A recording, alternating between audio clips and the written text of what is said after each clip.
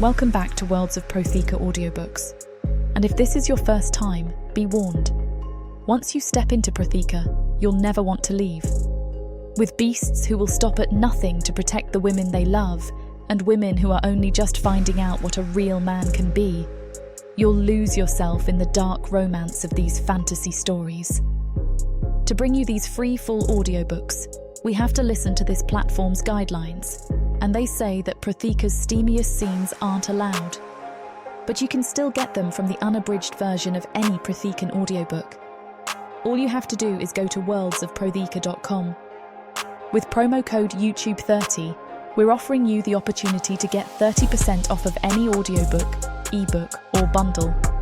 We appreciate you subscribing to the channel, as it makes bringing these free full audiobooks to you possible. Don't forget to like and comment to let us know what you think. Protheka's magic is eternal, and this story is just the beginning.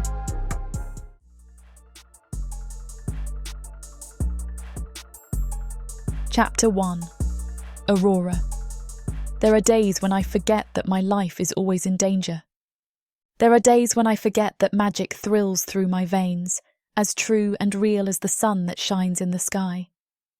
The days when I forget are usually days like today, when the sun is high in the sky and its light is sharp and bright and piercing. Lodra, lush, fertile Lodra, is always beautiful. But today the air is crisp and the wind is sweet and balmy against my skin. Today I can smell the scent of the sweetgrass and the resin herbs. The two beautiful, brutal fragrances intertwine around one another, and I inhale deeply before I turn to walk back to the smithy. Lodra may be beautiful, but it is early in the morning and already hot. I dread walking into the smithy because I know the temperature will only get worse, and standing before a roaring fire isn't the best way to cool down. I have braided my hair away from my face, and I'm wearing the standard clothing I always wear when working in the smithy with my father. A light cotton shirt and a pair of cotton trousers. Cool and not easily flammable. High fashion for a smithy. Today my father works on a batch of swords for the Naga. This agreement between our smithy and the Naga is one of the few things that keep food on our table. The fire is spitting when I walk in. What I do next is a reflex more than anything else. I twist my hand and grab at the fire and the energy it throws into the air. I quiet the flames with a whisper of magic as soon as my father turns his head, but not soon enough. "Rory!" My father's voice is sharp and tinged with disappointment, even though we're alone in the smithy, with no one around to see that I have magic and snitch on me to the Naga. "It's okay, father," I tell him easily. Then I go over to the table where gold is melted down and the liquid poured into moulds. I spent most of last night picking out imported xanthanite to be secured to the hilts of the sword. There isn't anyone around to see me, I continue, giving him a kiss on his sweaty cheek. I don't want you using your magic outside the house. In fact, I don't want you using your magic at all. He hisses the words as though someone might be listening in on our conversation. And to be fair to my father, no one could put that past the Naga.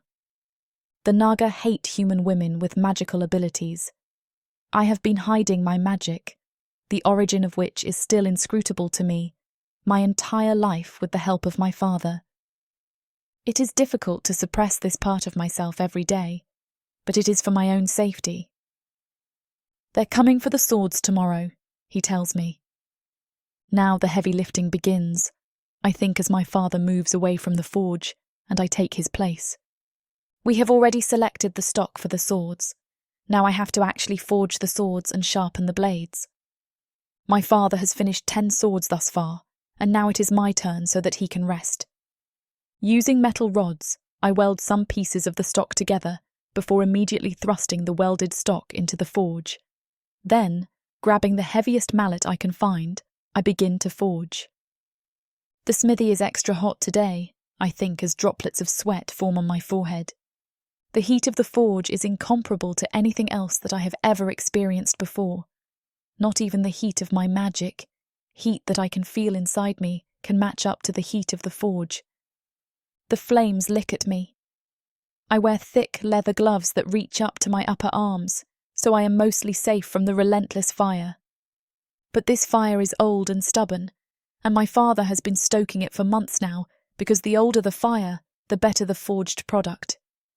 I dunk the first blade into water for a second, and then start hammering at it again.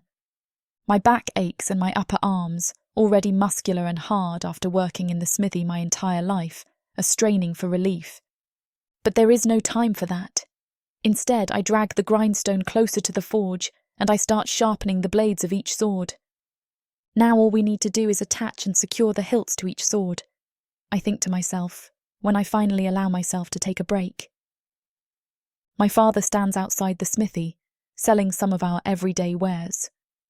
The sun hangs lower in the sky now, as it is easy to lose time in the forge. The fire swallows everything, including space, time, and common sense. At least, that's where father says my sense goes. I hear him chattering with neighbours before I even step outside to join him. We live in one of many small human villages in Lodra, and while we do trade in goods and services, the main currency in Lodra is gossip. Have you heard? Sierra is an older woman with several children who stops by the smithy every other day. I joke that she has a crush on my father, but I also don't think it's a joke. Yes, I think we all have. My father looks at me wearily, and I stiffen as I realise what today's gossip is. Vipera, the Naga who could become the Queen of Lodra very soon. In fact, there is no could about it. She is betrothed to the Prince of Lodra, and there is no turning back from a betrothal for the royals. Every human in this village has been afraid ever since the news was announced. Vipera is a particularly cruel Naga who hates humans, especially humans with magic. My father looks over at me before he finishes helping Sierra with her purchases. Several thoughts run through my head as I watch them. Why does she need more spoons? She buys spoons every week. You'll be hunted for sport is a rather less cheerful thought that crosses my mind. Bile rises in my throat, and I feel stickier than usual, so I turn sharply and walk back to the smithy, where I know I'll be safe. The flames will protect me, I think, as I stand and inhale the smell of burnt metal and smoke. I draw on the energy of the fire. That's how my magic works, after all. I use energy to manipulate the world around me. Except I can't use it, because I am not supposed to exist, and if anyone other than my father ever finds out, I'm a dead woman. The fact that I'll be hunted for sport is not an exaggeration, it's the truth. Queen Vipera makes a sport of hunting magical humans. She has even hosted hunting games in the past. The fire has soothed some of my nerves, and I decide to clean myself and the inside of the smithy up slightly. I am covered in metal flakes and sweat and drops of blood on my chest and upper arms, where my clothing did not protect me. I go behind the screen which my father placed in the smithy when I started helping him years ago, and I change into a different cotton shirt and trousers behind it. This set of clothing is slightly too small for me as I purchased it from a local cotton weaver about 2 years ago. Since then, my hips have widened, and my rounded bottom has grown bigger. My bosom have been full from the moment I reached womanhood, and the shirt stretches over the front of my chest. Just put on an apron, Rory, I tell myself. I reach for the leather apron that my father keeps ready for me at all times. At least this fits, I grunt. I've just tugged the apron on when I hear the shouts from outside. The commotion sounds as though it is coming from the centre of the village. It probably isn't serious, I tell myself. Leonard is probably having a jam sale again. In our village, things like jams and preserves are hard to make because the ingredients are so expensive, and it is very time-consuming. Most everyone grows their own fruits and vegetables, but not everyone has the money or time to make preserves. Leonard is a villager who has made it his life's work to make jams and preserves, and we've been known to stampede when he has a sale. Didn't he just have a sale? I think to myself, as I start to pick up the discarded pieces of metal from the floor. I put on a mask before I start sweeping, since it won't do anyone any good if I inhale ground-up pieces of metal, and then I put my back into it. I would have expected the commotion over Leonard's jam sale to have died down after a few minutes when everyone found their place in line. But the noise remains for the entire hour that it takes me to sweep up the smithy and stoke the forge a couple of times. Eventually I go out to see what is happening. The day is almost over anyway, so I'll need to help my father bring our wares into the smithy and close up for the night. I'll finish the swords tomorrow morning, I think to myself as I take off my apron. The hilts will go quickly. My father, when I see him, is ashen. Father? My voice is soft, hesitant.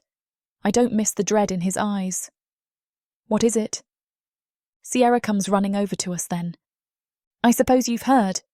She puffs the words out in the direction of my father. He nods. She turns to me and speaks quickly. Her black eyes are sharp and beady. A Naga army is approaching the village, right now.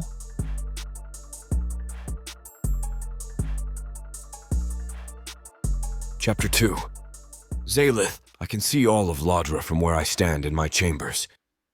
This section of the castle, the west wing I inhabit, was built by my Naga ancestors centuries ago. A curved window spans this entire section of the castle, giving me a view of my entire kingdom. Isn't she beautiful? I think out loud to myself and let out a slow, steady breath. I do not know when I started referring to Lodra as she. I do know, however, that the beauty of this kingdom could only be possessed by a woman. While Lodra as a kingdom is lush, fertile, and beautiful, the buildings we Naga erected years ago are quite plain. Wealth in Nagaland, unlike in the rest of Protheka, is not determined by the intricacy of architecture, I murmur. Right now, I stand completely still as I look out at my kingdom, while my attendants hurry around me. They are preparing me for my engagement ceremony, and I cannot help the irritation that swells inside me at their flurried behavior. I have learned a long time ago that showing panic or worry is a waste of time. Then let us not think about last week when you nearly snapped one of your attendants in half because they were taking too long bringing up your dinner. I dismiss the memory quickly. For the most part, I am in control of everything I do, think, and feel. I'm going to be the king of Lodra one day. It will do me no good to show any kind of emotion. The Naga of Lodra expect a ruler, not an emotional child. What do you think, Your Majesty? My attendant asks me breathlessly between a mouthful of pins between their lips. I'm not sure how they haven't swallowed one yet. How are you talking while doing that? I think with some fascination. I turn to the mirror that is behind me and examine the finery I have been clothed in. I am tall and leanly muscled, so I am usually easy to dress. But this is an engagement ceremony, and my personal designer and tailor have gone the extra mile. I pause and frown at myself. I look fine, I suppose. I know that right then, everyone in the room is suppressing a sigh of relief. I'm wearing a black and gold ensemble, which perfectly matches the shade of my scales. I'm also wearing new leather boots with shiny gold buckles. My tailor has outdone himself, and I'll have to send him a box of mead, imported from Oshta in thanks. I look almost human, I think with disgust. My body reacts to this instantly, and my hood flares to fan my face while my tail curls into the air behind me. Okay, I say. My voice is bored. You can all go. My attendants scurry away, bottlenecking at the door of my chambers before they all manage to get out. Many of them almost trip over their own tails, and I roll my eyes at their clumsiness. The sun is higher in the sky, and I know that I need to leave too. I have a meeting with my parents to discuss the arrangements for this evening's engagement party. I let out a heavy sigh as I make my way down to my parents' meeting room, which is adjacent to the throne room. This meeting room is usually where diplomatic meetings take place, and I'm surprised that I have even been invited to set foot or tail into it. You are about to marry and eventually become king of Lodra. I assume they want you to get your bearings, I remind myself. As I walk to the meeting room, I consider the prospect of marriage. Marrying Vipera is not an event that I'm particularly looking forward to. We have met several times, and I know that she is more interested in gaining power and notoriety than marriage. She's also especially cruel and violent, even by Naga standards, and she's made a national game in her kingdom, Jalma, of hunting humans with magical abilities. I don't care for humans as they're not worth much, but even my stomach roils at the thought of hunting one of them. I know that they are nothing more than mindless beasts, but they are still capable of feeling pain. We do not even kill our Taura or Dripir as viciously as Vipra chooses to kill her human prey. It is messy and violent and unnecessary. If this is her form of entertainment, I cannot imagine that we have anything in common. I have protested against this union from the very beginning. We are doing it for the good of the kingdom. I mimic my father's words. The words he repeats whenever I even consider opening my mouth about Vipera. And you'll go along with it. I'll not have you be a failure like your brother. I haven't seen my brother for months. With a shake, I banish him from my mind and straighten my jacket. Maybe I can talk them out of it. This is my last chance anyway. May as well give it a try. After this talk with my parents, we will start welcoming the guests to the engagement ceremony. Once I sign the engagement agreement and the feast starts, I am as good as married. Signing the engagement agreement binds me to Vipera, and only death will get me out of it. At least you have that option, I think darkly as I enter the meeting room. It is empty except for my best friend, Zalith, who I trust with my life. He has been at my side for more than a decade now, and he will accompany me all the way to my death. You are not happy. This is not a question. Zalith and I are close enough that he can read the expressions on my face, no matter how fleeting they are, as if he was reading my mind. I shrug. I'm tired of discussing this. I'm doomed to marry Vipera, and I do not think anything can get me out of this engagement. You need to put boundaries in place, he insists. You need to stand up for yourself and say no. I cannot do that, I tell him. I lean tiredly against the doorframe. Not after the way Crodme messed up. We hear footsteps then, and I straighten my posture while Zalith disappears through an adjoining door into the library on the other side of the meeting room. Mother, father. I kiss my mother and bow in front of my father when they enter the room. I see you are well prepared, my son. My father looks at me with an expression on his face that could be pride, but probably isn't. Naga are not known for our affection, but my parents take our cold-blooded nature to an extreme. I suddenly remember the day that Crodme announced his betrayal to my parents. That was the first time I had seen such shining emotion on the face of any Naga. He was talking about love. But Crodme is an outlier and certainly does not speak for all Naga. Father, if I may, is there no way? He cuts me off before I can go any further. There is no way. His voice booms. I am sure that the entire castle can hear us, including Zalith. We are not breaking this agreement now. You will be marrying Vipera, and you will put your personal feelings aside. My mother nods along, though I see the look of disgust on her face at the mention of Vipera's name. My mother is a very elegant, feminine Naga.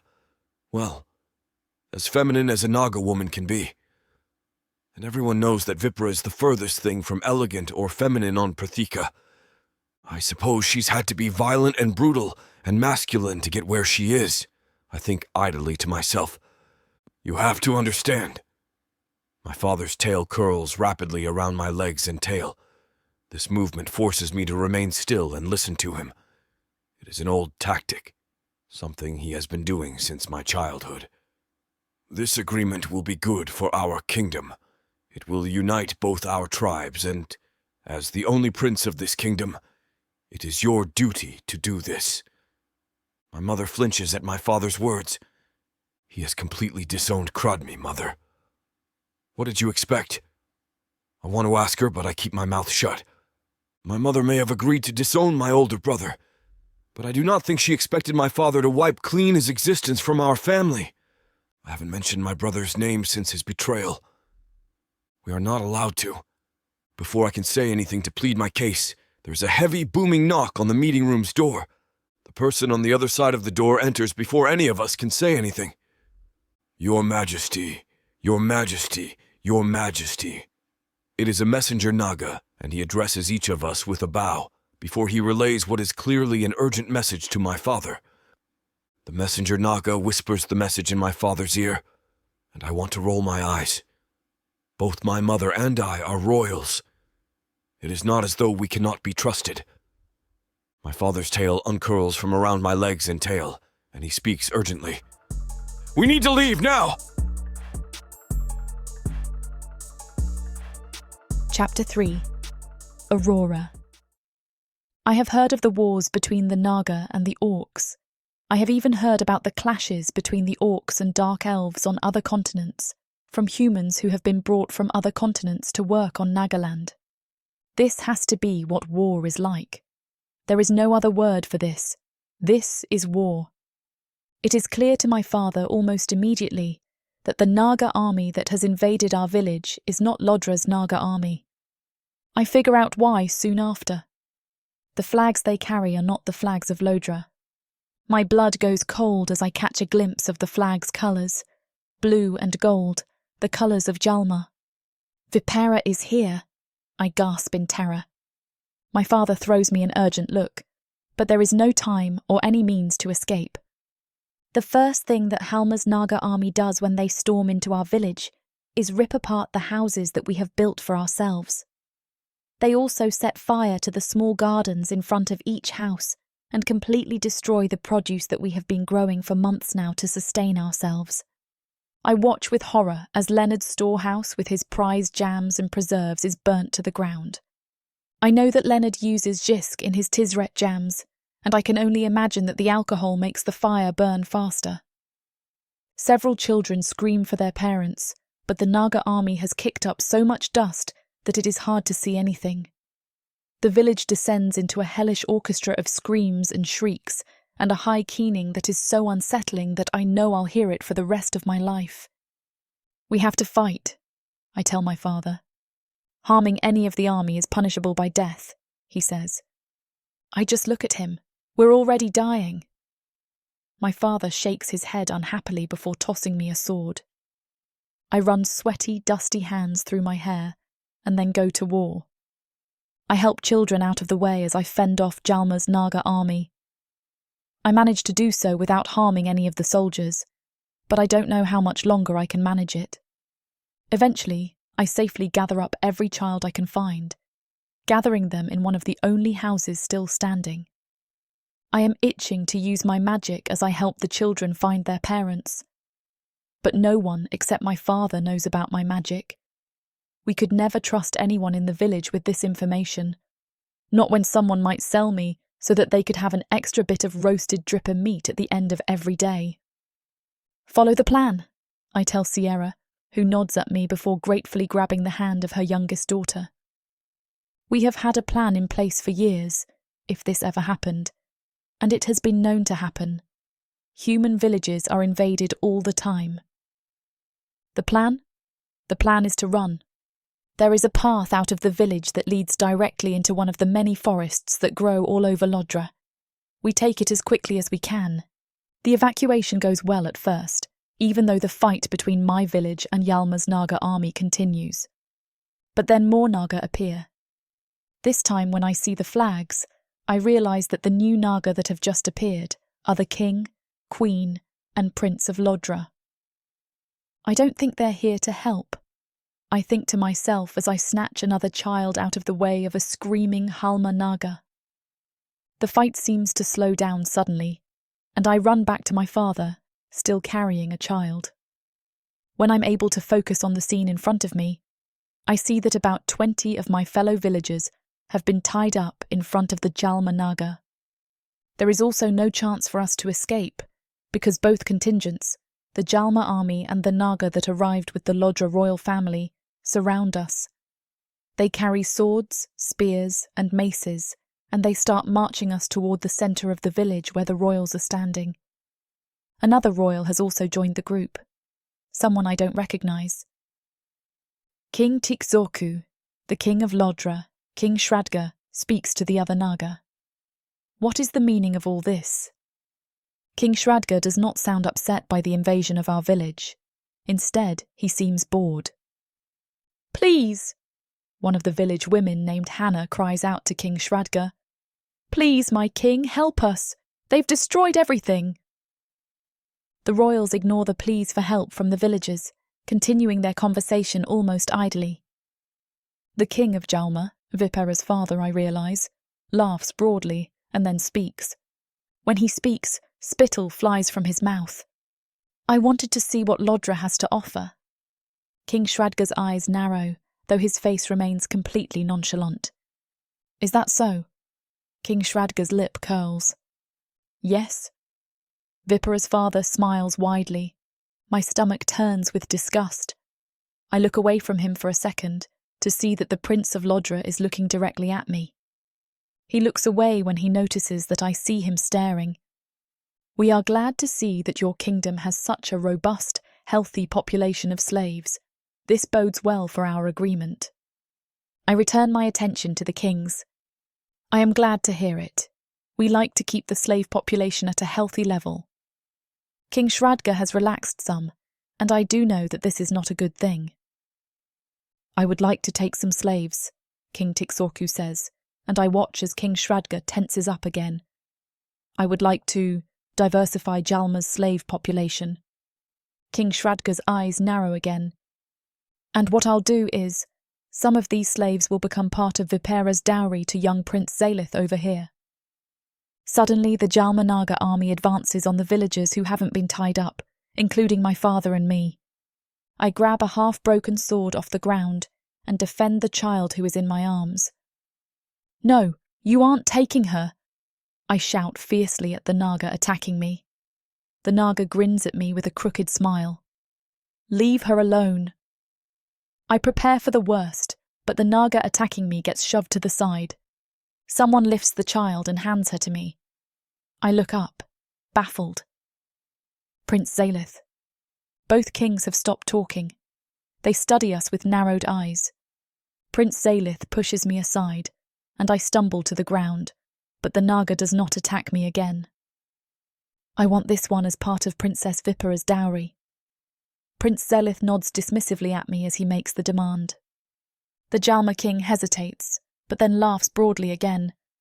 Of course, whatever you want, young prince. We look forward to welcoming you into our family. I am grabbed up by one of the Naga. I'm not sure which army the Naga is from, and I watch as my father's eyes widen as I am pulled away from the village. The royals turn and start to walk towards their lavish carriages. I start kicking and screaming, but the Naga puts a hand over my mouth, and then I am tied up. All I can see as I am pulled away from the village is the devastation that the Naga have caused. The village has been practically burned to the ground, the houses and gardens have been destroyed, and some of my fellow villagers have been injured. My father is at the back of the village, close to the smithy, and I can see that he is crying. For a second, as we leave the village, the urge to unleash my magic on all of the Naga is overwhelming. Don't be an idiot. You aren't trained and they will kill you for it. They will probably torture you before they kill you. I know my father is thinking the same thing. He is probably hoping that I won't do anything stupid. Tears trail down my face, and waves of grief and frustration wash over me. Grief because I have just lost everything I have ever held dear, and frustration because I never trained to use my magic. After a while, we're transferred to a wagon. When I look around me, I see that Hannah, the woman who pleaded with King Shradga to save us, is also in the back of the wagon with me. There are several teenagers too. They are closer to adolescence than adulthood, and my heart sinks at the thought of the young girls who are with me in the wagon. I start praying silently, and Hannah reaches over and grabs my hand. We had no religion in our little human village in Lodra. Over the years, we absorbed the beliefs of the Naga. I do not want to pray to their gods and goddesses, but I don't know anyone else. I pray to Oella, the goddess of order and justice. Please, I say the prayer in my mind. Please, this is not right. This is not just. This is not fair. Please save us. Save me. Instantly, there's a skirmish outside of the wagon. It seems as though Oella, impossibly, has answered my prayers. But the fury dies down. It is only Prince Zalith, likely throwing some sort of spoiled royal tantrum. The wagon resumes its journey and the prince storms off. What was that about? After an hour or two, I lose track of time after a while, I see that we are arriving in Jalma. I cannot help but think of Prince Zalith and the way he got between me and the Naga. I also remember the skirmish outside the wagon before we left for Jalma. But I can't think about it for too long, because right now I am certain that I am headed towards certain doom.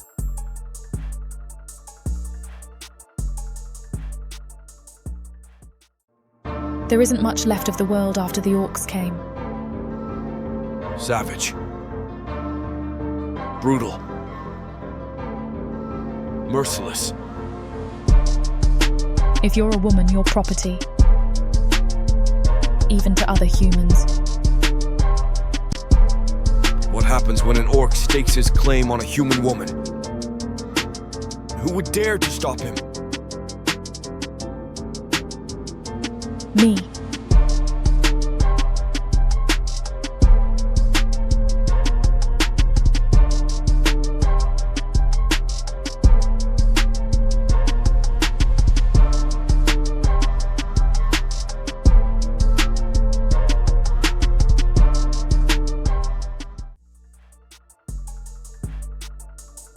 Chapter 4.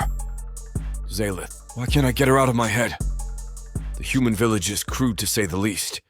But then again, all I'm used to is the beauty and finery of the palace, which is quite plain compared to the buildings in the rest of Protheka. There's also not much left of the village. The Naga army from Jalma, who rushed into Ladra land, destroyed most of the buildings and gardens in the village. The only buildings that are still standing are at the back of the village. Those buildings are larger and look more like storerooms or workrooms. I suppose that is exactly what they are, I think to myself idly as I try to keep my attention from turning back to her. Why can't I get her out of my head? The question haunts me. All I can think about is the moment I saw her when we arrived to see what the Jalma army was doing. She is a human woman, and the first thing I saw about her was the way she threw herself between a human child and the spear of one of the Jalma Naga. The thought of that Naga piercing the spear through her body filled me with so much rage that I immediately got between the two of them and dragged the Naga off her. I barely gave her a second look, but in reality I had to force myself to look away. I've never found human women particularly attractive.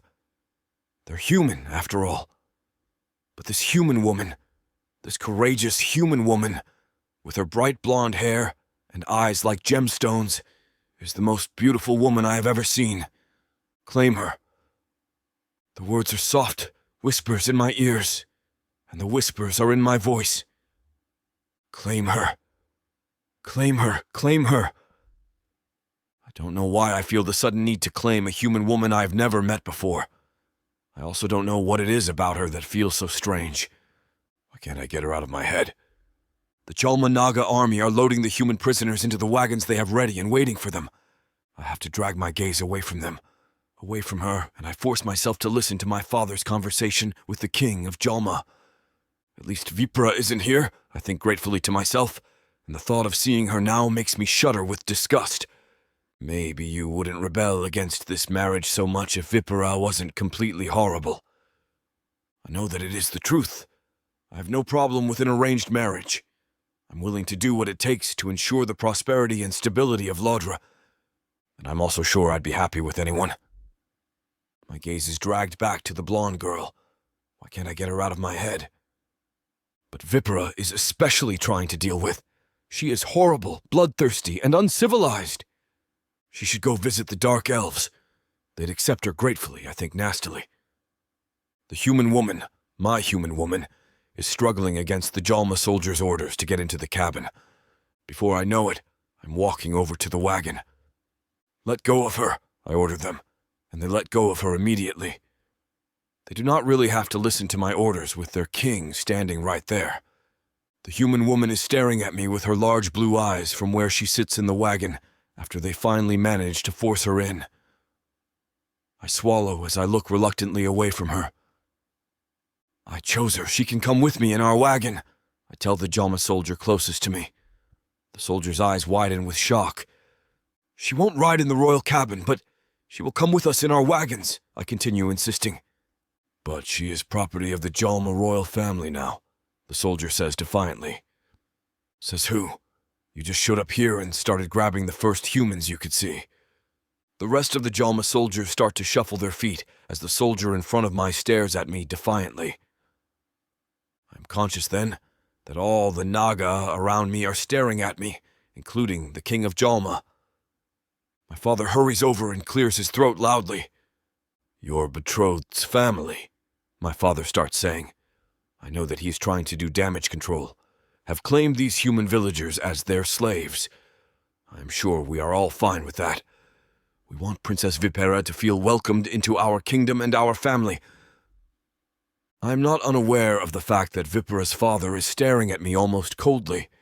When I look at him, I meet his gaze unwaveringly. I know that I should not be tempting fate and danger, but I hate Vipera and her entire family. Vipera's father continues to gaze at me coldly, but he seems to realize that I won't break his gaze. He looks away from me to look at my father, then clears his throat. I cannot help feeling a large sense of satisfaction that he broke first. The truth is that as much as this marriage is a benefit for Lodra, it is also a benefit for Jalma. And Vipera's father certainly knows this. That's why he won't do anything to upset me, as long as he doesn't find out that you have no choice but to go through with this marriage. My father and the king of Jalma continue speaking quietly, and my gaze is drawn back to the blonde woman who has stolen all of my attention. I only look away when my father tugs on my arm. "As a sign of our goodwill," Vipera's father says, "we have promised that the human will be included in Vipera's dowry. Is it truly that important that she be transported in your wagons, rather than ours?" I want to claw his eyes out for a second, and I have a quick vision of myself doing just that. But I bite down on my tongue and give a curt shake of my head. Both my father and the king of Jalma turn away, though I do not miss the anger that flashes through the eyes of the king of Jalma at the disrespect I have shown him. The wagons with the human slaves start rolling away, and I follow my father and mother to our carriage. Vipera will be staying at our castle starting tonight after the engagement ceremony, and I've already arranged to move out of the main castle into one of the side houses on the royal estate. We reach the royal estate an hour after we leave the village. I help my mother out of the carriage and wait until my father has stepped out before I stalk away. Zalith is waiting for me in my chambers, where he helps me prepare for the engagement ceremony.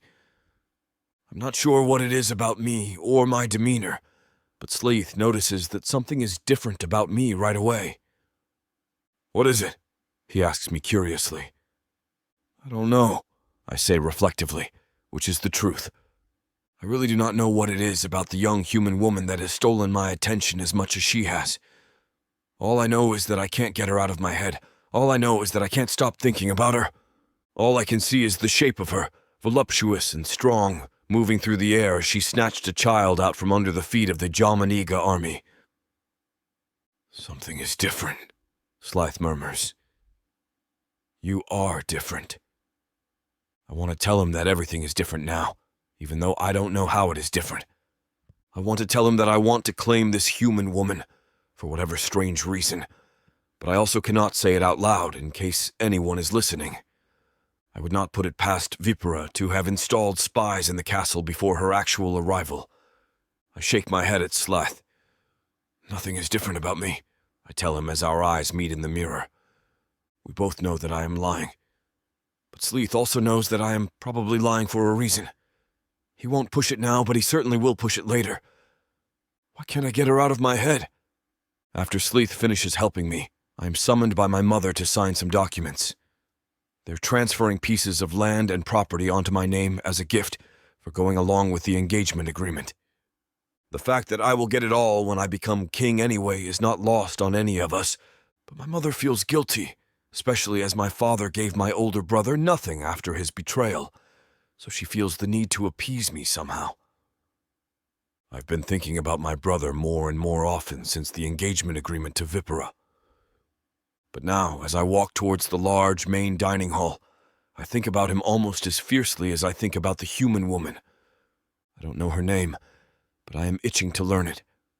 I don't know who she is, but I am desperate to know. What has gotten into you? No wonder Zalith could sense your ambivalence a mile off. I clear my throat as I enter the dining hall.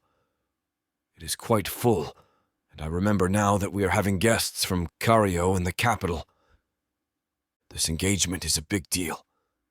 You're about to meet her. You're about to meet Vipera. I resolve then to put the human woman out of my mind and accept my fate. Chapter 5. Aurora. Blood wells up and congeals on the outsides of my arms. Bruises have formed on my thighs, and I am sure that I am developing a black eye.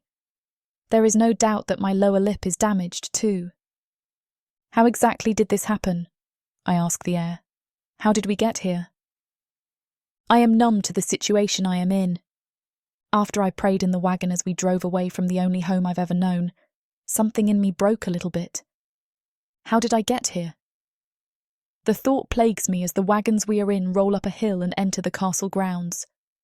This is the most I have ever seen of Lodra before, having remained safely in the village my entire life.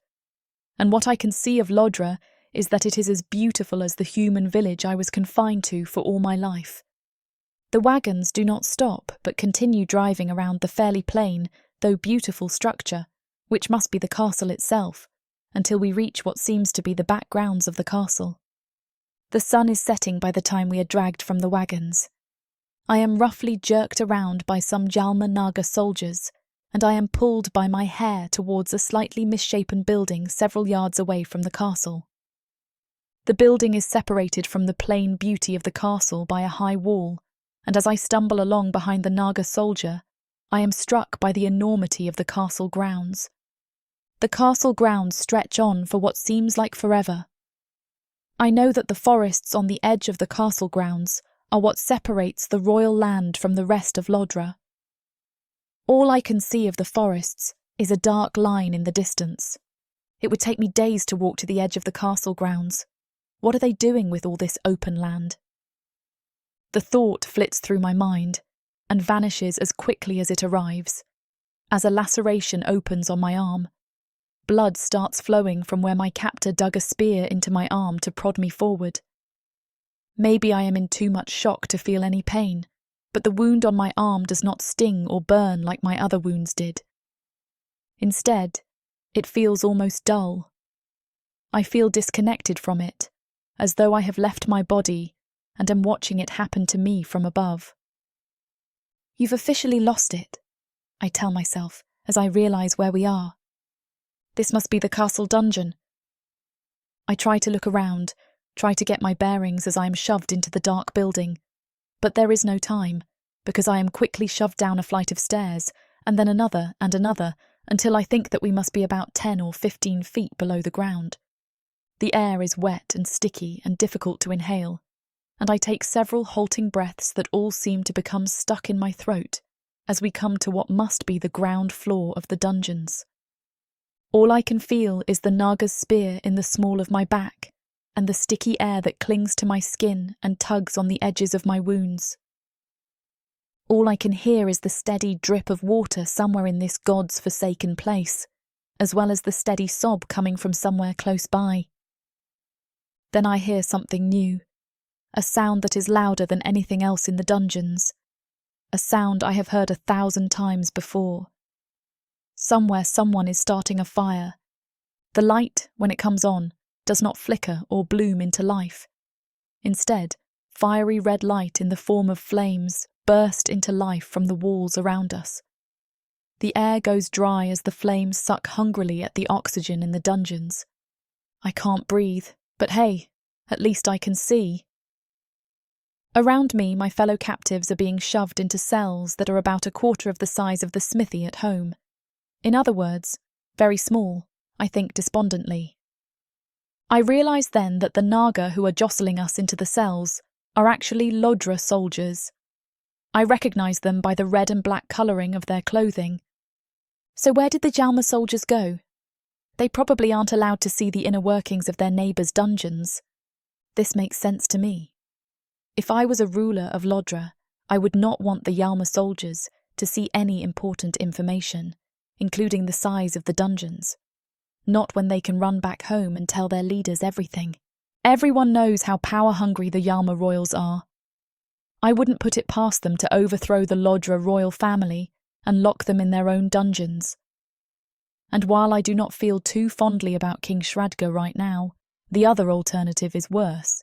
The other alternative is about to happen, I think with a shudder, as I am finally forced into a cell. Vipera is about to become part of the Lodra royal family. I am in the cell with 2 other women, who are both in too much shock to do anything except shiver and cry quietly. I want to do something. I want to comfort them. I want to tell them that everything will be okay. But I am not a liar.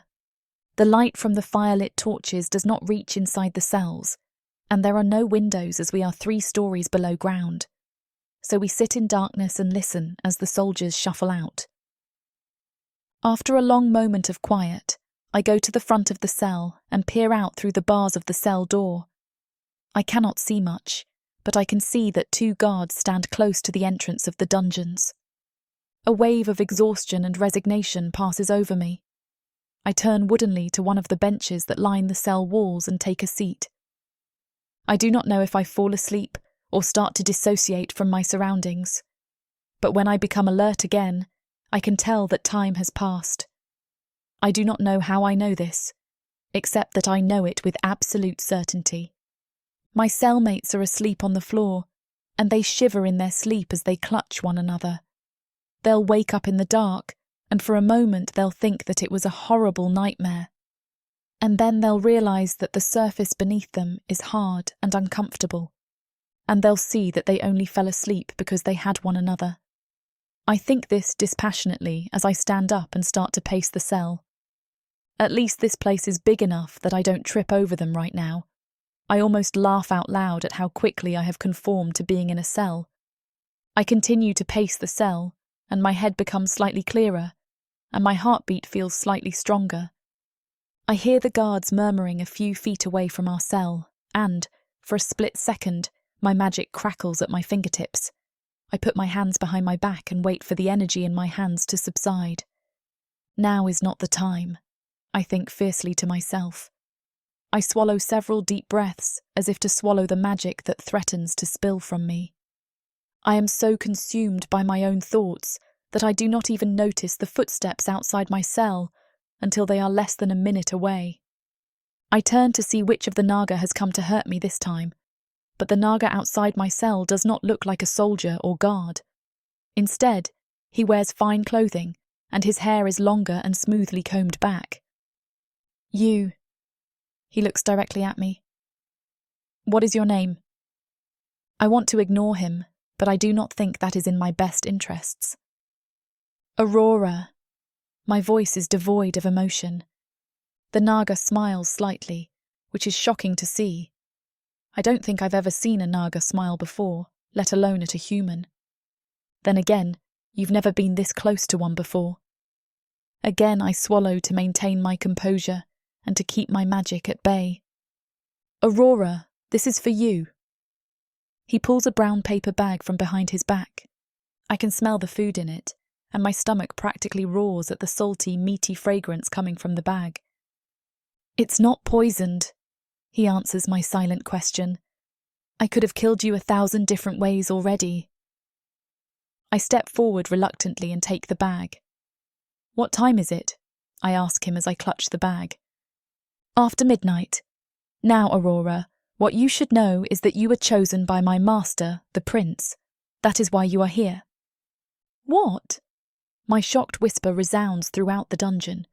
He ignores my shock and continues on. My job is to ensure that you remain healthy and in perfect condition. In that bag, there is some salve for your wounds.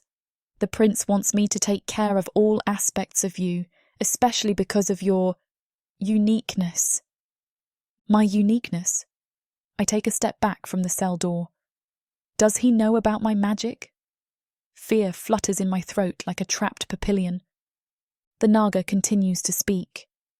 Because you are part of the dowry, technically you belong to Her Majesty Vipera.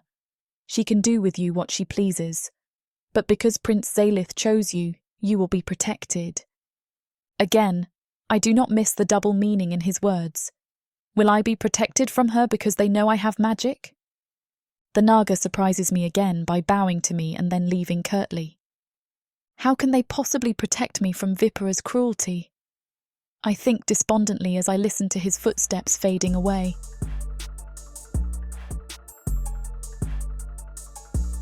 Chapter 6.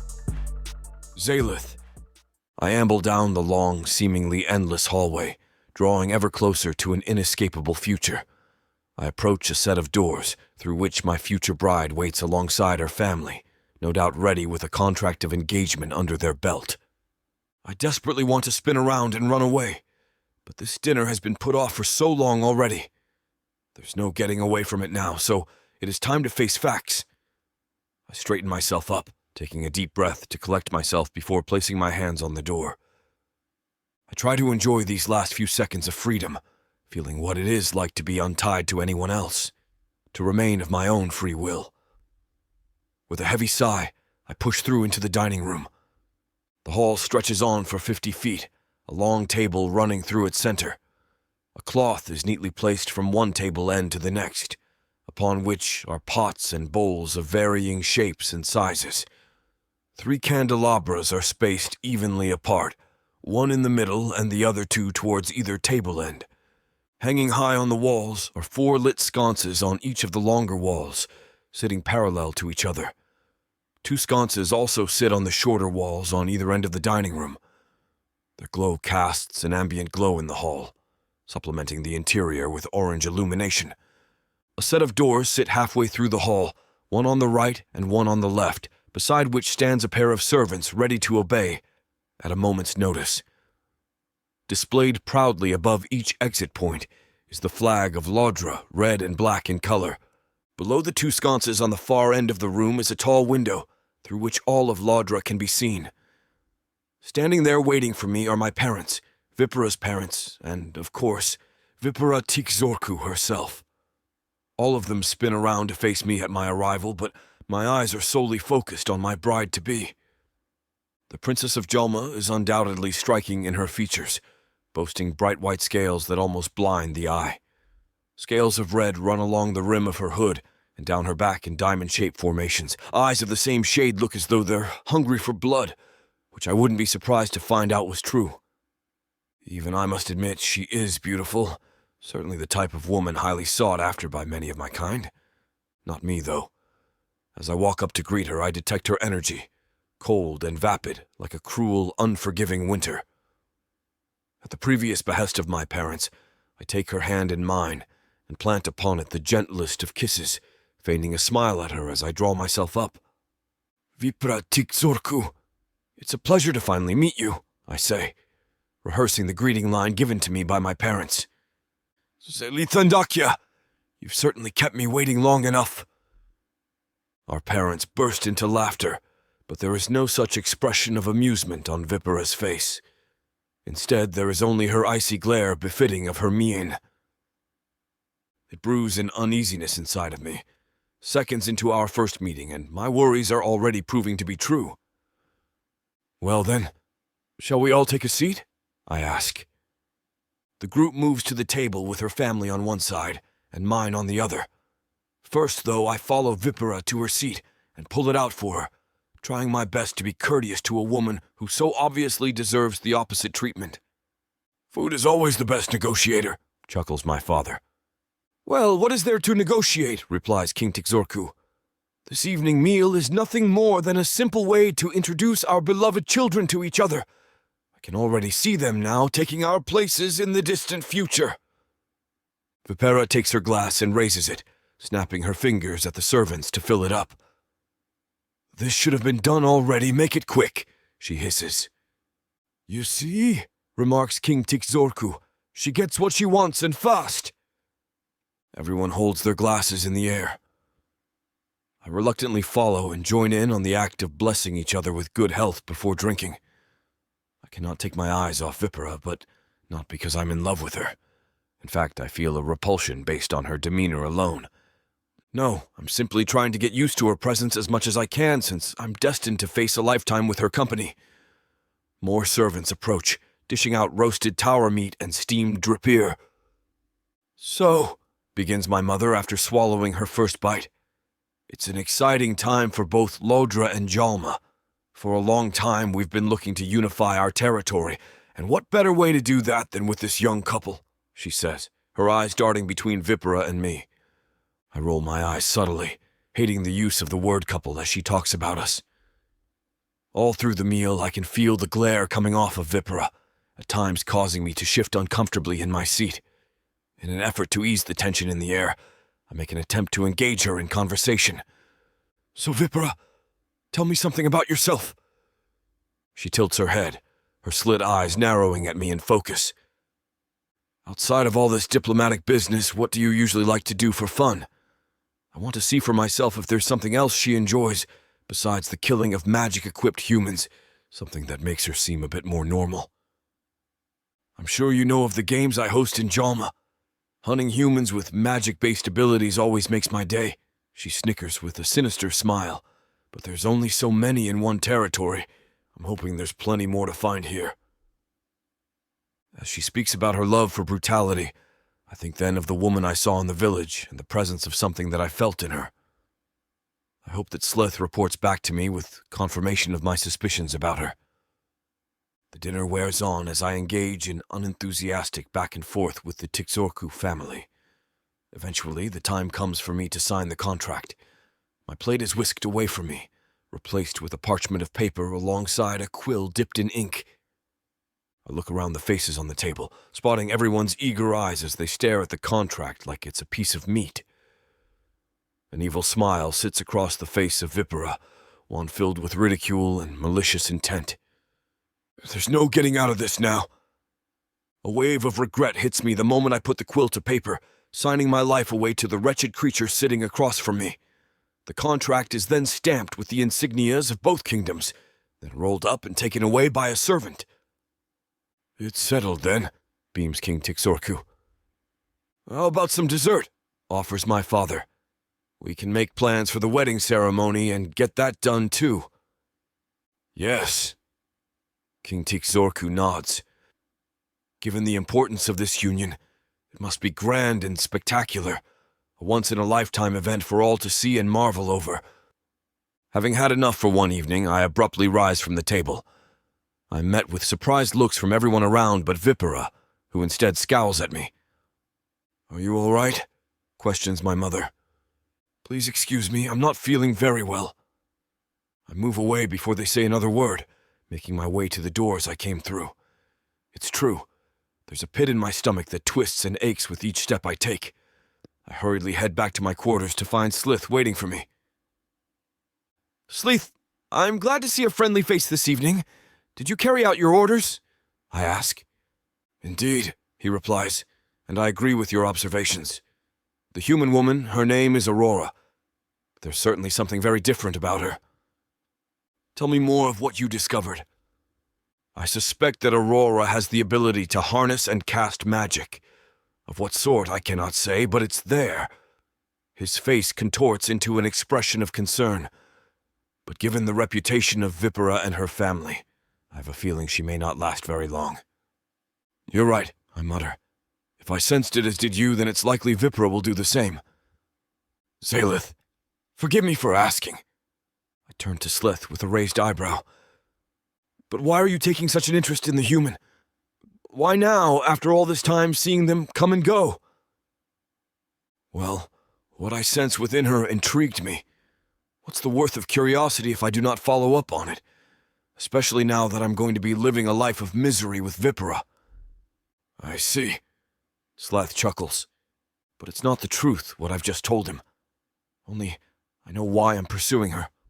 Only I know that I'm drawn to her riveting beauty, her sheer kindness, and the resilient strength of her character. She's more real to me than any bride my parents could have brought my way, and certainly a woman far more deserving of my interest than Vipera. Her ability to harness magic is something that makes her peculiar. I've never met a human quite like her, and so it only feels right to go after her, to at the very least help her get out of here. If it is my last good deed, then so be it. Deciding then and there to see her first thing tomorrow morning, I turned to Zalith. I shall go and have a look at this. Aurora, myself, in the morning hours. Cover for me if anyone comes looking. I rest a hand on his shoulder. Thank you, Zalith. I love to serve my prince, he responds, bowing to me. He makes a swift exit, leaving me to mull over my thoughts as I stare out the window. I may not know you now, Aurora, but soon you'll come to find out I'm nothing like the others. Chapter 7. Aurora. A whole day and night has passed since my imprisonment, or so I think. It's hard to tell in the depths of the castle. All we have for light is a hole in the wall, secured with bars to prevent anyone from climbing out, as well as a dimly lit sconce outside the holding cell. Even with ventilation, it stinks down here, with all of us women having to share a singular bucket. I've been trying to sleep when I can, but it's far too uncomfortable. As a result, I'm only managing to snooze off for minutes at a time. Then again, I can't imagine comfort is what the Naga were going for with the prison cells, evident as I take a glance around. We're enclosed in a space only big enough for 5 people at most, though there are more than 10 here. The walls are made of large grey stones, mouldy and slimy with years of neglect. There lingers in the air a pungent smell, though I suspect it's been worsened by all of us being tossed in here like wild animals. The bars are just about narrow enough to keep us in. If they were only a few centimetres wider, it'd make for an easy escape.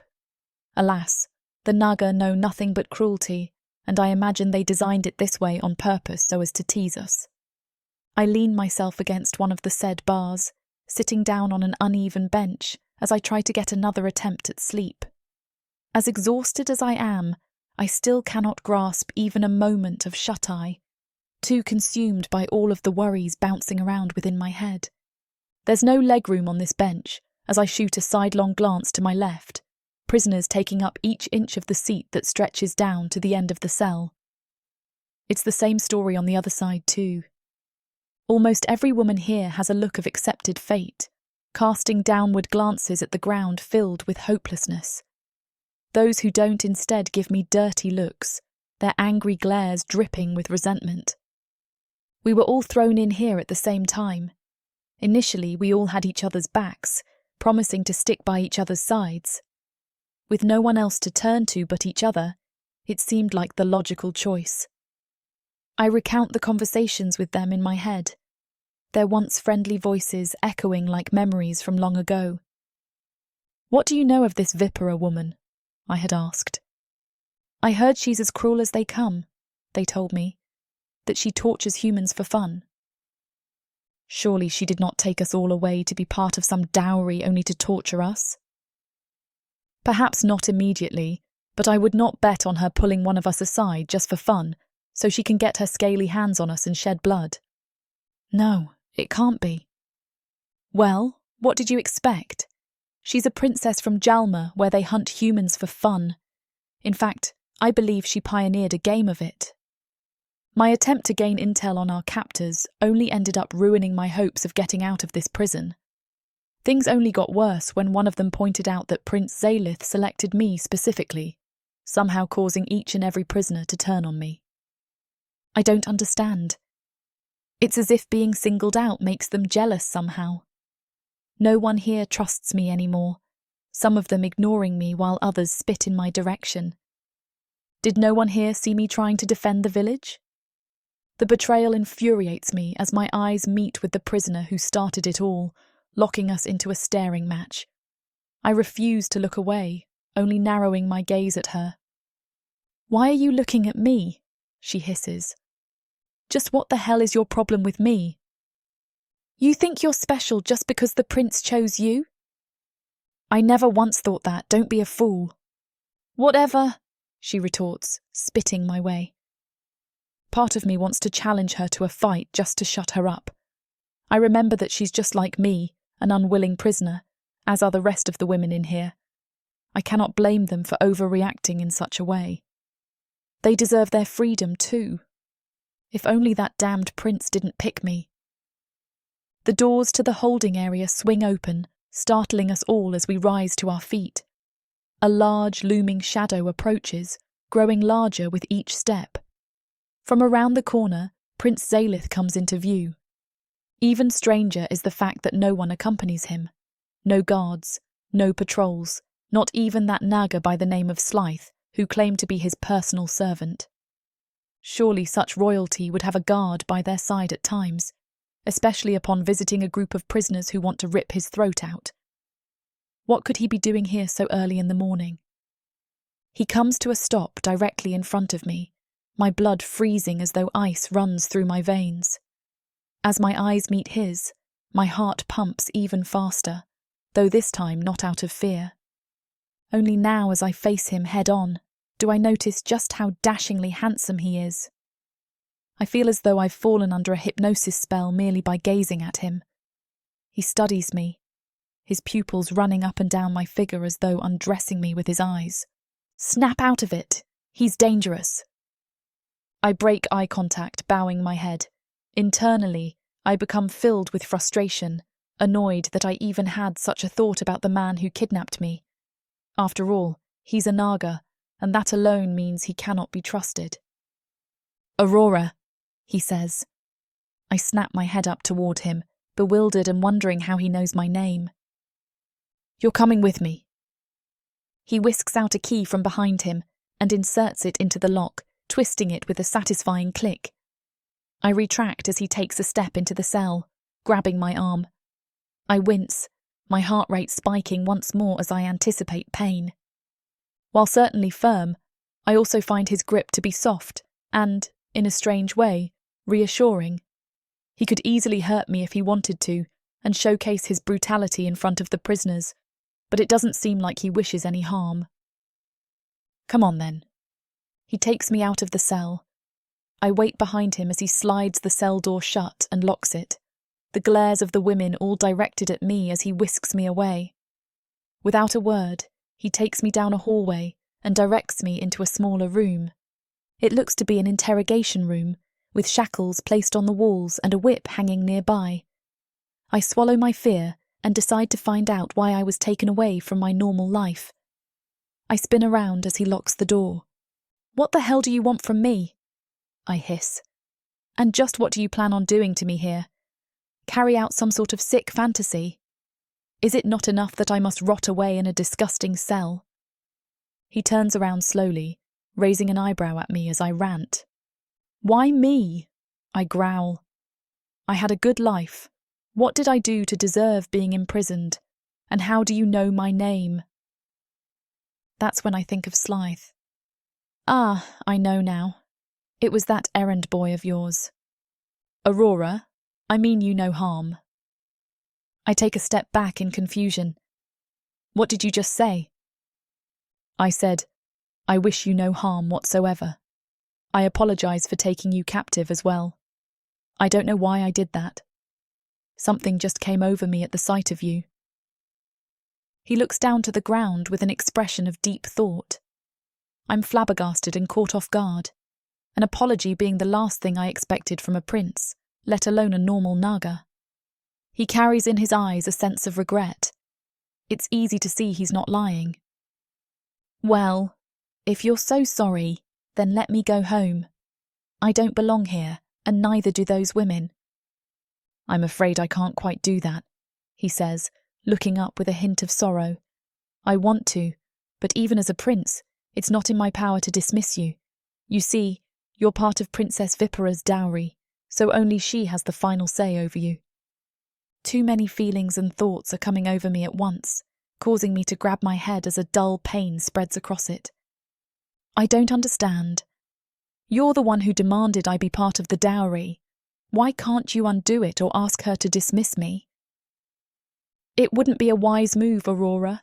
The last thing we should be doing is drawing attention to you. It wouldn't bode well in Vipera's eyes. Why not? I hiss. What's the loss of one regular human woman going to make into a dowry? You're the prince. Can't you just replace me with some money or jewellery? Zalith crosses his brows at me, his gaze suddenly intensifying. We both know that's not true, he says defiantly. I'm sure it is. Don't tell me a prince doesn't have access to all sorts of luxuries. That's not what I was talking about, he retorts, taking a step closer. What do you mean? I ask, my hand reaching for the nearest wall. Regular human women don't have magic. My chest seizes up, the air snatched from my lungs as his gaze arrests me in place. In that moment, all hopes of escaping become lost to me. I don't know how he knows, but there's no way they're going to treat me like a regular human. The only way out of this is to play dumb, and by the gods, I am going to try just that. Chapter 8. Zalith. Me? Quips Aurora. Magic? Is she really about to play the dumb card? Yes. I'm sorry, she says. I don't mean any disrespect towards you, but I know nothing of which you speak. Maybe one of the other prisoners might... I wave a dismissive hand, shutting her up. Scoffing, I roll my eyes. Listen, I say in a sharp tone. I can see right through your little lies, so don't waste time playing around with me. Us Naga are gifted with heightened senses, granting us the ability to detect lies as soon as they're spoken. I'm serious. I don't know anything about magic. Look at me, Aurora, I tell her, my voice foreboding. Look deep into my eyes. Do I seem to be the jovial type? The sort of man who likes to joke around? Aurora gulps and looks away for a moment. No. Then you can tell I'm being serious, so don't fool around. When you're in an intense situation such as this, your magical abilities come rising to the surface of your skin, practically begging to be let loose. Her breathing becomes quicker, and her pulse too. It is evident from the throbbing vein in her neck. It ends up affecting your scent. I thought I smelled it off of you back in your village when you were defending the children, but I wasn't sure. Now, though, with no one around, it's as clear as day. Well, she mutters. So what now? Sighing, I reduce my tone back to a gentler, soft-spoken voice. I presume you want to survive? I ask. She nods, her body still tense as her grip on the wall tightens. I can help you with that, I tell her as reassuringly as I can. But it is vital that you get a better handle on your emotions and magic. You cannot afford to stand out amongst the others, especially now that you're about to be put to work. Work? She queries. What type of work? I begin walking back and forth across the doorway. You, alongside the rest of the prisoners, are to be cleared for work. You'll each be assigned duties around the palace. They vary greatly, so it's difficult to say just what you'll get. One thing is for certain across all duties, though. What is it? She asks, stepping away from the wall. There's a strained look in her eyes, a sight that fills me with sadness. I brush it off and return to the topic at hand. You'll have eyes on you the whole time, watching your every move. The worry in her face grows, her shoulders shrugging up as she turns away. Even from here, I can feel the tension in her muscles. Part of me wishes to go to her side, to offer words of comfort and a promise of protection. Despite wanting to ensure her survival, I cannot get her hopes up too much. After all, her fate lies in the palms of Vipera. Only the gods know what dastardly deeds she'd do with Aurora should her magical abilities be discovered. I know this is frightening news, I'm sorry. That's putting it lightly, she sighs, turning back to face me. She peers down at her outstretched palms. How exactly am I going to learn how to control my magic and emotions in this hellhole? I've spent my whole life trying to hide what I can do, but if what you're saying about my magic rising to the surface at times like these are true, then I'm done for. There's still hope yet, Aurora. She looks up. Her gaze is full of longing, looking for a shred of hope. I don't want to let her down. For now, I advise that you focus on your duties and act as you normally do. Try not to think about the fact you're part of a dowry. Just try to imagine you're simply going to work. You make it sound so simple. She sighs. I wish it was, but you have to try. As far as learning how to control yourself, I'll have my servant Zalith train you on that. I'll help out too when I can. Aurora's face is blank, her expressionless gaze making it hard to tell how she feels. No doubt she's going through an internal war like never before. I don't suppose I have a choice, she says. It's your only shot at surviving. Okay, I'll do it. I turn around and fumble for the keys. As I do, I'm hit with an overwhelming flurry of feelings all at once, some of which I've never experienced before. What to do with them, I do not know. I certainly want her physically, but my attraction to her goes far beyond the surface level. To be drawn to someone in every single way is scary, in turn making me angry and frustrated. I mumble to myself as I unlock the door just as Aurora's voice pipes up from behind me. Zalith! I glance over my shoulder. Yes, Aurora. She steps forward, clutching each arm tight and rubbing her skin in circles. Why are you helping me? Because The truth edges on the tip of my forked tongue, clawing desperately at my lips to escape and make itself known. Pausing, I gulp it down. Because I believe this is going to end one of two ways. Vipera will kill you, or you'll kill her. I don't get it. She chuckles, not out of humor but of shock. She's your wife. If you know this about me, you could have just gone to her and told her everything. She's not my wife, not yet, I say, and hopefully not ever. The truth is that I don't wish to marry her, but I'm bound to her by way of a contract. Contract? Yes. You see, the only way out of it is through death. The best I can do is hope that I train you well enough to take care of this problem for me. You want me to kill Vipera? She asks. I ignore her question, unable to look her directly in the eye. If you fail, then at the very least you can still die what'll undoubtedly be an entertaining death. Oh, gods! She quivers, her voice breaking. The urge to rush to her side springs up again, but I shove it away. I've pushed my emotions away for so long that it's become second nature to me to be cold, but this case is particularly difficult for me. Again, I become tempted at the sight of her trying not to cry. I cannot help but feel responsible for all of this. This time I brush it off, making the judgment that maybe she'll use this as motivation to get out of here. After all, if I were her, I would not waste time moaning. I'd use this chance to get away. Still, there is a sting in my heart. I must be strong and see this through. Come on then, and let's get you back to the cell. Without another word between us, I escort her back to her holding area and leave in a hurry.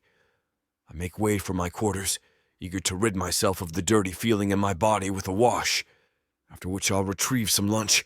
Only then will I be ready to tend to my normal duties for the day. With a heavy sigh, I step through into my room, my gaze cast downwards at the floor. Only at the clearing of a throat do I notice the others in the room. I peer up, finding Vipera glaring at me with eyes that could burn a hole through the thickest of scales. Behind her in the corner is Zalith, mouthing silent words of apology. I face Vipera, leveling my gaze with her as I defiantly straighten myself up. What are you doing here, Vipera? I ask. I'm the one who'll be asking the questions here, she hisses. Just where the hell were you? I retract, wide-eyed at the audacity of her to demand such a precise answer. I draw a deep breath, resuming my unbothered stance. It's no business of yours what I do with my free time. I'm your wife, she exclaims, her voice rousing to a shrill. Not yet, I say calmly. For future reference, you are not to enter my private quarters without my direct permission. I square up to her, inches from her face. Do I make myself clear? I step away, walking to my desk where I begin sorting the loose parchment paper sprawled out across the table. Vipera's angry footsteps march over as she slams a hand down on the table, raising her voice to such a level that it breaks the sound barrier. I know where you've been. You've been sleeping around, haven't you? She hollers, pointing an accusatory finger at me. Listen, I don't know what princes are like back in Jalma, but I don't concern myself with such silly affairs. At the thought of sleeping with others, my mind immediately springs to Aurora. I'm only glad that Naga can't see each other's thoughts.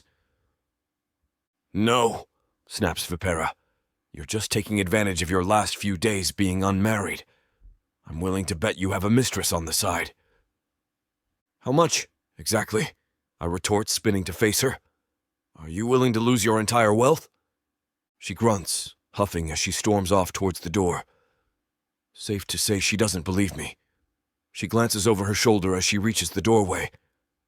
"I swear to the gods that I'll ruin you if I discover you're making a fool out of me." "You done?" I ask without turning to face her. "Son of a..." She growls. "I'm going to find whoever's threatening my claim to you and murder them." With that, she disappears out of the room, granting me peace and quiet. Zalith joins me by my side. "Quite a fiery fiancé you've got there," he quips. "Not if I can help it."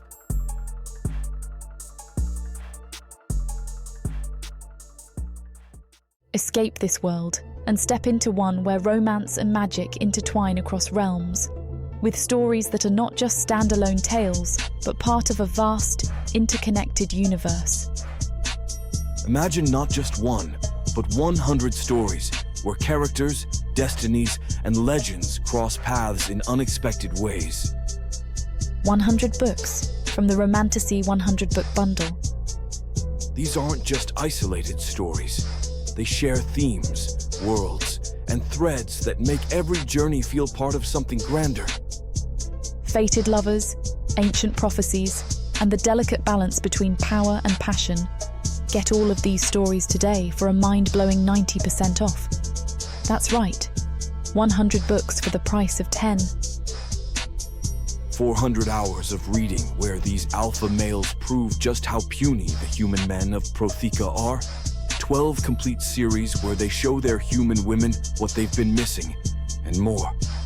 One-time purchase, lifetime access to a universe of interconnected magic and romance. Protheka's magic is eternal. With the Romantasy 100 book bundle, your pleasure will be too. Chapter 9. Zalith. Another evening approaches, bringing with it another dinner.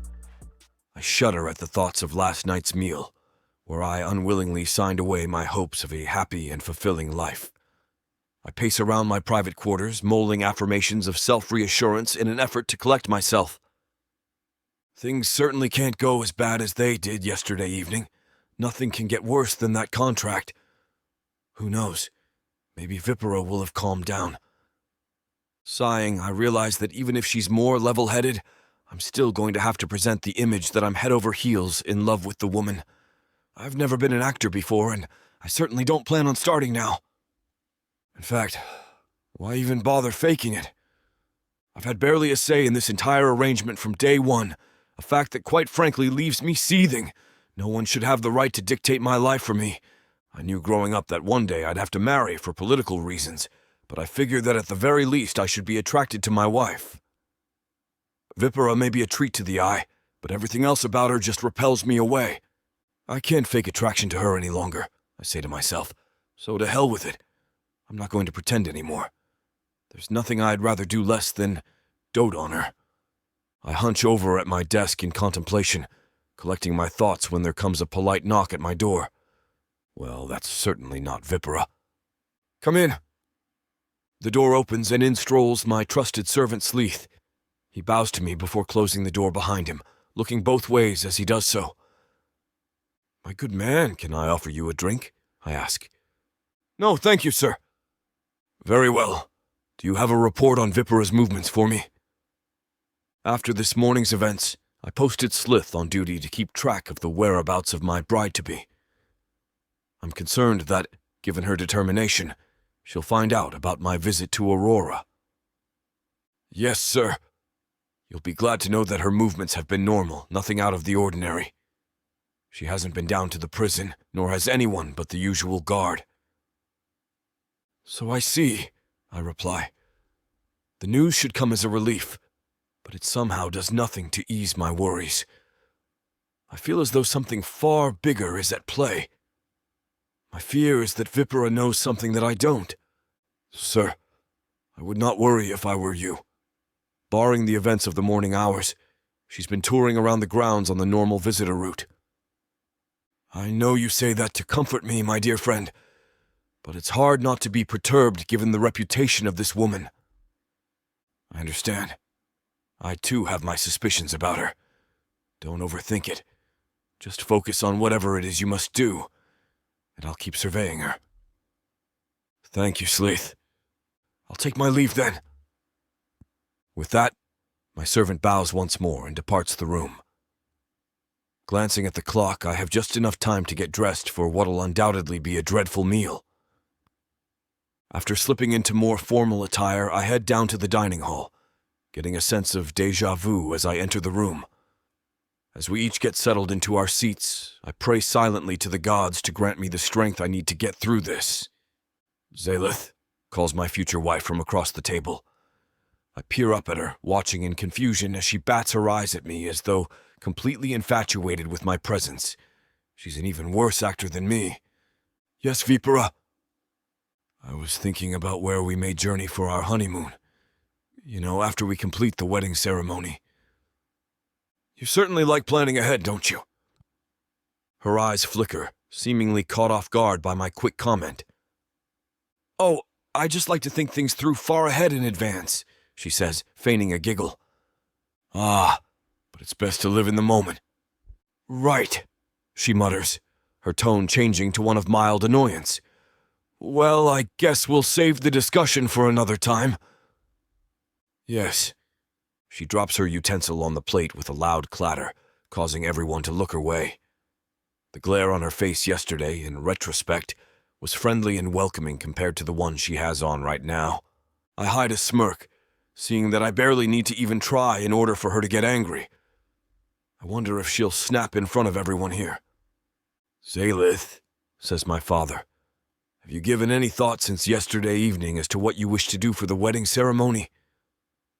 From the corner of my eye, I spot an eager Vipera waiting for my answer. I glance nonchalantly at my father, ensuring my face shows I couldn't be any more unenthusiastic about the event. No, just something straightforward. Even if I wanted to feign interest, my mind won't let me. I'm too occupied with thoughts of Aurora. Zalith! Snaps Vipera, a hint of her anger coming through as she speaks through her teeth. She clears her throat and shifts in her seat. This is going to be a big occasion for us both. Surely you must have something in mind. I mutter. No, I'll leave that all up to you. Vipera slams her hand down on the table, in the same fashion that she did on my desk earlier. I remain unfazed, but everyone else turns in fright toward her, the room suddenly filled with a sickening tension. Darling, says King Tixorku, what seems to be the matter? You know what? She sighs, her frown turning into a faint smile. It's nothing. How about another drink? She clicks her thumb, motioning a servant forward who holds in his hand a uniquely shaped bottle. Come hither and serve my love some wine. Zalith, I brought something special for you to try. It's a special blend all the way from Jalma. Hell, I might as well. I probably need some alcohol to get through the rest of the night. How kind of you, says my mother. Yes, it's the most expensive one Jalma produces thanks to its vintage quality. Big deal, wine is wine. The servant approaches me and places down an empty glass. He removes the cork and raises the bottle in the air for all to see, as though it's a special trophy of some kind. He then leans forward, pouring the rich blue liquid into the glass and filling it halfway.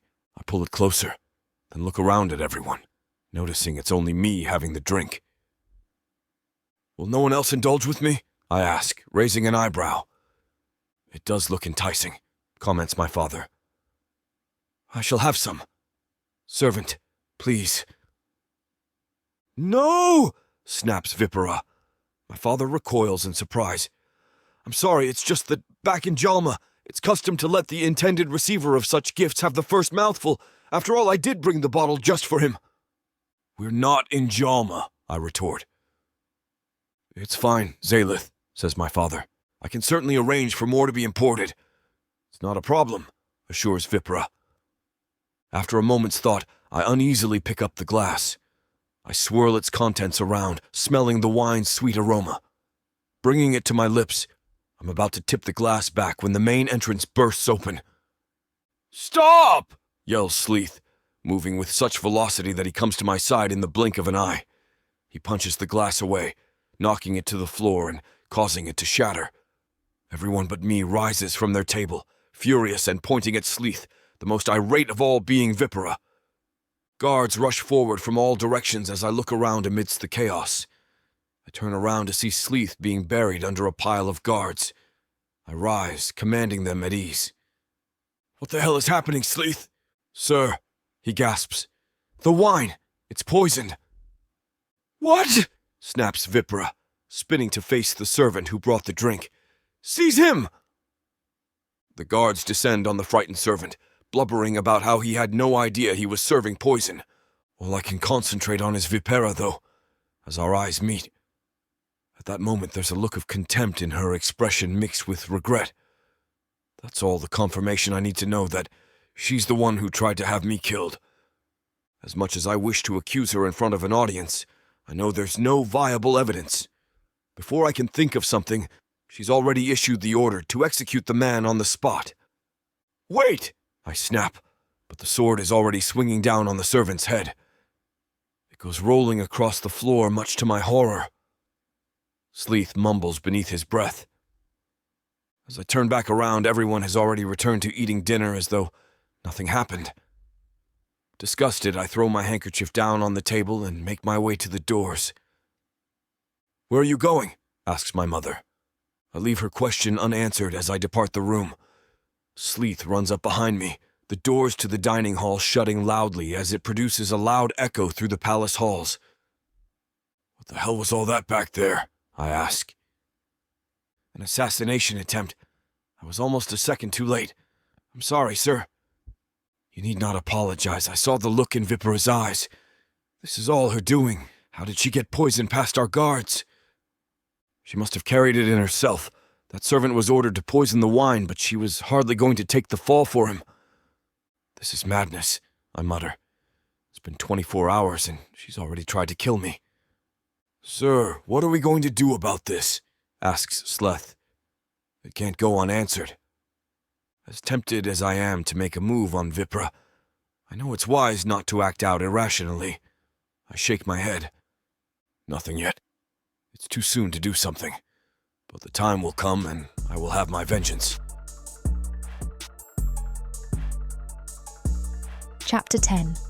Aurora. I've been in the same spot for hours, not having moved at all since I was escorted back to the cell by the prince.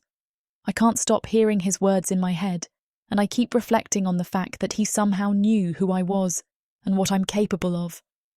If he found that out, what's stopping Vipera from doing the same? To that, I know the only answer is me, but I'm just a human. There's also the pressure he's put on me to put an end to her life. I don't know how I'm going to be able to do that, let alone keep my abilities under check. It's hard not to get emotional when my whole life has been stripped away from me. I don't even know if I'm going to see my father again. In my distraction, I take no notice of the numerous guards approaching the cell. Only when they bang on the bars do I snap back to reality. "Wake up!" they yell.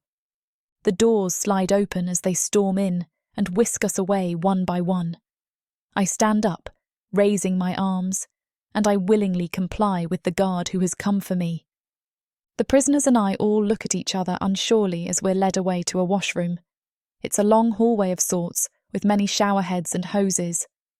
Of course, we're granted no privacy, as we're forcefully stripped down and shoved forward, being told to hold still under the water.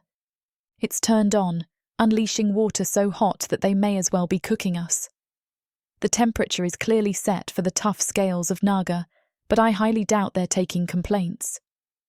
Numerous servants enter the washroom, wiping us down with coarse soap. After another round of steaming hot water, we're dried off and rushed to a dressing room, where each of us is fitted with a plain uniform, black in colour and without any pattern to them. Once we're dressed, we're brought to another room, this one empty with only a long mirror running along one side of it. We're placed at the opposite wall, lined up as though we're in a military unit. A girl tries to ask a question, but the response is a slap to the face. None of us dare to speak a word after that, remaining in silence for a dreadful few minutes as we wonder what's going on. I look around, spotting nervous looks across the humans' faces. Suddenly, the entrance swings open. Entering the room with a confident, graceful stride is a beautiful Naga, her white scales peppered with red around the rim of her hood as she runs her ice-cold glare amongst us. Given how royally she's dressed, her identity becomes clear to me, confirmed by the guard escorting her. Here is the dowry, Princess Vipera. She walks down the line, inspecting each one of us as she stops in front of each woman. In her eyes is an analytical look, as though she can see into the soul of those in her gaze. "You'll be a maid," she says to the first girl. The assignments continue as she allocates positions from servant to liaison to each of us. I swallow my fear as she draws closer to me, hearing the beating of my heart become louder with every step she takes. "Please just give me something special." The girl to my right is ushered off as Vipera comes to a stop in front of me. I'm not sure whether or not to look at her. She narrows her gaze, crossing her brows as something mysterious comes over her expression. Beads of sweat escape my forehead as I feel a drop trickle down my cheek. Vipera takes a step forward, her face now inches from mine as her stare intensifies. There's no way she could possibly know about me already, right? I shove the thought away, not wanting to show any emotions as I return a blank expression. Vipera sneers at me, scoffing as she recoils in disgust. "By far, you're the worst one here," she snickers. "As such, you'll be assigned the most fitting role of cleaning up the bathrooms and any other menial tasks. I won't have your face be seen anywhere in the main halls of the castle. If I catch you there, there'll be trouble. Just say yes and go through with it. Anything will beat death." "Yes, ma'am," I say confidently. "That's right, you obedient little brat." Dismissed. I follow a guard out the door, led through the hallways and back down below ground level. I'm brought to a storage room, mouldy and fungal as can be. I'm ordered to clean the place until it's spotless. "Wait, can I get something to eat first?" I ask. "You'll eat at dinner," barks the guard. "Now get a move on." The door is shut tight, leaving me alone in a small, cramped room. Sighing, I suck it up and get to work, remembering Zalith's advice about keeping my emotions in check. As horrible as my life is about to get, I need to remain level-headed and do my best if I'm to get through it. A sliver of hope floats around my head as I begin scrubbing the floors, wondering if Zalith and Slith will truly be able to teach me the ways of magic. But even so, what comes after that? Is their only purpose to train me as a weapon to get Zalith out of his marriage? Before long, I'm out of breath, the room becoming stuffier as I work. My breaks are only for seconds at a time, not wanting to be caught slacking off by the guard, or worse yet, Vipera herself, although something tells me she wouldn't come down here. All the while, I'm contemplating on how to remain composed through the abuse, knowing I'll have to become accustomed to it. If I'm found out, I'm done for. When I'm finished, I'm brought to the laundry area and forced to work through soiled clothing. Again, I say nothing and stay out of everyone's way, keeping to myself as I work with aching muscles. It doesn't help that I've barely slept since being taken away from the village, but the thought of a good meal keeps me going. Hours pass by the time I'm done with my duties. Zalith appears, requesting me specifically.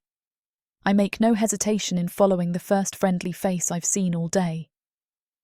"Where are you taking me?" I ask. "I'm showing you to your private quarters." "Private?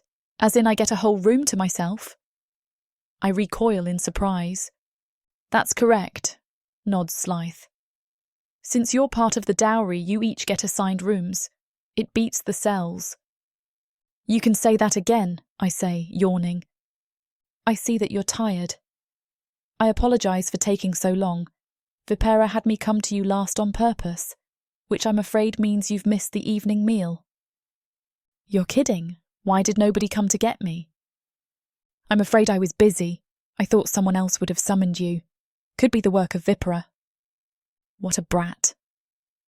"Don't worry, let's just get to your room first," I'm led through a series of hallways, ascending a few flights of stairs before we come to a stop at a random door in a small corridor. Zalith fumbles with some keys and opens the door, stepping out of the way as he gestures for me to enter. The room itself is small but quaint. A neatly made bed with plain white sheets sits in the corner, where there also sits a small wooden nightstand, upon which a lit lamp rests and casts a yellow glow over the room.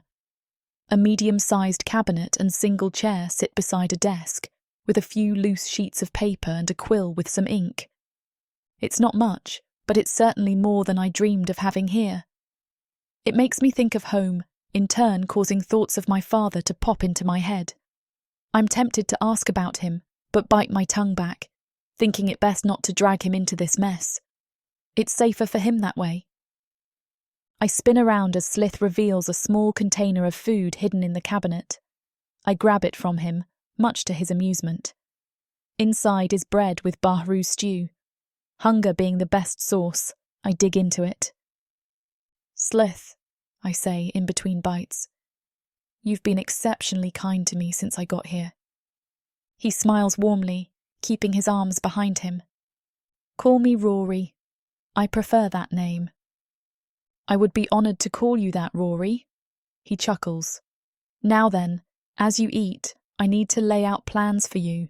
Zalith has told me what he has planned for you. First and foremost, I'm going to teach you how to cast healing magic. With the way Vipera seems to be gunning for me, I'll need it." "Precisely." He walks past me as I take a seat in the chair. Strolling to the desk, he pulls out one of the drawers, revealing a thick book. Handing it to me, the cover reveals the book to be a tome of defensive spells. That's full of knowledge you need to know. Spells in there can cure injuries and ailments, as well as stronger forms of illnesses. On top of that, I'll be instructing you on how to make healing potions.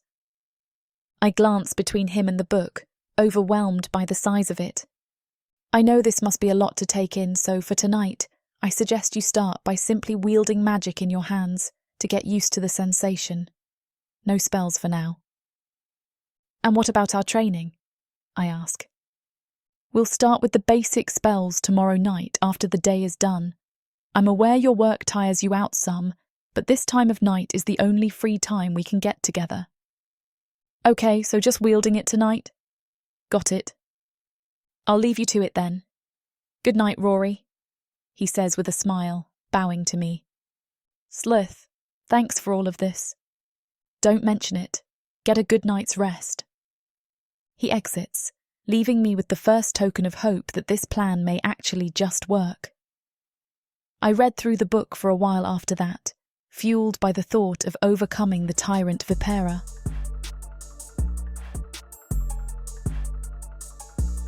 Chapter 11. Aurora. It has been 2 days since I was brought to the royal castle, along with the other humans from my village. My night was restless, to say the least. The room I was assigned to is small and sparsely decorated, but I suppose I should be grateful that I have a room at all, and that I was not left in the cell of the dungeon. Waking up in this room this morning felt like a nightmare, but there is no time to think too hard and too long about it. It isn't even dawn when a human servant, who has clearly been working for the Naga royals for a long time, comes to find me. "Your tasks for the day await you," she says curtly, and I follow her tiredly. I am taken to a changing room for the servants, where I am forced to change into grey clothing. "You are to clean these toilets, here and here." The servant, who is named Maria, points at a colourful map of the royal castle. "And then change into your serving clothes for lunch, because you will be serving lunch to the king and queen." I nod, and my throat goes dry as a surge of anxiety washes over me. "You'll be okay. You have always been okay, and you'll continue to be okay." I speak to myself as if I am trying to reassure a child. It doesn't work very well. I take a broom and a mop and walk to the toilets on the 3rd floor of the enormous castle. "At least you have your lessons with Zalith to look forward to later," I tell myself as I start scrubbing toilets. My mood lifts slightly at the thought of learning how to use my magic, but it is tempered by more anxiety and confusion. Why in the name of Lodra is the prince himself trying to help me? Why is a Naga trying to help a lowly human?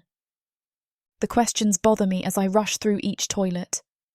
I am as thorough as I can possibly be while working as quickly as possible. Because not only do I need to prepare for a lesson with Zalith, I also need to avoid Vipera. I cannot get too close to her, in case she senses my magic. Because if she does sense my magic, that will be the end of me.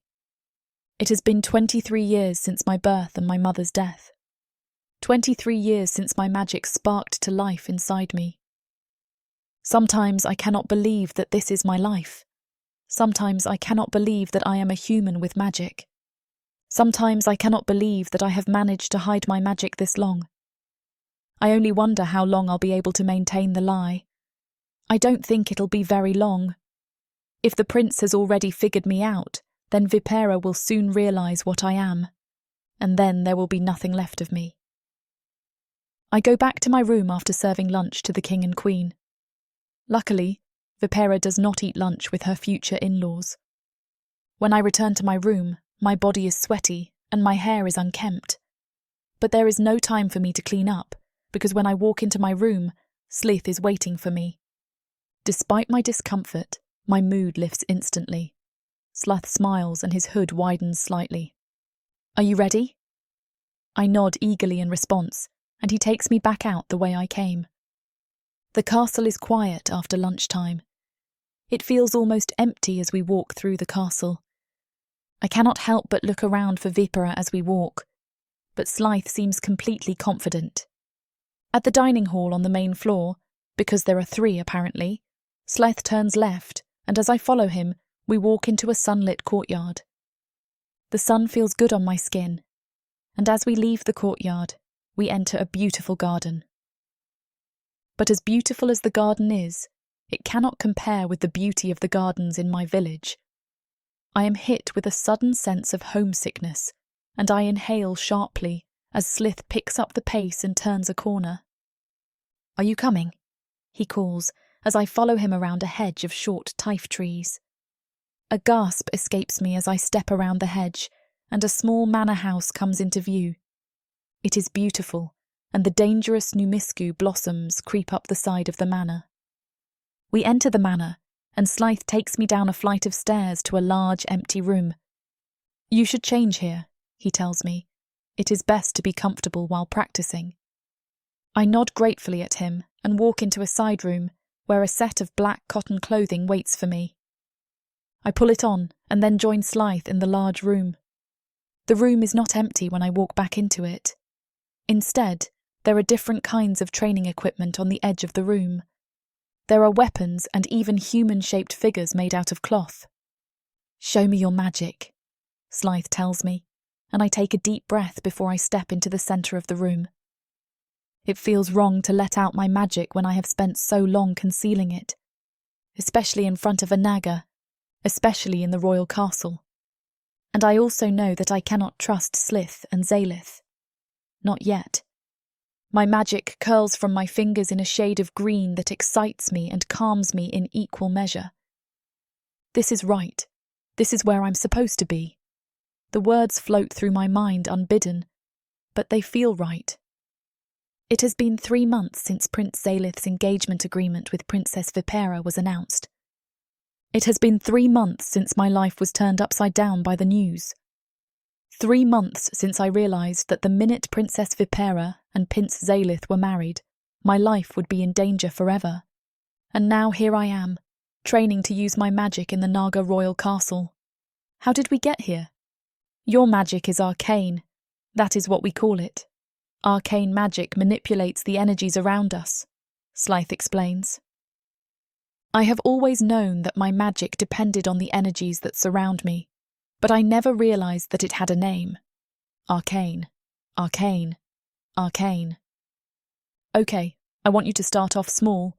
Lift these objects, one by one. Zalith points to the weapons on the floor. They are laid out carefully, with lots of space in between each weapon. I do what I always do when I use my magic in small amounts, because that is all I can manage. I drag on the energy created by Slith's movement and use it to lift a weapon. It is a huge struggle to lift the first sword. You can do it. Slith's voice is gentle. I manage to lift the sword about 3 paces off the ground. But then my magic and I waver. The sword falls to the ground. That's okay. Just try again. We take a break after an hour, and I am covered in a thin layer of sweat. You'll get used to life in the castle, eventually, Zalith tells me as we take a break. I couldn't help but complain about my second day in the castle. How do you get used to it? I ask him. I know that Zalith is not a royal. That was obvious from the start. I cannot help but wonder about his position in the castle. It is clear that he is close to Prince Zalith, though. You just get used to it. Zalith shrugs. His hood widens slightly. I got used to it after a while. I am not a human, but I am still Prince Zalith's servant. We all get treated the same pretty much. Except for you. Your magic makes you special. And vulnerable. I suppose so. It has been 2 days since I was taken by the royals of Jalma as part of Princess Vipera's dowry. It has been 2 days since my life was placed in irreparable danger. It has been 2 days since my life has changed forever, and I am not sure how I am going to live through it, or if I am going to survive. I cannot help but give in to my natural curiosity about Prince Zalith. What is he like? I ask Zalith. Zalith smiles as I ask him questions about Zalith. Stubborn, arrogant, unforgiving, but deep down he is a good person. How old is he? What is it like being a prince? Zalith only answers some of my questions before we get back to work. After another hour, I am able to lift each of the weapons on the ground and keep it hovering in the air for at least 10 minutes. I cannot help but feel a slight sense of elation at my achievement. But then Zalith moves me onto more difficult targets. Soon he has me lifting the weapons to strike at the cloth dummies. At first, the weapons are too heavy for me to lift, but after several hours of blood, sweat, and tears, I am able to strike at one of the dummies at least twice. I drop to the floor with a gasp, and Zalith throws me a towel to wipe the sweat off my face. You've learned something, but not enough to protect you from Vipera. I ask Zalith a question that has been bothering me. Do you think that the prince will actually go through with the marriage to Vipera? But before Zalith can answer, a voice calls out behind us. Why? Are you planning on staking a claim? Chapter 12. Zalith. I stroll through the gardens, making way for the manor up ahead. It's a safe space away from Vipera, a place where Aurora can get in some valuable practice hidden from prying eyes. Entering the building, I follow the sounds of panting and exertion as they echo through the corridors. It's clear to me already that she's putting in the work she needs to put Vipera down. Mumblings of Zalith's voice mixed with hers grow louder as I draw nearer to the training room. I peek my head around the corner, watching as a blast of magic is sent flying across the room in a flurry. It hits broad of its target, but has the force needed to do some serious damage. Must be easy to conjure strength when your life is under threat. I lean in the doorframe, simply watching as Aurora casts her spells over and over again, her ears perking as she listens to the criticisms of Zalith. Her remarks and curiosity about me come as a pleasant surprise. She seems to take an interest in me. I can't deny how nice it feels to be wanted, especially by someone who isn't trying to take your life away. Hell, part of me wants to agree with Aurora, feeling the same way about her as she seemingly does about me, but I cannot afford to let her know that. Still, the opportunity to have a bit of fun arises, and it's a chance I cannot pass up. When I hear her ask if I will go through with the marriage, I can't resist poking a little fun at her. Why? I call out, causing Aurora and Zalith to spin around. Are you looking to stake your own claim? Aurora's complexion immediately turns red as she covers her mouth, gasping in shock. Zalith and I smile at each other, our amusement quickly turning into a laugh at the unfortunate expense of our human companion. As I laugh, I take sudden notice of just how beautiful Aurora looks in the moment, her hair swept to the side through the strains of exercise, and her skin glistening with sweat. By the gods, I've never seen anyone look that good when embarrassed. I wonder what else I can do to make her blush this way. "Zalith, hi!" she greets, her cheeks crimson red. I wave and step forth into the room. "How is the training going?" I ask. "Our friend here is getting better," says Zalith. "However, she still needs some work." "So I see. Magic isn't an easy thing to grasp, especially when it comes more naturally to us than it does to a human. If Rory keeps at her current pace, then she'll improve in no time." "Rory?" "Very well. Zalith, I'll take over from here." "Will do." Zalith bows to me and departs. As he walks by me, I wonder about why he used the name Rory. Perhaps it's a sign of trust from Aurora. That can only be a good thing. She needs to know we can be trusted. I turn back to face Aurora, joining her by her side. "So, are you going to be training me now?" "Whenever I can find the time, as promised," I reply. "So, while you need some improvement on your magic casting, you're also going to need to brush up on your weaponry skills." "As in swords?" she asks as I break away to the many selections of weapons on a nearby wall. "Precisely. Magic by itself likely won't save you from Vipra, so we best turn you into a soldier of sorts." "Okay, throw me anything and I can do it." My hand comes to rest on the hilt of a sword, but in that moment I decide to test her words literally. I spin around and toss a sword her way. It hurls through the air at lightning speed. Aurora stretches out her hand, catching it with a perfect grip, a sight that impresses me. "Nice catch, Aurora." "Told you so."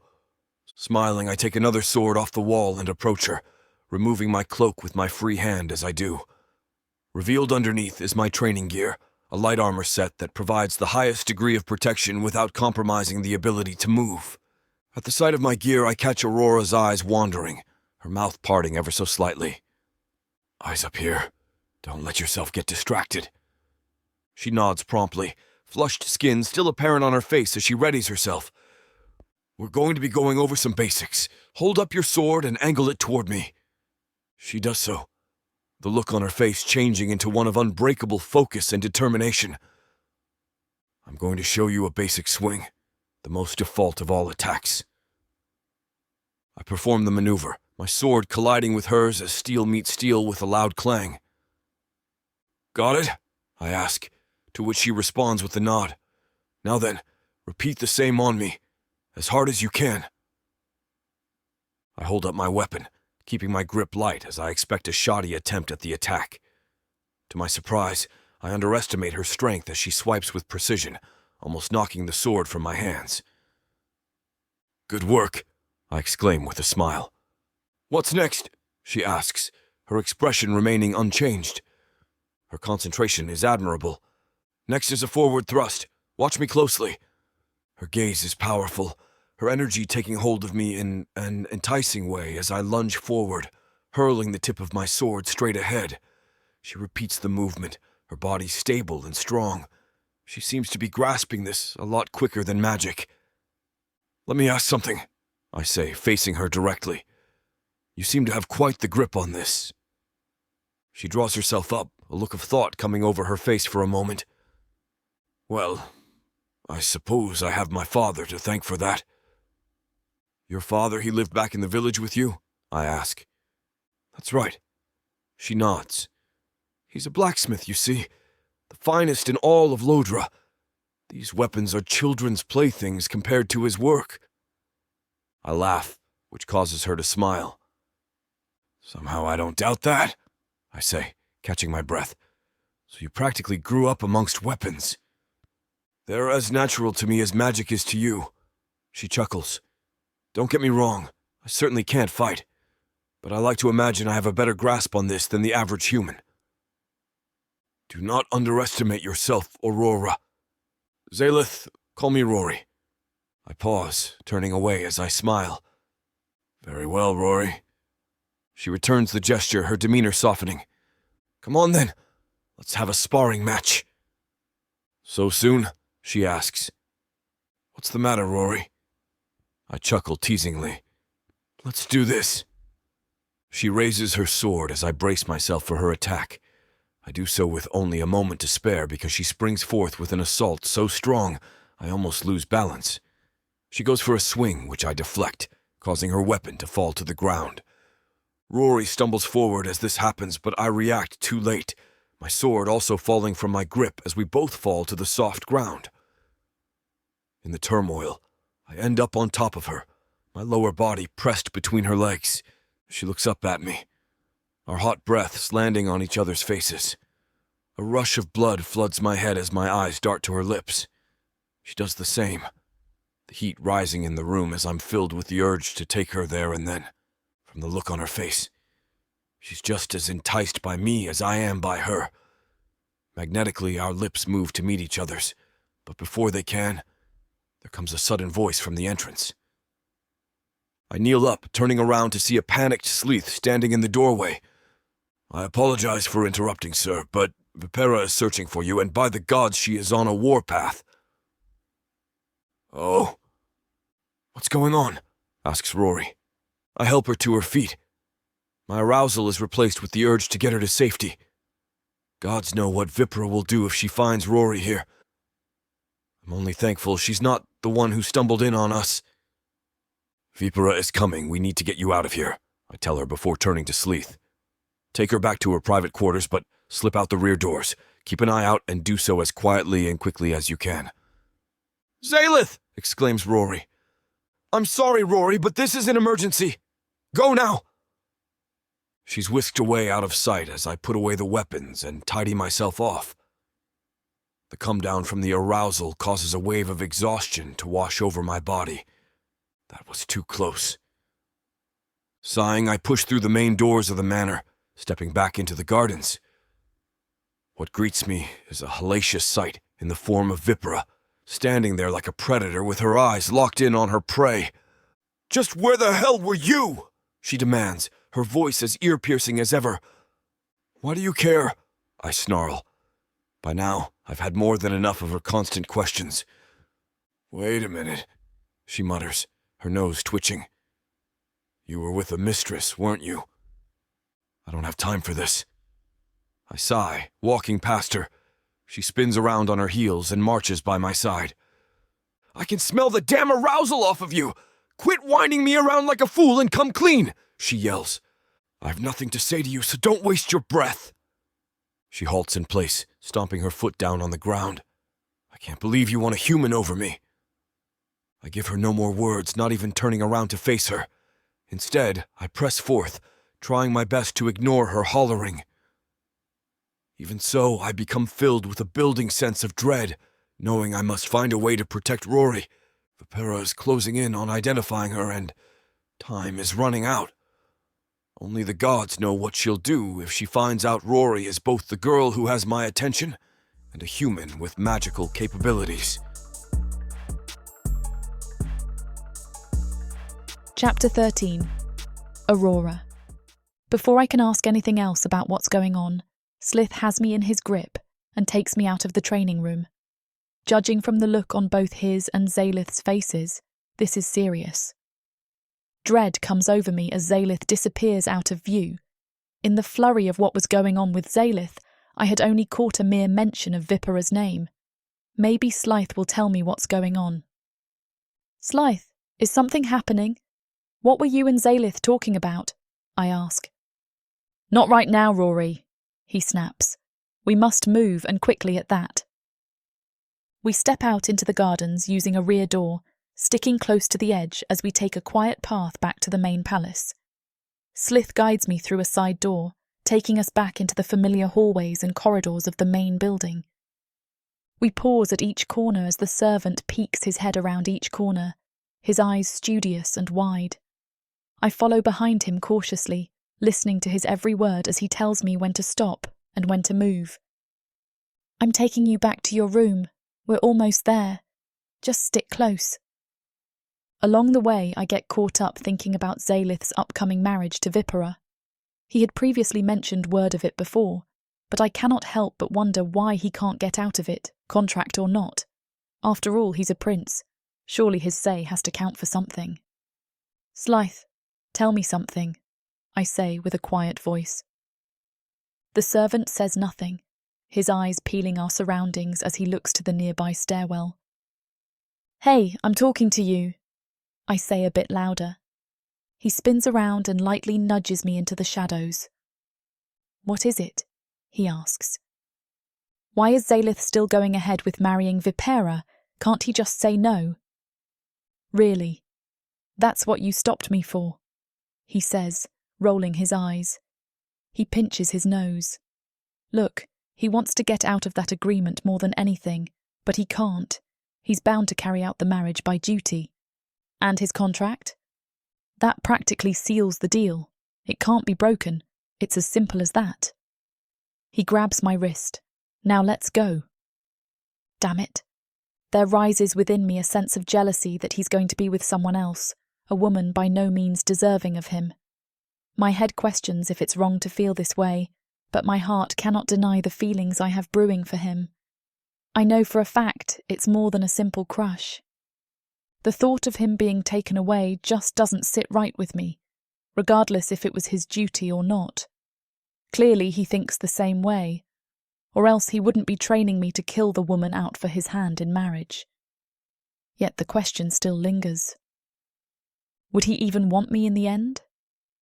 Zalith and I arrive outside my room, sweat running down his forehead as he opens the door.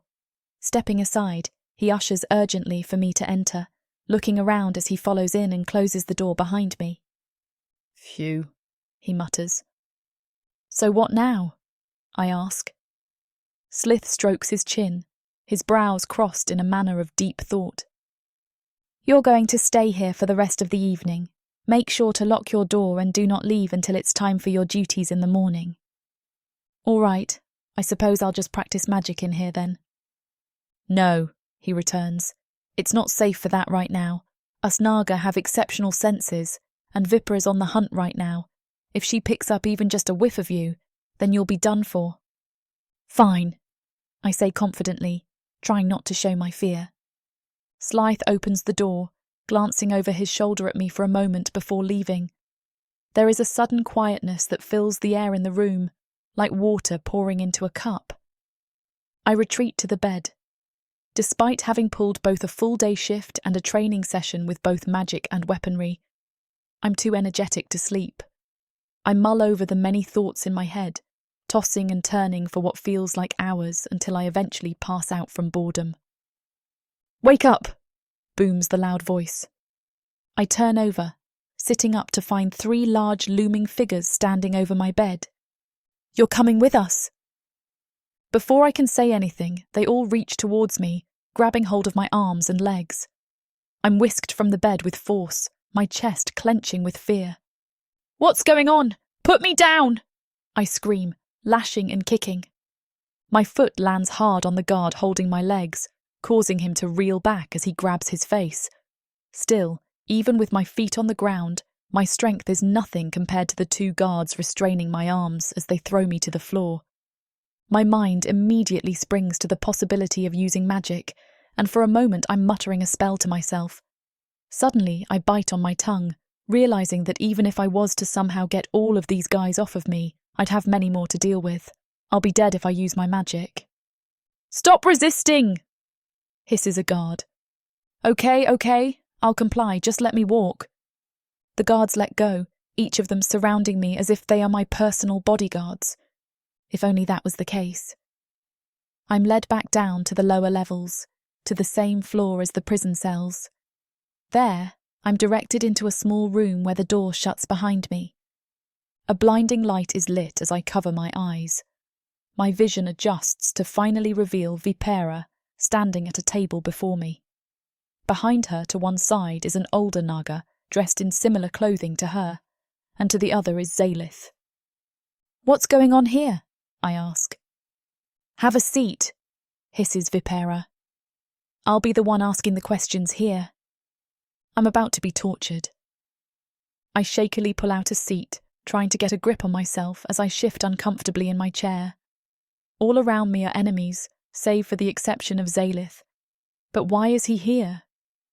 Vipera draws herself up as I wince, but she instead spins around to Zalith. "This is the human you've been screwing, isn't she?" she spits. "I can smell the remnants of her scent on you." Zalith says nothing, his arms crossed as if he couldn't care.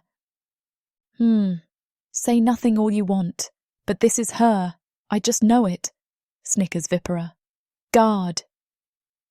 A guard from behind me steps closer, the sleek sound of his knife unsheathing ringing through the air as the cold blade presses against my throat. Vipera smiles, a look of sick delight on her face. Zalith's fists clench ever so slightly. "This is your choice, my love," sneers Vipera. "Her fate lies in your hands. You can save her life by agreeing to marry me tomorrow, or she can die right here, right now. What do you say?" The blade presses further into my skin, a quiet whimper coming from my throat as I try my best to remain composed. Zalith's eyes look upon me thoughtfully, his fingers stroking his chin. His hands then drop to his side, his shoulders shrugging. "I mean, go ahead if you want to, Vipera. I know murder is your type of thing," he says without care. "What the hell? But I won't be cleaning up after your mess, just so you know. I won't be having any more of your temper tantrums."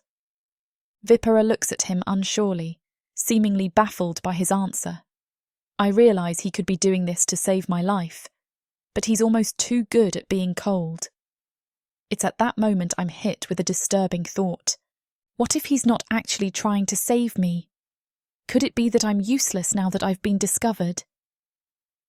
My fingers grip the chair tightly as I silently breathe deeply, shoving all emotions away as best as I can. With Vipera right beside me, I can't afford to let even an inkling of magic come to the surface. It would be the same as grabbing the guard's dagger and slicing my own throat. Vipera turns to me, leaning down on the table as her ice-cold gaze stares me down. She tilts her head. "Are you stupid? What makes you think you ever stood a chance in stealing away my claim to Zalith?"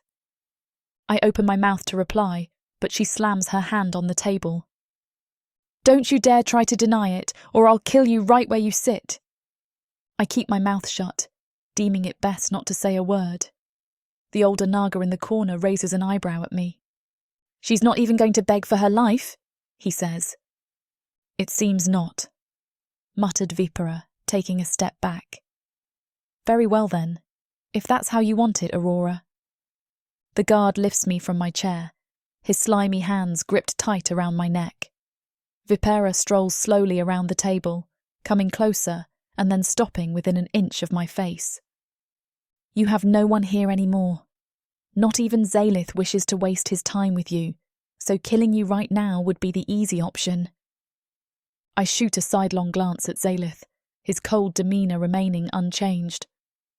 "But that's too merciful, even for me," sneers Vipera. "Instead, I'm going to toss you back in the cells for now. I'm far too busy to even be concerned with you as is." She turns to Zalith. "We'll get married next week as per the original plan. Then afterward, I'll personally handle the execution of the human." "Fine by me," groans Zalith. "Can I go now?" That final sentence repeats non-stop in my head as the guard hauls me back to the holding area, this time to a much smaller cell than the initial one. The cell bars shut with a loud clang, cutting off the brief sliver of hope I had found in Zalith. It was all too good to be true.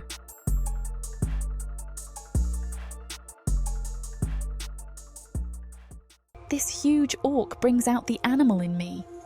In a world where humans have been driven underground, living like rats is the only way to stay safe from the marauding orcs.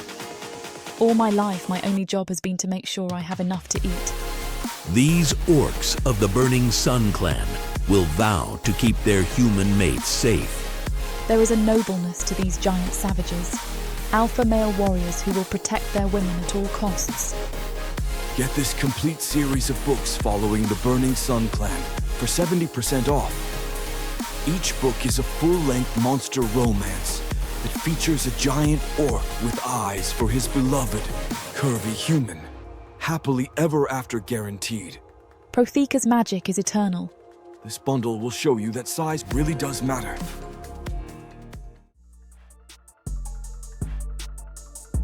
Chapter 14. Zalith. I'm playing my hand dangerously here. Perhaps a bit too close for mine and Rory's own good.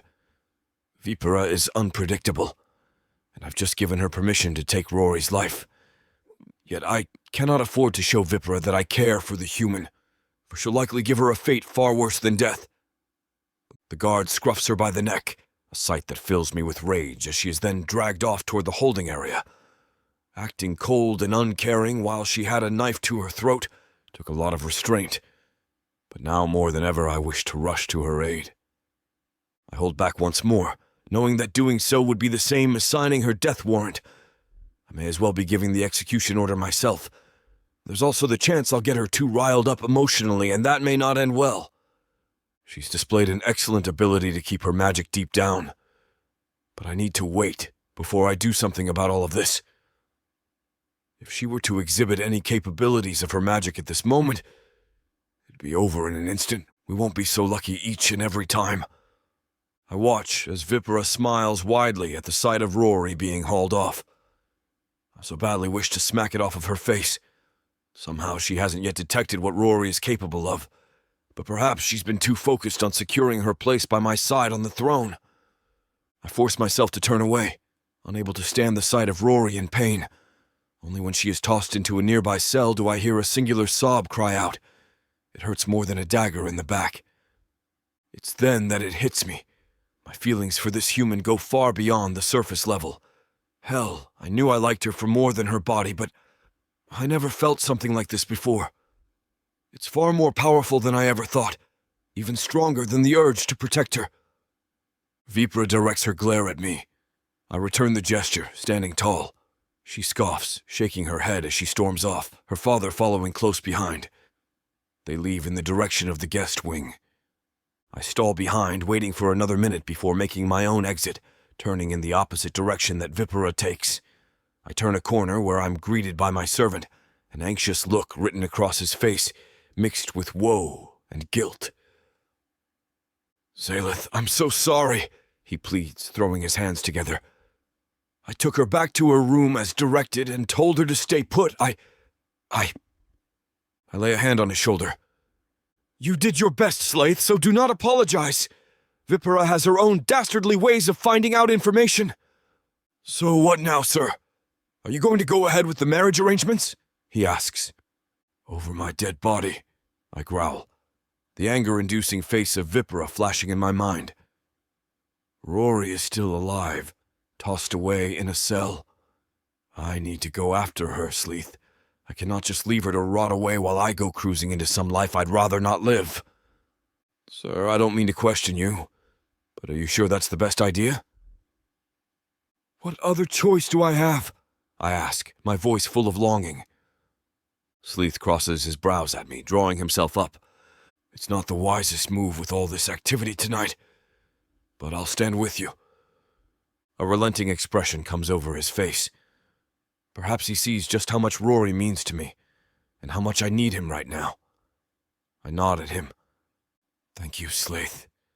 I knew I could count on you. However, he continues, if we're going to do this, it's best that we wait until the palace is quieter. A number of hours pass as the sky becomes shrouded in a deeper shade of darkness. The corridors are silent, save for the occasional patrol, as Zalith and I sneak back down to the cell area. Down here it is even darker than the night.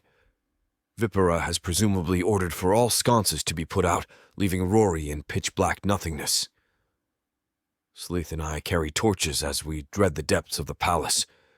I hear the pained cries coming from down the hallway, the sounds of which stabs at my heart with a million shards of broken glass. Taking a deep breath, I turn to Zalith, my breath dancing in the cold air as I speak. Keep an eye out for anyone coming down here. I'm going to retrieve Rory. Will do. I tiptoe closer to the cell, my torch revealing a curled-up Rory sitting in the corner, her head bobbing up and down, buried in her arms. Rory! I call out, opening the cell door. She looks up, her cheeks flushed red with tear stains as she hurls a rock toward me. "Stay the hell away from me," she yells. "You traitor!" "Rory, I can explain everything, I swear!"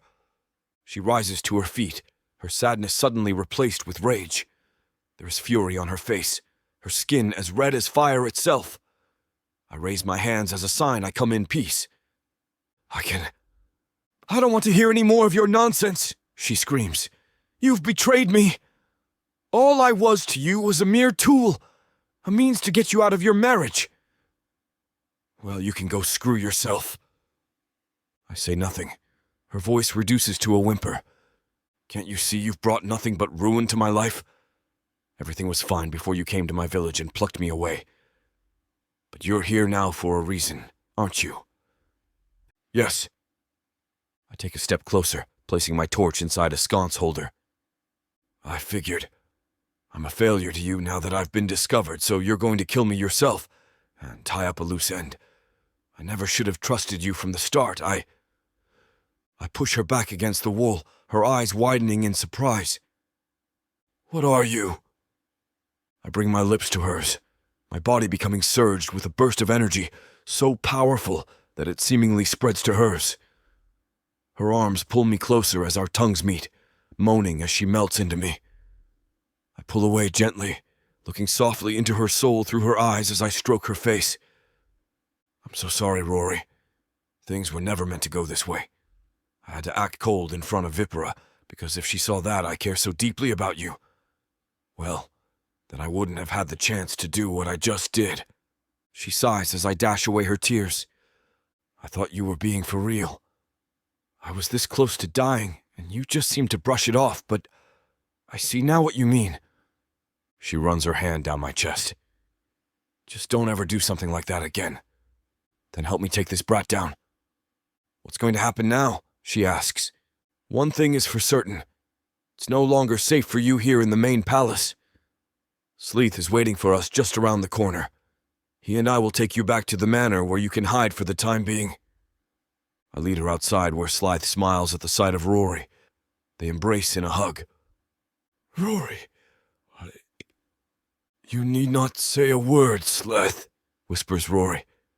"Right now we must remain focused on the mission." "Spoken like a true warrior," he chuckles. "It's good to see you back on your feet. Come on then, let us go." As we tread through the gardens, I fill them in on the plan. At this point, I'm certain I can talk to my parents and get myself out of this damned contract with Vipera. Ever since she got here, she's demonstrated time and time again that she's unstable. "Someone like her should sit nowhere near the throne," says Zalith. "She's unfit to be in a position of power. But Zalith..." Crouching by a hedge, I glance over my shoulder, spotting concerned expressions on both my servant and Rory. "Your parents, even if they lend a listening ear and sort out this contract business, they're still going to want you to marry." Rory looks at Zalith with wonder, then at me. Perhaps she is thinking she can be the one. In an ideal world, she would be. But I know this world, and I know it well. My parents would never approve of a union between us two. Right now, my focus needs to remain on getting out of the contract with Vipera. "This I'm aware of," I reply. "I'm sure there are other nobles and royals out there. Something could be arranged." Rory looks down. I can discern the disappointment even while her features become hidden in the shadows. If only there was a way I could tell her I need to marry another royal, that my family must be appeased. "It won't be long before Vipera notices Rory's gone," says Zalith, glancing a cautious eye across the gardens. "You must approach your parents as soon as possible." "I cannot go tonight. I need to prepare and think of what I'm going to say. They were already hesitant about me backing out before I put pen to paper, so this will be a whole challenge in itself. I don't know anyone who ever listened well after being woken in the middle of the night." "Exactly." We come to the door of the manor, Zalith opening it as he steps aside. "I must get back to the palace. You two go on ahead. I shall return at the light of morning." "All right. I should be ready then." Zalith bows to us before making a swift exit. I gesture for Rory to enter first, which she obeys quietly. No doubt she is upset, but I have at least gotten her to safety for the time being. Chapter 15. Aurora. Alone. Just the two of us, and an awkwardness takes me over. It's one that's born from the confusion and uncertainty of this strange and dangerous situation. My head spins with it all. There's no confusion about the fact that I'm attracted to Zalith. Everything in my mind, body and soul screams this at me. But I don't trust him. I can't trust him. He's Naga after all, and I hardly landed in this place because of any of their good intentions. Despite what he said to me and how he kissed me just now, he was also talking of marrying another noble. Then his words swirl through my mind, the way he touched me and defended me. He seemed genuinely concerned for me, and that just adds to the attraction that I feel for him. Would you like something to eat? Or maybe some wine? Or both, of course. His words penetrate my fuzzy mind, and I look over at him. There's something so powerful, so regal about him. Being here in his impressive home just adds to that. No, thank you. I'm not hungry, I reply, now tracing my eyes over this space. It's large, but not over the top, and in the usual Naga tradition, it is architecturally beautiful and yet simple. High ceilings, white drapes, and curved, clean lines and spirals. Then we should get some sleep, he says, after I've declined the food. Dawn is approaching. You can follow me upstairs to the bedroom. Bedroom? I ask, confused at how a space this big would have only one. There is little need for more than one bedchamber, he says, as if this is the most obvious thing in the world. And I suppose to a Naga it is. Come. He leads me to the spiral staircase, and as we twist our way along it, I wonder what I'm to be greeted with. Sure enough, as he says, there is no other bedroom. Instead, the space is dominated by weapons, books, and art, an impressive and eclectic display. Here, he says, opening the door to his room. As I imagined, it is a simple yet tasteful and impressive space, though my main concern is that there is, of course, just one bed. He sweeps into the room and I step in and perch nervously on the edge of the bed, unsure of what to do with myself. I'm no stranger to the male form and have had a couple of lovers, but they were always human, and I've heard the rumours that Naga males are different. He senses my unease, of course. Don't worry, you're safe with me. Yes, I know, I reply, because whatever else is going on with me, I do feel that he's not going to harm me in any way. You are welcome to take the bed and I will sleep on the floor, he says matter-of-factly. I gasp, shocked by his remark. I can't make the prince sleep on the floor, I reply, surprised at how easily it slips out. Zalith smiles and looks back at me. Imagine what the king and queen would say, he teases. I smile. I'm sure they'd have plenty to say about this situation, I remark. Of that, I have no doubt. Please get some rest. If you are concerned about ousting a prince from his bed, then we will share. It's plenty big enough. My heart hammers in my chest. He extinguishes all of the light in a bid to give me some privacy to undress, which I start to do, quickly diving between the sumptuous sheets as he undresses on the other side of the bed. Sorry for the interruption. I know you were gearing up for a steamy scene, but it's way too hot for this platform.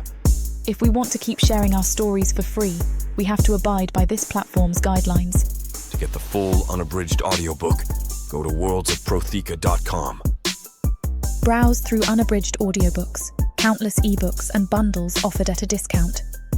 If the thought of me whispering all the dirty details into your ear isn't enticing enough, use discount code YouTube30 to get 30% off of all digital products. Story after story, audiobook after audiobook, the Worlds of Protheka are waiting for you. Protheka's magic is eternal. But unabridged, it's unforgettable.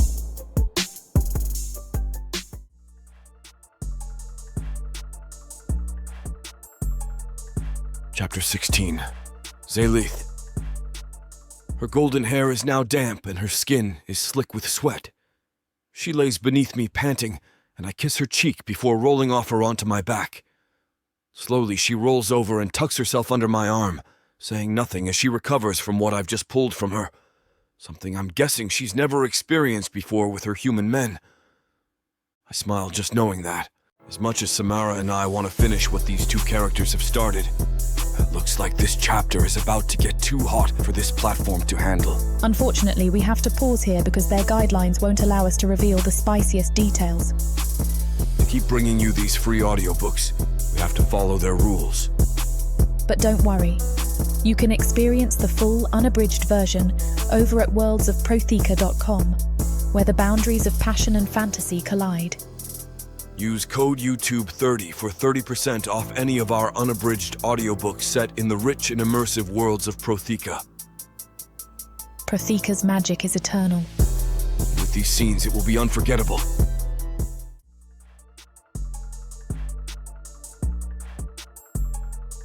Chapter 17. Aurora. I slowly open my eyes, emerging gently from a deep sleep. Groaning, I shift around, pulling the covers over my bare shoulders.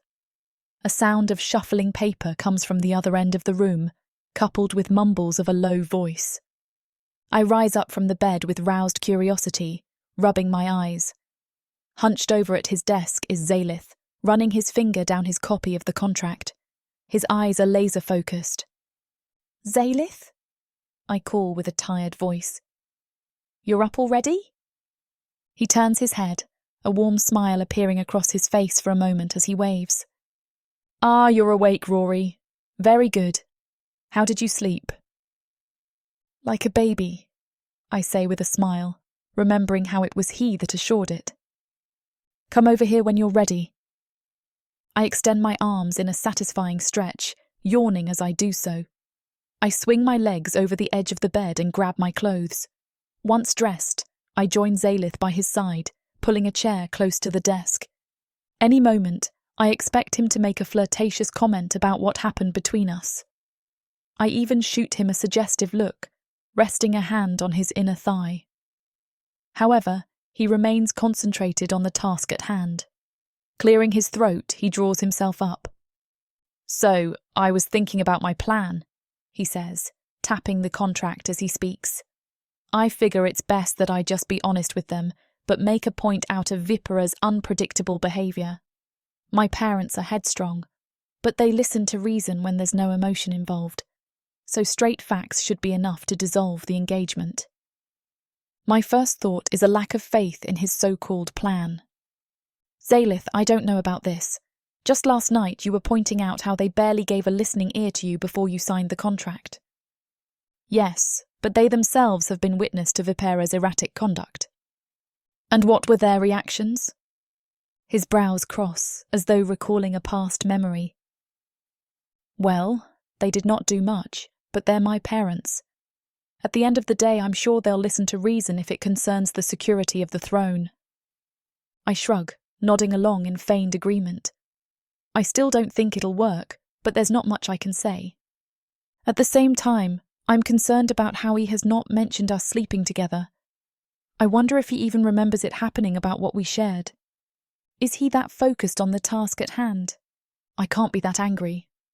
I'm sure making love is the last thing on his mind, but he seems to be carrying on as if nothing happened. To me, it means the world, because I've never had that kind of connection with someone else before.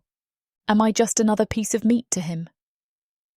I shift around in my seat, thinking about whether it's worth it or not to bring it up. I finally decide to, but take a moment too long. The bedroom door opens. In steps Zalith, who greets us with a courteous bow. "Hello," he says before joining us. "Zalith, do you know what you're going to do?" Zalith explains the same plan to him. The whole time I'm studying Zalith's face, seeing he wears the same expression as I do, seemingly unconvinced that is going to work. "I don't know about this," says Zalith, stroking his chin. "I know it's not the best plan in the world, but it's all I can come up with unless you guys have anything better to suggest." Zalith shakes his head. "I want to think of a more efficient method, but am too preoccupied with my insecurity." "Very well, it's settled then," says Zalith, a hint of uncertainty in his tone. Okay, so where will Rory and I be positioned? Asks Sleeth. Both of you will be staying here. It's not safe for Rory out there, and I need you here to protect her. There's got to be something I can do to help, I say insistently. As can I, says Sleeth. I know of a better way we can be useful, the old passages. Passages? I ask. They're hidden tunnels of sorts within the palace walls, explains Zalith, used by servants to keep an eye on our guests. So how about it? Asks Sleeth.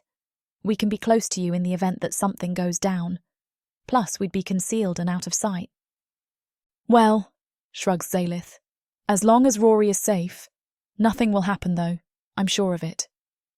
His voice speaks with confidence, but the look on his face says otherwise. We'll give you a few minutes to get a head start, says Sleeth. 10 minutes? Asks Zalith, checking his stopwatch. 10 minutes. We'll be your eyes from the sky. Zalith rises to his feet, giving us both somewhat reassuring nods. He then makes a swift exit, his footsteps growing quieter and more distant. Sleeth and I look at each other, the anxiety apparent in our eyes. I have a bad feeling about this, I say. You're not alone, but Zalith is right. We don't have much of a choice, or a better plan for that matter. I just hope that we're overthinking, and this all goes smoothly. The last thing we need is another complication. Sleeth taps his hand on the door, engrossed in a manner of deep thought. Before long, he gives the cue. Come on then, it's time to go. We take a quiet route through the gardens. There's no guards out here this time of the morning, but neither of us are taking any chances. Once inside the main palace, he takes me to a bookshelf in a small lounge room, running his hand along the books until his fingers come to rest on an inconspicuous red hardback. He pulls it out. The sound of shifting gears comes from the walls as the bookshelf slides across the floor. Revealed is an entrance, small, dark, and dusty. I'll lead the way, says Sleeth. You weren't kidding when you said it was hidden. I follow his guidance through various twists and turns. The passages open up, giving me more walking room than expected. Along the way are various holes in the walls to allow for light. We come to a vent where Sleeth gestures for us to stop. This is it, he whispers. Zalith's parents are below us.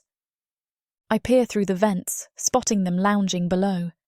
The doors to the room open as Zalith enters as if on cue. His eager eyes are met with strange looks from his parents. Son, says Shradga, we've been looking for you. Good, replies Zalith. I've needed some private time with the both of you, so let us talk. What's going on? Asks Katreya. I'll explain everything, says Zalith. Something's not right, whispers Sleeth. I can feel it. Let's just see what happens, I mutter as Zalith takes a seat facing his parents. Mother, father, I need to talk to you concerning Vipera. This engagement needs to end. Not this again, groans Shradga. How many times must this conversation be had? Listen to me. Vipera has shown time and time again that she's unpredictable. I don't think someone so volatile belongs in a position of power. His parents say nothing. You saw how she had that servant executed for trying to poison me. Well, that was her doing too. What is this nonsense you speak of? Hisses Shradga, his voice rising. I've had it up to... Calm down, says Katreya, laying a hand on her husband's shoulder before turning to her son. Zalith, do you hear the words coming out of your mouth? Are you even listening to what I'm saying? I feared his parents would think he was crazy, and the looks on their faces confirm it. You're lucky Vipera is looking out for you, says Katreya. You've been acting strange ever since she arrived, something that she and King Tixorku have also picked up on. What? Remarks a stunned Zalith. Vipera and her father already came to us earlier in the day. We all had a conversation about your concerning behaviour. I'm the one with the behaviour issues. Are you crazy? Watch how you talk to your mother, snaps Shradga. Clearly this whole affair has been getting to you. What they told us makes sense, that the stress of it all is causing you to get paranoid with these made-up plots inside your head. No, I swear I'm telling the truth. Please, I cannot marry this woman. Enough, Zalith, snaps Katreya. We know you were never keen on marrying Vipera, but to go to the level of sleeping with a human mistress? What's gotten into you? By the gods, groans Zalith. This isn't good, I whisper to Slythe. If Vipera got to his parents first, then that could... You're a disgrace right now, exclaims Shradga. Do you no longer care for the throne? That's exactly why I'm here, can't you see? And when were you going to tell us about this little rebellion you're involved in? Asks Katreya. What rebellion? Zalith rises to his feet, causing Shradga to step in front of Katreya. What has Vipera told you? I'm going to kill her. Enough of this. Guards. Guards burst into the room, quickly surrounding Zalith as they bark orders to calm down. No, you listen to me. Vipera and Tixorku have manipulated you all. Don't you trust your own son? Pleads Zalith. You're lucky I'm still calling you that, snarls Shradga. You're going through with this marriage. Never, yells Zalith, punching the nearest guard. Seize him, Shradga barks. Take him away to his room and lock him there. Oh, groans Slythe as Zalith is dragged from the room. We look at each other in alarm. None of us expected this plan to go smoothly, but for it to go this haywire was completely unexpected. What should we do with him? Asks Katreya. We need to keep him under lock and key until the marriage ceremony is complete, says Shradga. Right now the most important thing is to secure the throne.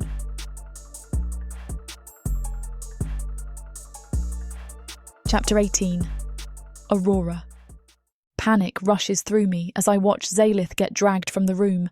I turn to scramble in the opposite direction, keen to help him out in any way I can. As soon as I move, Slythe's hand reaches out, grabbing me by the wrist. What are you doing? He whispers in an urgent tone. Zalith needs our help. We can't just sit here while he's hauled off. Rory, we need... Wait, hold on. I think I hear someone else coming. We look back down to the lounge room below, watching as the doors open again. Vipera enters the room, followed closely by King Tixorku. On Vipera's face is a smile of satisfaction. I'd love nothing more than to smack it off of her face. My daughter and I caught sight of Zalith being dragged off. What happened? Asks Tixorku. Those bastards know exactly what's happening. Their feigned innocence makes my blood boil. Oh, he needs some calming down, says Shradga. He came in spitting some nonsense about conspiracies left, right and centre. I believe he muttered something about Vipera trying to poison him the other night. Explains Katreya. I'm sorry your son does not understand the importance of good political relations, says Vipera, taking a seat across from them. She's joined by her father. Please, says Katreya, waving a dismissive hand. We are the ones who should be apologising. He's never behaved in such a strange manner before. We always thought he'd be ready for marriage when the time came for it, remarks Shradga. Thank you for coming to us and explaining everything you saw in him. We didn't want to believe it, but you were right in the end. Had I not known he's a prince, I would have deemed him to be a madman. Maybe he just needs some time to cool off. Then hopefully he'll come to his senses. I just hope the wedding can still go ahead, gripes Vipera with a frown. We'll get him to come around to it, says Katreya reassuringly. No need to worry about the marriage. All will still go ahead as per the original arrangements. By the gods, I moan, turning to Slythe. The king and queen have been completely brainwashed against their own son. I don't think they'll be listening to reason any time soon, mutters Slythe. Perhaps what your son needs is to let off some steam, suggests Tixorku. The hunt will be a good opportunity for that. Indeed, agrees Shradga. Anyway, Katreya and I will be off for some lunch. Will you be joining us for a meal? Oh, not right now, replies Vipera. My father and I have some affairs concerning Yalma to discuss. Ah, of course. In that case, we'll leave you be. The king and queen take their leave, bowing and departing the room. "We need to figure out what to do," stammers Zalith, his face contorted with worry. Things are worse now with Zalith under captivity. "At least they can't possibly get any worse," I reply. "We should—" The doors wing open again, catching our attention as we watch hooded figures enter the room. From where we are, neither of us can get a good look at their concealed faces. "Ah, you're here. Very good," beams Vipera. "Who the hell are these guys?" I whisper. "I don't know," stutters Zalith. "So here's what's going to happen," booms Vipera. "The hunt is taking place tomorrow night, where Zalith will carry out the usual ritual routine. As discussed previously, we need him taken care of, and for good this time." "Taken care of?" "Of course," says the leader of the hooded figures. "We'll arrange an accident of sorts, and take out Zalith like the plague that he is." "Indeed," replies Tixorku. He whisks out a bag and tosses it towards the group. "Here is half of the payment now. Once Zalith's death is confirmed, seek us out and we'll give you the rest of your fee." "Very well." I'm frozen with fear and dread as they leave the room. "Damn, this isn't good," mutters Zalith. "Come this way." I'm fighting back tears as I follow him through more twists and turns, eventually emerging out of a vent into a storage room. I collapse against a wall, strength leaving my body as I become riddled with concern over Zalith. "They're going to kill him, I can't believe it," I exclaim. "Not if we can help it," dictates Zalith. "What are we going to do?" I ask. "We have nothing that can prove Vipera and her father are guilty of conspiring Zalith's demise, and we don't even have identification on the assassins." "I know, but I caught their scent, so here's what we're going to do." My shoulders are grabbed by Zalith as he pulls me back to my feet. "I need you, Rory, and so does Zalith. Are you with me?" he asks. "Yeah." "Okay, you're going to find Zalith in his room and tell him of this plan. If he knows of the attempt to be made on his life, then he at least stands a chance of surviving." "What about you?" I ask. "I'm going to try and track the killers and see if I can find out who they are." "Okay, but be careful." "I will." He nods. "How can I get to Zalith from here?" "Head back through the passages and stick to each left turn.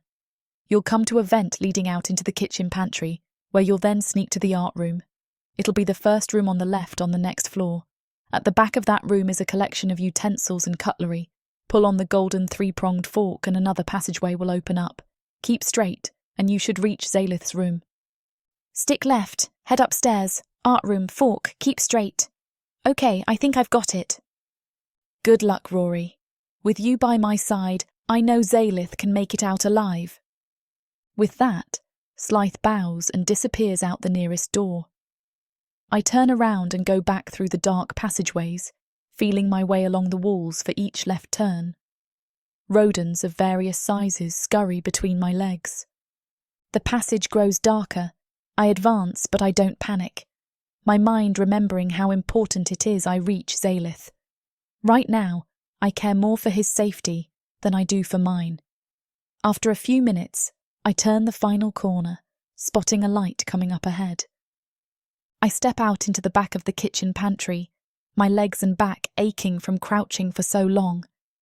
I'm surrounded by shelves upon shelves of ingredients, some of which I've never seen before. To the left is an open door, where a group of Naga stand outside. They must be the chefs. Best not get spotted by them. I sneak past the door and come out into a long corridor. To the right are an endless amount of doors running down the hallway. To my left are the stairs to the next floor. After a quick glance around for guards, I sneak forward, moving up the stairs. "First door on the left," I mutter, spotting the appropriate door as I come to the topmost step. I duck behind a pillar as a guard walks by. Coming to the door, I silently turn the handle and tiptoe in. Hung on the walls is a magnificent collection of portraits, which I presume to be royal figures from Naga history. Also here is an exhibition of treasures, but there's no time to marvel as I spot the cutlery set at the back of the room. I lay a hand on the golden three-pronged fork and pull down, causing a nearby bookshelf of vintage books to slide to the right. Behind it is the second passageway. I waste no time entering, moving straight as quickly as I can until I come to a dead end. An inconspicuous rock sticks out from the wall. Pushing it, the wall opens, revealing a shocked Zalith sitting on his bed. "Rory!" he exclaims, rising to his feet. I run forward, embracing him with a kiss. "I'm so glad you're okay," I whisper, burying my face in his chest. "You too. I was so worried that they got to you." I pull back from the hug, remembering the secret meeting. Zalith, Slith and I saw everything. "Then you know my parents have been brainwashed," he groans. "Yes, but that's not all," I explain. "There's more to the story. After you left, Vipera and her father met with some assassins." "Slow down," orders Zalith. "Did you just say assassins?" "Yes," I say shakily. "They're planning on killing you tomorrow night during something called the Hunt." "Bastards!" Slith is trying to track them down, but we didn't get a look at their faces. All we know is they're going to try and kill you. Zalith takes a seat on the edge of his bed. "This isn't good." "We need to get you out of here," I say insistently. He looks up at me with a brave face. "That isn't the best idea right now." "But Zalith," I exclaim, "your life is in danger." "As is yours, but if I stay here, then it keeps all of the focus on me." "But the Hunt." "Rory," he says calmly, "I know this is all a lot right now, but I think I should still go ahead with the Hunt. I know what I'm going to do about the assassins, but what I need you to do is head back to the manor and stay there.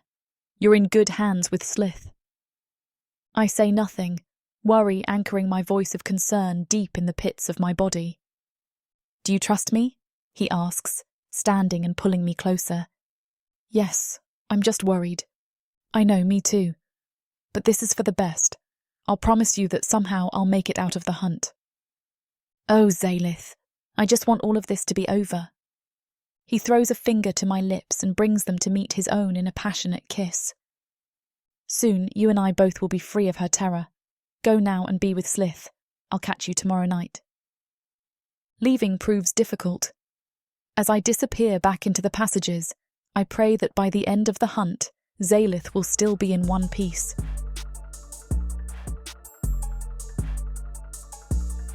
Chapter 19. Zalith. I've gotten barely a wink of sleep in the full day that's come and gone. It's early the morning after I was dragged and tossed into my bedroom. My mind is boggled, and my stomach is twisted with a knot of anxiety. My parents betrayed me. No matter how many times I repeat those words in my head, the pill doesn't get any easier to swallow. Their accusations of insanity have now begun to make me question if I'm really going insane, because there's no right world that exists where this would be happening. Even now I pace back and forth in the same spot like a madman, running my hands over each other. Where did it all go wrong? My plan wasn't perfect, but it shouldn't have to be. I'm their damned son. From the corner of my eye, I spot an envelope sliding in underneath my door. What the hell is this? I think to myself, as I grab the letter opener from my desk. I fish out the parchment and toss the empty envelope aside. Upon reading it, I see it's no letter, but rather an invitation. "You are hereby invited to the royal wedding of Prince Zalith of Lodra and Princess Vipera of Jalma." What is this? It's tomorrow. I rip the invitation in two and burn it in my hands with magic. I wish it was some sort of sick joke, but it was official.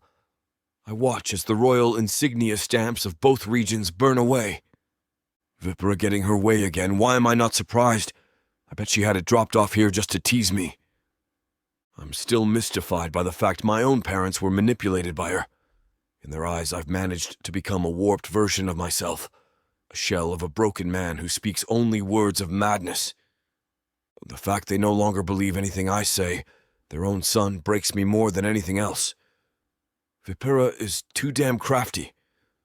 I question why she doesn't just go north and marry some barbarian. For the north is where the humans are treated the worst. She probably wants this human hate to spread nationwide. In a fit of anger, I swipe everything off of my desk. Utensils, a vase, and a clock fall to the floor with a loud clatter. Just then, the clicking sound of a twisted lock comes from the door. It then swings open, inward stepping the king and queen. I knew they would eventually show up, but this display won't exactly help my case of not looking mad. They peer down wide-eyed at the mess on the floor. "What do you want?" I sigh and run a hand over my head. My father clears his throat. "Son, we've come to have a word with you." "Good. There's something I need to ask you about." They close the door behind them and take a seat as I pick up everything from the floor. When ready, I draw myself up and look them in the eye. My mother's eyes are slightly red, causing me to wonder if she's been crying, a sight I've never seen before. I was sent an official invitation to my own damned wedding, which I now find out is taking place tomorrow. I grunt. "Can you explain that?" "Vipera requested to have the ceremony tomorrow." My chest tightens with pain, not physically, but emotionally, as though someone has reached inside and is gripping my heart. I swallow and take a deep breath to maintain my composure. "Did neither of you think to consult me so I could have my say? Not even to send a servant? I have to find out through a damned letter." "Son, enough of your attitude," hisses my father. "First, Vipera said she would inform you. Second, we know what you want. Quite frankly, we're just about done with you wanting to neglect your duties as heir to the throne." My body shakes as I pinch my nose. "So you're telling me that you've given no more consideration to what I told you about yesterday?" "No. Vipera has been the voice of reason through all of this. That's just messed up." My father waves off my concerns and leans in. "Listen, the hunt ceremony will be going ahead tonight." "Tonight!" I retort. "Yes," says my mother. "Have you forgotten that the hunt always takes place the night before the wedding?" I look away for a moment, clenching my fists. The hunt had slipped my mind. "Is that all you came here for?" "Zalith," my mother says with a sigh. "We want to help you." Her lips begin quivering as a sudden wave of tears cascades down her cheeks. It's the first time in my life I've seen her show such emotion. The lust for vengeance grows inside of me, knowing this all leads back to Vipera. My father takes my mother's hands in his, stroking them as she sobs. Although they think of me differently, I still can't help but feel bad for my mother. "Son, whatever's going on with you needs to be fixed before the wedding," my father tells me in a stern tone. "If you wish to help me, then listen to me," I reply calmly. My mother looks up. "Let our boy talk." "Very well," sighs my father.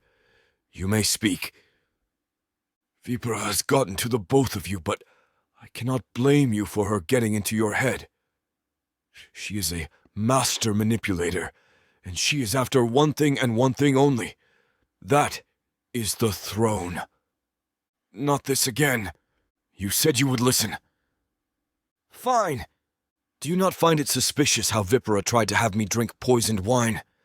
Not only did she not let either of you have some, but she didn't even join me for the tasting. It may be strange, but maybe things are done differently in Jalma," says my father. At that moment, I recall the information that Rory told me yesterday. I had forgotten about it in my frustration. "I just remembered something," I exclaim, throwing my hands together. "Mother, father, there's been a development since yesterday's events." "What might that be?" asks my father, clearly unimpressed. "Another attempt will be made to take my life tonight, during the hunt itself." "Do tell?" asks my mother. "Vipera had made arrangements with hitmen to orchestrate a grand accident, so I've been told." "Wait a minute. Who told you this?" I rear back in my chair, glancing between them. They're my parents, so I choose to be honest with them, but withhold names for the time being. "Trusted sources of mine that see Vipera for who she really is." "Well, if it's true, then surely we should hold off on the hunt," exclaims my mother. "No, let it go ahead," I say insistently. "Not that I believe you, but why go through with it if your life is in danger, asks my father. Because these associates of mine will help me foil the plan and come out of it alive. Now then, do I still sound crazy to you? My mother dashes away her tears as she exchanges a look with my father. A glimmer of belief appears in their eyes as they turn back to face me. All right, son. If this conspiracy of yours is true, then maybe, and let me emphasize that maybe your mother and I will give consideration to calling off the engagement. I can't believe the words coming from their mouths. I chuckle in amazement that I've seemingly gotten through to them. Thank you, I say calmly. Well, your mother and I will be on our way then. In the meantime, I advise you to prepare yourself for the hunt. Guards shall come around later with your gear. Your mother and I will be watching. Good luck. My father swiftly heads for the door. As my mother stands, I reach out for her hand and plant on it a gentle kiss. She smiles sweetly for a brief moment. Katreya, let's go. I'm left alone. At least now I've one problem taken care of, though very loosely at that. It's clear neither of them fully believe me, but I've got them where I need them. The danger of the hunt still looms in my mind. Despite knowing of the presence of assassins, there's still the chance they can succeed in their hit on me if I'm not careful.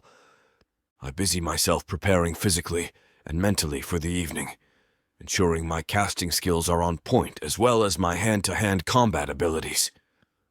After a few hours, guards enter my room, handing me a set of training leathers. The fabric allows for maximum protection with enhanced maneuverability, perfect for the occasion. Once I'm ready, the guards escort me downstairs, bringing me to a set of doors.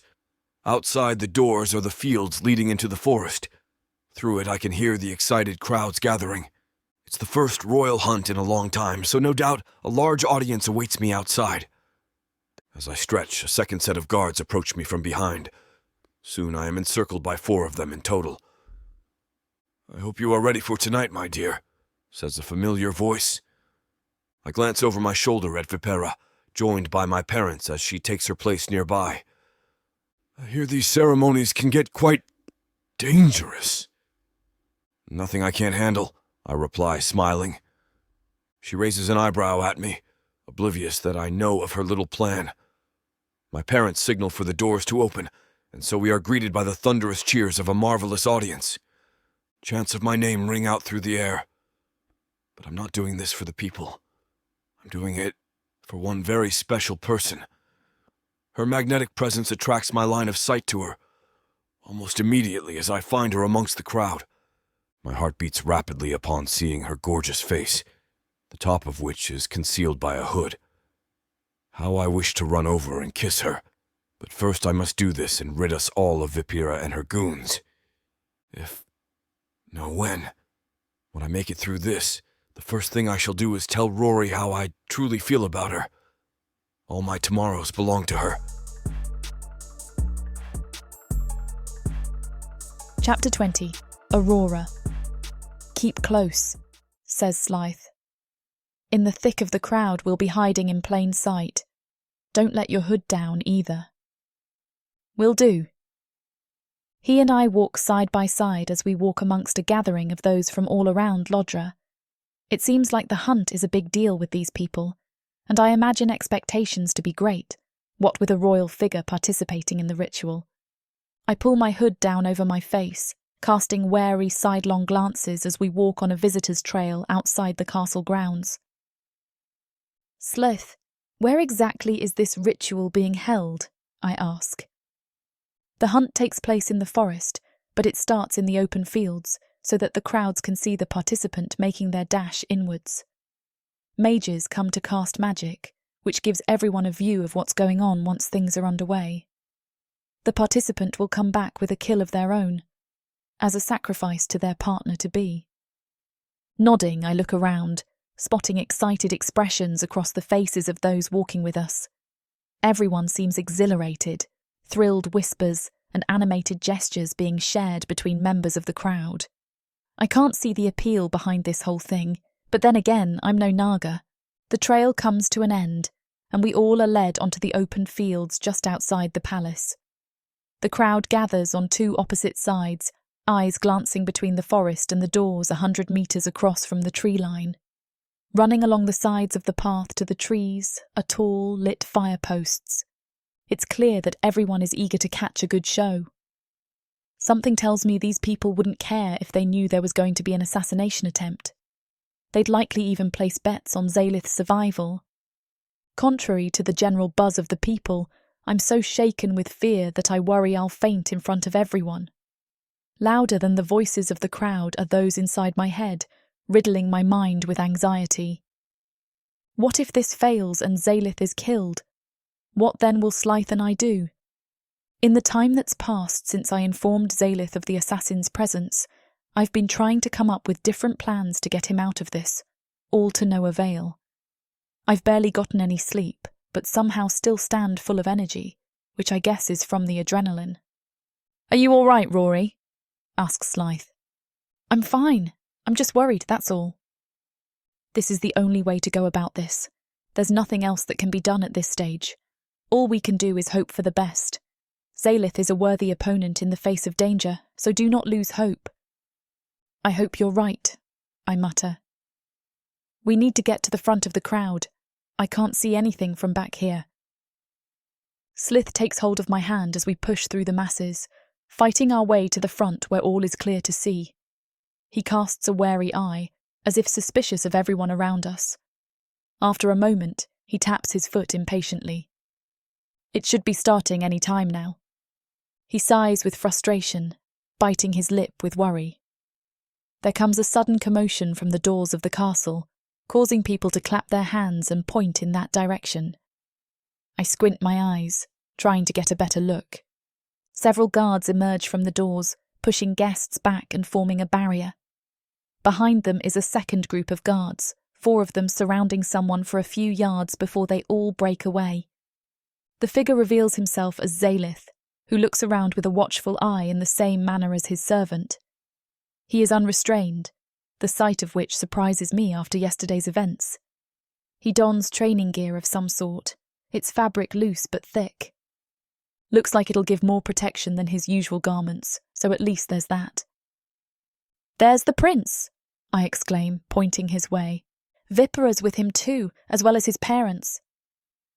The tyrant Naga waves to the people with a warm smile. It infuriates me that these people take a liking to her, as do Zalith's parents. It baffles me how they believe a stranger over their son. Are they that concerned with political relations? All around me, people start going crazy. "It's been a long time since I've seen a good hunt," says someone nearby. From a royal figure too. Never thought I'd bear witness to one in my lifetime. The guards withdraw completely from Zalith as he prepares himself. As he gets ready, his eyes glance up to meet mine, as if he knows exactly where I am standing. Theatrically, he winks at me. Vipera follows his line of sight as her eyes come to rest on me, the fire in her eyes turning into a blaze now that she's spotted me. For a moment she hesitates as if unsure whether to call the guards on me. Clenching her fist, she remains still, perhaps not wanting to draw attention. If there was any dead giveaway that Zalith and I are affiliated, his wink was it. At this point, I don't care if she knows about me. A small part of myself even feels snarky about it, knowing Zalith chose me over her. Still, she is the least of my worries as I direct my focus back to the situation at hand. The crowd goes silent as Zalith braces himself and gets into position, getting onto all fours. Without warning, he springs forth like an animal set loose from a cage, dashing at lightning speed. He zooms past us, at which point mages step forth from the crowd. They move simultaneously, moving their arms in sync as they hurl a spell at the sky. There comes a bright flash as a rectangular shape appears, displaying a view inside the forest just as Zalith enters the tree line. It's as though each one of us is in the forest with him. I turn to Zalith. "I'm going to get as close to him as I can." "Okay, I'll stay put here," he replies. "Remember to stay aware of a buzzing sensation in your hand. That'll be my signal for when the assassins are near and for you to do your thing." "Will do." With that, I break away back to the rear of the crowd, moving quickly towards the forest without drawing attention. There stand guards near its perimeter, for no one else is allowed to enter, so I go as far as I can while remaining within the confines of the crowd. It's too dark in the woods for me to see anything, but the magic in the sky shows Zalith wandering through the trees, moving slowly and with caution. Each move is graceful and calculated. Just then, one of the mages faints, putting an abrupt end to the viewing. The crowd bursts into a chorus of boos as guards rush over to the fallen mage. Just then, I feel a buzzing sensation within the palm of my hands. The assassins must be attacking Zalith. I ground my feet into the grass, closing my eyes as I mutter a protection spell to myself. I guide the magic as it shoots into the ground, causing a light vibration around me. No one notices because of the commotion. I visualize forming it around Zalith, hoping the magic finds its way to protect as he fends off the attacks. I stay there for a few minutes as the crowd starts pestering the guards, some even demanding to be let into the forest. Just when it seems like a riot is about to start, someone shouts out, "Look, it's the prince, he returns." I stop casting my magic just as Zalith joins me. "What's happening?" I call out. "I can't see, let's push through." Fighting our way back to the front of the crowd, I'm fearful I'm about to come across Zalith's corpse. What I see catches me off guard, for Zalith stands there dragging two assassins by their legs along the ground, both of whom seem barely conscious. "You did it," says Zalith. "I really did. I can't believe it." Just then, a wide-eyed vipera makes her approach alongside the king and queen. "I found myself two friends trying to give me a challenge," exclaims Zalith as he tosses the assassins forward. They squirm on the ground, clutching at their wounds as they groan in pain.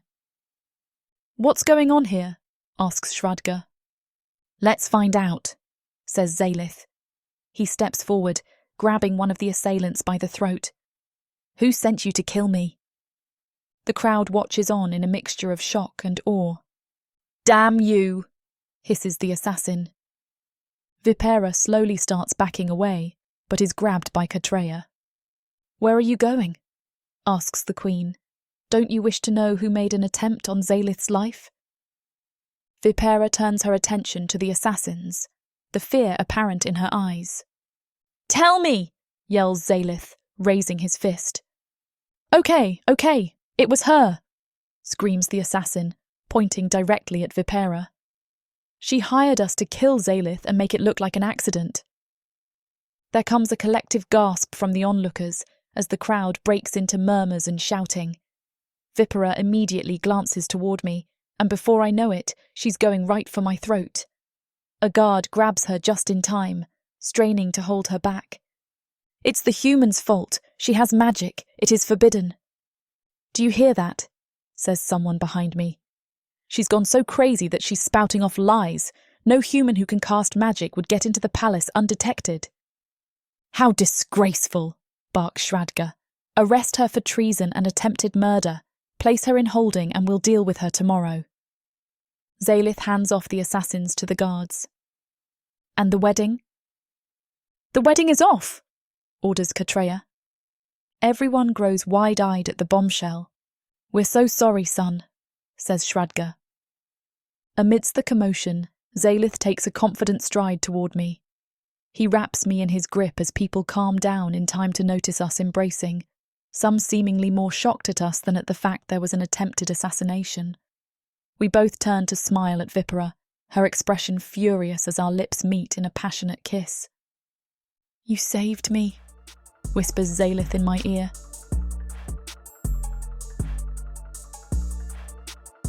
Chapter 21. Zalith. I make no hesitation in grabbing Rory, pulling her close as I bring my lips to hers. All around us, the crowd burst into a chorus of gasps. "By the gods, Prince Zalith is kissing a human." "Are you seeing this?" shouts a nearby onlooker. "I never thought I'd live to behold such a thing," says another. More protests and shouting come my way, some of disgust and others of curiosity. I brush them all off. The only thing I'm paying attention to right now is Rory. I've had a hard week, so I'm going to get her someplace private where we can let off some steam. I pull back. Rory's eyes widen as I suddenly sweep her off of her feet. I turn around to see my parents looking at me with tilted heads. My father raises an eyebrow, caught in a manner of deep thought. Well, they don't seem angry. That's the best I could have hoped for. Mother, Father, I'll catch you both tomorrow, I tease as I walk past them. No doubt the king and queen are bewildered by what I've just done, but I'm sure they'll be more receptive to Rory once they learn she's the one who saved my life. No one follows me as I exit the open fields, disappearing into the gardens. Rory rests her head on my chest as I make way for my private manor. As I do so, I cannot help but smile gleefully, allowing myself to enjoy the rush of good feelings flooding my body. I just can't believe that it's all over, that I can finally afford to let my guard down again. After having to keep a constant eye over my shoulder for a long time, I'm safe again, as is Rory. I'm already imagining what a blissful tomorrow would look like now that Vipera has been dealt with. The only thing I'm going to have to deal with now is the public's reception to me being open and affectionate with a human. The fact that she's a servant doesn't do much to help, but I could care less right now. Anything beats having to deal with Vipera.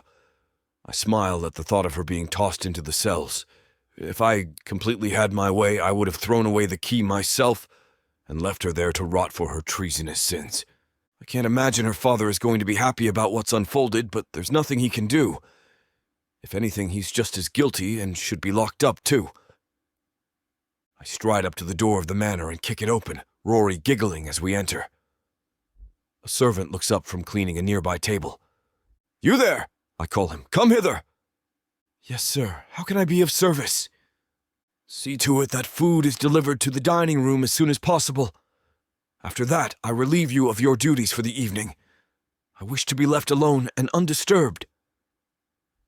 Rory looks up at me with eyes of admiration, perhaps liking the sight of me being assertive. The servant bows and takes his leave, shooting a look of skepticism at Rory. "Now, as for you, my dear," I moan with a low voice, rousing excitement in her. "Let's bring you to the bedroom." Once inside, I let her down and remove my training gear, leaving myself shirtless. I take a cloth and wipe sweat from my forehead. "Oh, Zalith, you're bleeding," says Rory. "That's not my blood," I chuckle. "By the way, good work out there tonight." My compliment fills her face with delight as she throws her hands together in exhilaration. "Did you see me use my powers?" she asks. "What did it feel like?" I felt a sudden protective energy come over me. It was warm, like you were right there with me. "Really?" she giggles. "Indeed," I say with a smile. "You've got some good timing, too. The assassins launched their attack the moment the shield was cast, and even saved me from a nasty hit or two. These guys were the best of the best, and there were two of them at that." Rory looks down at her outstretched hands. "If not for you and your abilities, I'd be dead, Rory." "I'm still in shock that I pulled it off," she remarks in awe. "You did exceptionally well for someone who just started training. How does it feel?" I ask. "Amazing," she gasps with laughter as she blushes. The sight of her skin reddening floods my body with a wave of pleasure. I'm glad I finally got the chance to put my powers to use. And for something big, too. She takes a step closer to me, closing the distance between us. "Thank you for trusting me with your life," she whispers. "It means a lot. I think you and I make a good team together, eh?" We hug each other. I bury my face in her neck, the sensation causing her to laugh. I feel safe enough to let my guard down, allowing myself to get lost in the moment as I join her, chuckling gleefully. Doing so feels right, like I've made a mistake in prohibiting myself from enjoying a good time over all these years. For too long, all I ever thought about was the throne. My parents instilled the importance of politics in me from a young age, but I can't blame them. They were raised the same way. As an heir to the position of power in Laudra, I grew up with a lot of expectations. They've always weighed down on me from day one, and part of me feels like I haven't led a normal life. I always thought I'd be ready to do whatever it took to rule Laudra, including going ahead with an arranged marriage. My experience with Vipera has rocked that perspective upside down. At the thought of her, I shake my head. "I'm sorry," mutters Rory. Why are you apologizing?" I ask, snapping back to reality. I know how important the hunt is for Naga. You probably never envisioned it going like that for you. "You're kidding, right? This is the best way things could have gone because now I get to end the night with you in my arms." Rory blushes as she looks at her feet. I'm just in disbelief that this whole saga with Vipera is finally at an end. "What's going to happen to her now?" she asks. "She's going to be put on trial for her crimes. If you ask me, she should be put straight to death," I tell her. Alas, steps will have to be taken in order to keep diplomatic relations with Jalma stable. The last thing Ladra needs is conflict. That's a problem for tomorrow, though. Well, I'm sure that whatever needs to be done can be taken care of with you at the helm of everything. Besides, the hunt is not yet over, I moan slowly with a devious smile. "What do you mean?" she replies, tilting her head. "I'm still on it as we speak. My eyes are just on a different target now." I dive onto her, kissing and nibbling her neck as she laughs loudly. Just then, the sound of plates and cutlery comes from the dining room. I lift my head. "Sounds like dinner has arrived," I say. Rory's stomach groans. "Just in time, it seems." I chuckle. "Well, I suppose we should go eat then." "Yeah, I could do with a meal." I stand up from the bed, allowing Rory a moment to gather herself. As I gaze upon her, I'm hit with a rush of gratitude and appreciation. I realize now that Vipera is gone. It opens up the door for a groundbreaking possibility. "Are you ready?" she asks. "Wait, before we head out, I have something to say." "Oh? Rory, come closer." I wrap my arms around her waist and gaze softly into her eyes. "I want you to know just how much I care about you. I know I never should have dragged you here in the first place, but in a strange way, I'm glad I did because, well, I have feelings for you." Her body melts into mine. "Now that Vipera is gone, I'd love to explore those feelings with you if you'd let me, of course." "Are you serious?" she gasps in shock. "Zalith, is that even allowed? I mean, you're a prince, and I'm just a human servant." "I care about none of that. No laws or traditions will dictate how my heart beats for you.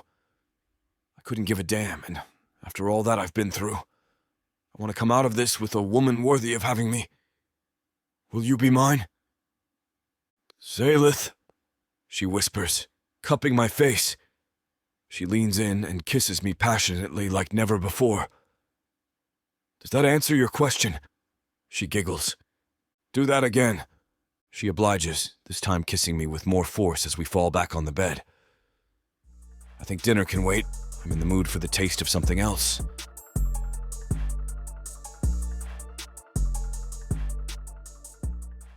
From the depths of the darkness of Protheka, Or clawing up from the realms of fantasy. come the most fearsome beasts you have ever seen. These monsters are done watching from the shadows. Now, as they step into the light, something unexpected grips them. Something even they can't fight off. Love, Vampires. demons, Dark elves. gods. Minotaurs. Creatures of light and dark. They will protect their mates. Do whatever needs to be done. Morally grey heroes who will burn the world to protect the women who love them. 10 audiobooks. Fall into over 60 hours of fantasy romance. 20 ebooks. Over 1 million words of these brutes who will protect their women. Even if they might destroy themselves in the process. Get the immersive Protheka fantasy romance bundle. For 80% off, right now, dive into Protheka at a once-in-a-lifetime discount. The first bundle to offer both ebooks and audiobooks on worldsofprotheka.com. Protheka's magic is eternal, and this romantasy bundle will make it endless.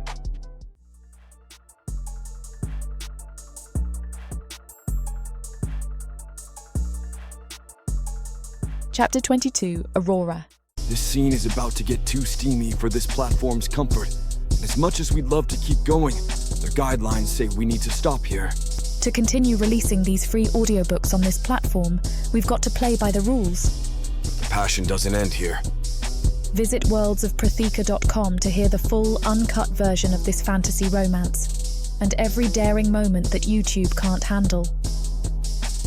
Use code YouTube30 for 30% off unabridged audiobooks in the Worlds of Protheka. Don't let YouTube hold you back.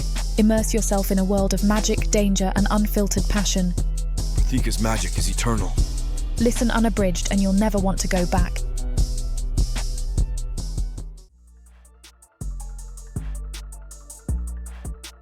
Chapter 23.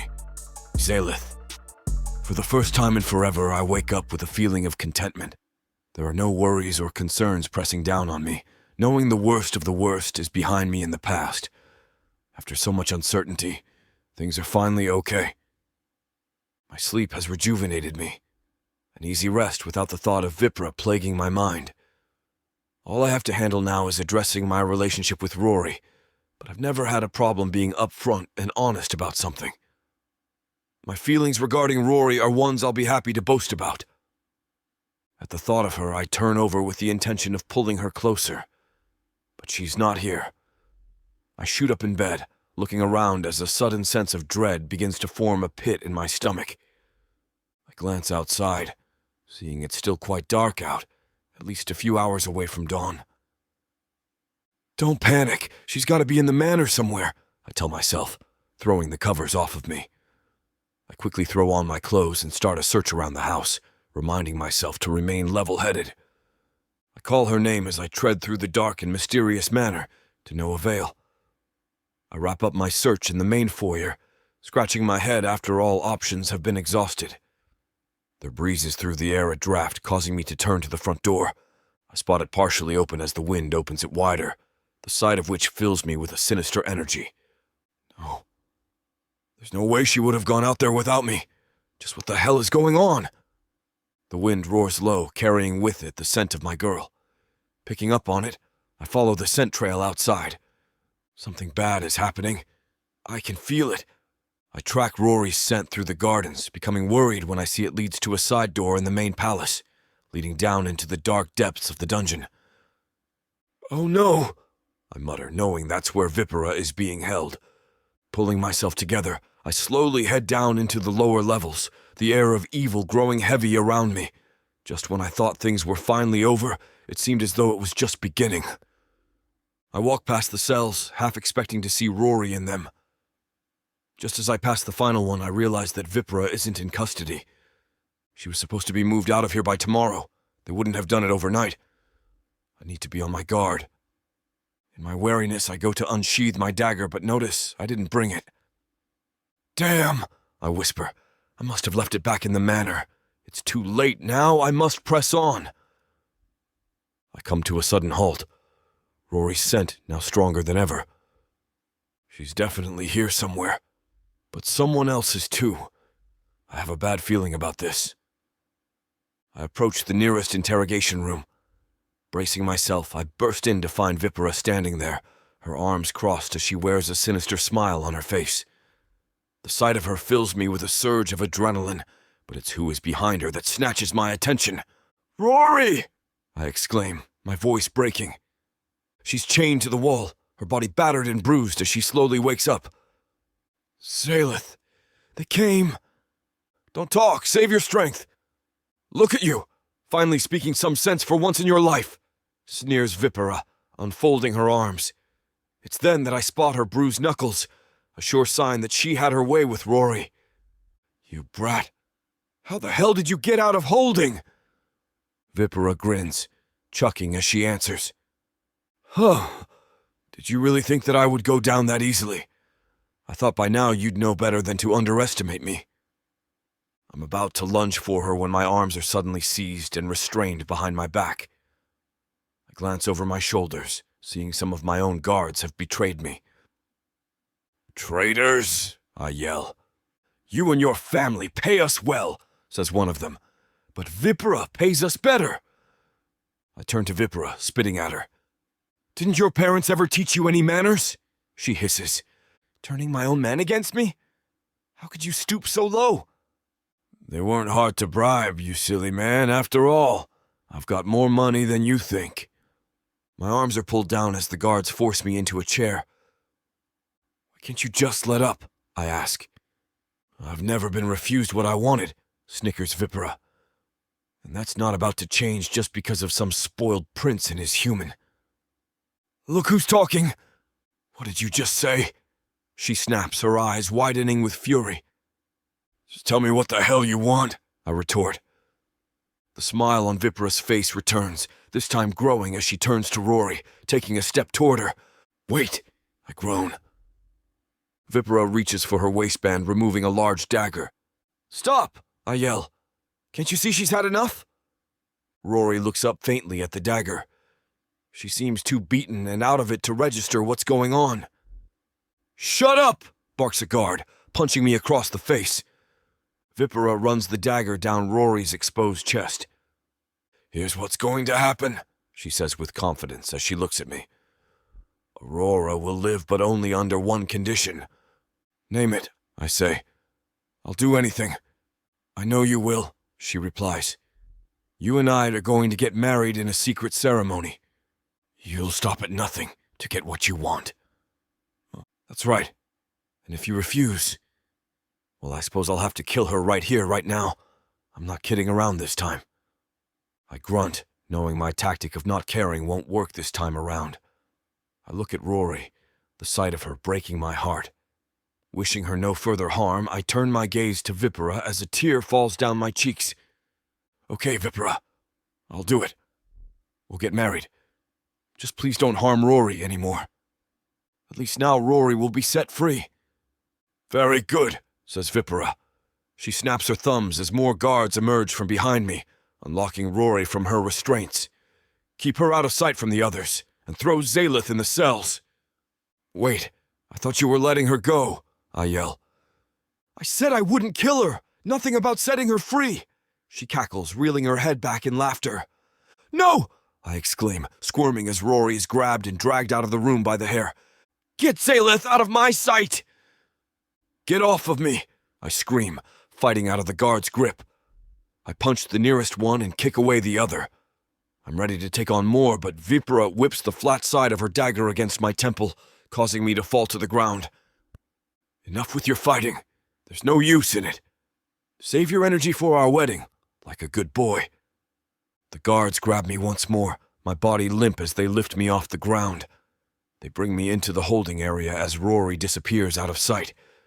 Vipera follows closely behind. What the hell do you think you're doing? I call to her. All of this wouldn't have happened had you just married me from the start, she hisses. If I'd done that, I would have been dead by now. It's a shame you're still alive, but I'll get some use out of you yet. The guards hold me down as she steps forward, opening the cell door. Without warning, I'm tossed inside like a rag doll. My face lands with a hard impact on the concrete floor. You're not going to get away with this, I exclaim, grabbing the cell bars. What makes you think that? I've been 2 steps ahead of you this entire time. My parents, the king and queen, will notice I've gone missing. Ah, not if they think that their mortal-loving son has run off with his human. I snarl, knowing that could be the conclusion my parents come to.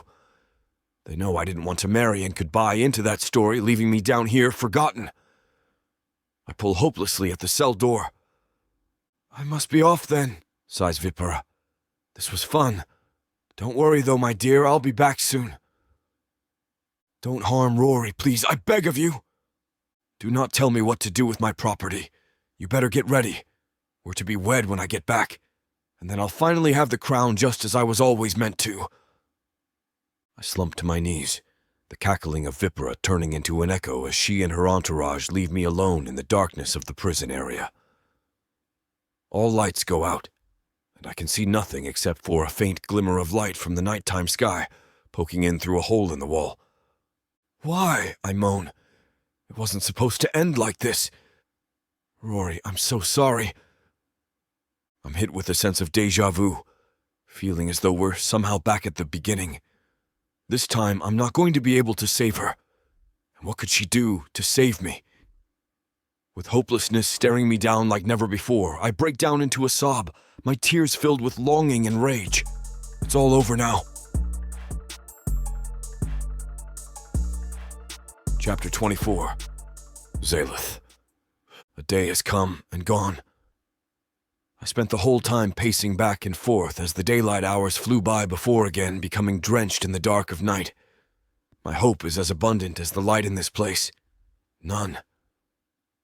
The only thing stopping me from rescuing Rory is this damned cell which won't budge, no matter how much I pull at it. I'm so close to her, yet she's just out of reach, and there's not a thing I can do about it. Vipera knows she has magic. Without me there to protect her, only the gods know what she could be doing to Rory as I rot away in here. It wouldn't surprise me at all if Vipera's promise to keep Rory alive was all just a lie, just so she could get her hands on the throne. The tyrant should be the one wasting away in here, not me. My parents won't be too happy if they find Vipera roaming around the palace either. Wait! My parents! At that moment, the dread in me spikes as I realize Vipera could have done something to them without me knowing. After all, why wouldn't she exact her vengeance on them? They're the ones who arrested her in the first place, and Vipera doesn't seem like the type to forgive. And Rory, I swear to the gods that if Vipera has laid another hand on her, I'll deliver the killing blow myself. Even in my speech to myself, all remains hopeless with no way of getting out of here. I've never known anyone as evil as Vipera, seemingly unstoppable. I don't know how I'm going to get to her, but I'll die trying to save Rory if that's what it takes. I recline my head against the wall, wishing for a miracle. Just then I hear a nearby door open, followed by the sound of footsteps. Must be that brat. I turn around to face Vipera, but shock overcomes me at the sight of my servant Zalith, standing there with keys in his hand. Zalith! Did you miss me? He chuckles. I rush forward, grabbing the bars. I'm glad to see a friendly face. Zalith looks around the cell. Looks like you barely kept yourself contained. Let's get you out of here. I'm amazed that he has somehow not been apprehended as he unlocks the cell. I step out, surging with a newfound wave of energy to get Rory back. Zalith, they have Rory in their hands too. Do you know where they've taken her? I ask. You need not worry about her, Zalith, he says with a coy smile. I got her back first before coming here, just as I thought you would have wanted me to. Smart, I exclaim, barely able to contain my excitement. Zalith hands me a dagger. I fixate it on my waistband as he looks to the exit. We must move quietly and quickly. Let's move. We stick to the shadows as we make our way to the main halls of the palace. Have you seen Vipera around? I whisper. I did at one point, he replies. Just outside the palace structure. He stops moving and turns around, looking at me with a worried look in his eye. I have a dreaded feeling that something terrible is about to happen, Zalith. She had a lot more of her men with her. Whatever she's planning, we have to put a stop to it before things grow worse. Story of my life ever since she got here. As we continue sneaking through the castle, I notice there are barely any of our own men to be seen. Where the hell is everyone? The palace is awfully quiet. I'm not sure. They could be at the training grounds, but we can't afford to be seen right now. You never know if Vipera has bribed everyone at this stage. Damn, I mutter, remembering the bribed guards who freed the brat from her cells. You're right, but could she really have bought out an entire army? Perhaps. Perhaps no. But either way, it's a risk I'm not willing to take. Come on then. We'll head into the passages out into the gardens. Rory's hiding out there for us. We sneak over to a large-scale portrait of my mother, which is a secret door unapparent to the untrained eye. There we traverse through the passages, jogging through twists and turns until we come to an opening hidden between two hedges. The air becomes clear and fresh as I step into the outside world, a stark contrast compared to the grimy air in the prison cells. The evening has thrown a blanket of silence and darkness over the land, our footsteps quiet as we make our way through the gardens. Where is Rory? I ask, dying to see she's in safe hands. Are you looking for me? calls her familiar voice from up ahead. She emerges from behind a bush wearing a ring of leaves on her head. She throws it off as I rush toward her. In my excitement, the strength of my hug causes her to wince. I immediately pull back. I'm sorry. Don't worry, she laughs. I'm still pretty banged up, but Zalith did what he could to help erase the pain. Only now do I notice the bandages on her body. A lump forms in my throat as I think of what torture she must have been subjected to. Come here. I hug her gentler this time, my heart breaking as I feel her body in my grip. I plant a kiss on her cheek before bringing my lips to her ear. I'm so sorry I didn't keep you safe, I whisper. I should not have given in to Vipera's demands either. You have nothing to apologize for, she says. No one could have predicted that crazy brat escaping, and you only agreed to save my life. Even in the face of danger, you were still looking out for me. Guys, interjects Zalith. Sorry for the interruption, but we've got to keep moving. I take hold of Rory's hands as we scurry behind him. The stables are just up ahead. We'll grab a few equus and get out of here. It's not safe for any of us in the palace grounds anymore. We rise to our feet as we enter the stable. No one is around except for the animals. We waste no time rounding up the strongest equus before mounting them. Can you ride by yourself? I ask Rory as she mounts hers. Don't worry about me, she says reassuringly. Quickly now, we can't linger here. Smiling at her insistence, I mount my equus and join Zalith as Rory follows behind. Each of us spurs our rides into a light jog as we follow the route out of the palace grounds, herd into the fields in the direction of the forest. We're heading into the woods, calls out Rory. Yes, answers Zalith. We'll be riding through for a while. Where are you taking us? There's a remote village on the edge of Laudra where we can stay. A family friend left their cottage to me. We'll post up there and lure out Vipera from wherever she's hiding. Always a step ahead, Zalith. I'm glad to have you in my service, I yell to him. I live to serve! We reach the fields where the equus are then spurred into a full sprint. Let's ride! Yeah! We disappear into the tree lines, becoming shrouded in the dense woods as the palace grows smaller behind us. Animals speed away at our approach as we embark down rarely used routes towards the village Zalith spoke of. Not many traverse through these woods. Folk in the outer villages tend to keep to themselves. Hopefully that means Vipera knows nothing of those settlements. This road shouldn't have any enemy eyes on them. Is the ride long? Asks Rory. We have some distance to go, so keep strong. Soon we'll be out of danger for the time being. Once we reach this cottage of yours, we need to formulate a solid plan. Taking down Vipera isn't going to be easy, I tell them. She's one resilient piece of work. Got to give it to her. Guys, what's that up ahead? Exclaims Rory. There comes a faint glow over a hill we ride by. Stopping our equus, we turn and trot to the hill's edge. Wait a minute, I think this is my hometown, says Rory, picking up the pace. What the hell is going on? She rides ahead. Slow down, I call out. Rory, yells Zalith. Stay with us! We ride up to join her on the hill's precipice, where we're greeted by a nightmarish sight. The glow emanates from torches, held in the hands of an entire enemy legion that surrounds Rory's hometown village. The houses have been ransacked as doors and windows are left broken, with animals running loose all around.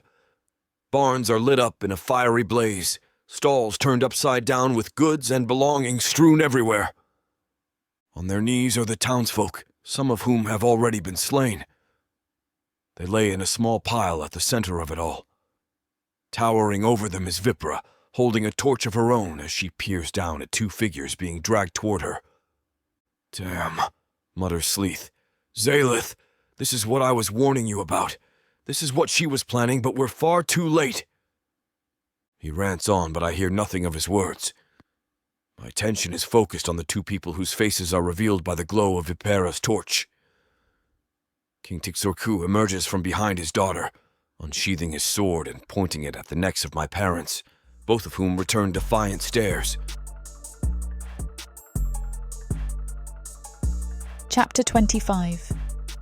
Aurora. The scene before me is the work of my deepest, darkest fears. My hometown is surrounded by Vipera's forces, who have turned the village into a hellish nightmare. It almost doesn't look recognizable. To see King and Queen Andakya at the mercy of Vipera and Tixorsu is something I never thought would happen. To us humans, King and Queen Andakya were never fair figures to admire, but we always imagined them protecting us from the enemy. Seeing them on their knees just like everyone else reduces them to nothing. Among the captive villagers is my father.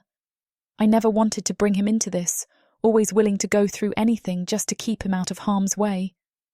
From this distance I can't spot him, only further deepening my anxiety that the worst has already happened. My father. A reassuring hand lays itself on my shoulder. Rory, I know your father is there somewhere, but we'll be dead if we go in there.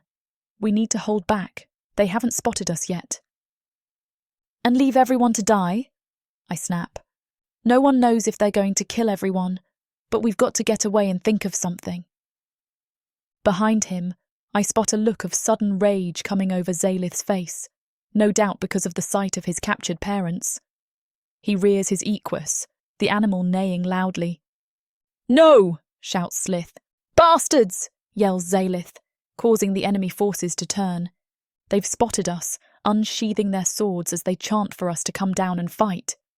Vipera, you monster, how could you? He roars. She cackles as she steps away from his parents. There is a fury on his face like never before, the face of a man who's about to lose everything near and dear to his heart. You want to come save them? She laughs. Come on then, be a good son for once in your life. He rears his arms back to spur his equus, but Zalith reaches out in the nick of time, grabbing hold of the reins. Zalith, what the hell are you doing? Hisses the servant. Have you gone mad? All you have is a dagger against a few hundred swords. To rush in there would be suicide. But my parents, she's going to kill them, barks Zalith. All of you dismount from the equus and give yourselves up, yells Vipera, her shrilling voice echoing between the hills. Or the king and queen get it, as well as the townspeople.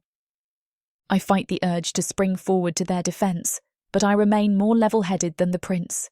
As much as it hurts, I brush off flashing images of my father's corpse burning in flames. Never! Yells Zalith. You dare test me! Hisses Vipera. Trust me, it won't end well for any of you. There is a crazed look in her eye, the glare of an animal gone insane. As they bicker back and forth, an idea sprouts in my head that just might work. Okay, Vipera, I call to her. We'll come down, just don't harm anyone else, please. She smiles approvingly. It's about time one of you came to your senses, though I never expected it to be the human. Ignoring her spiteful words, I turn to the bewildered pair of Zalith and Zalith.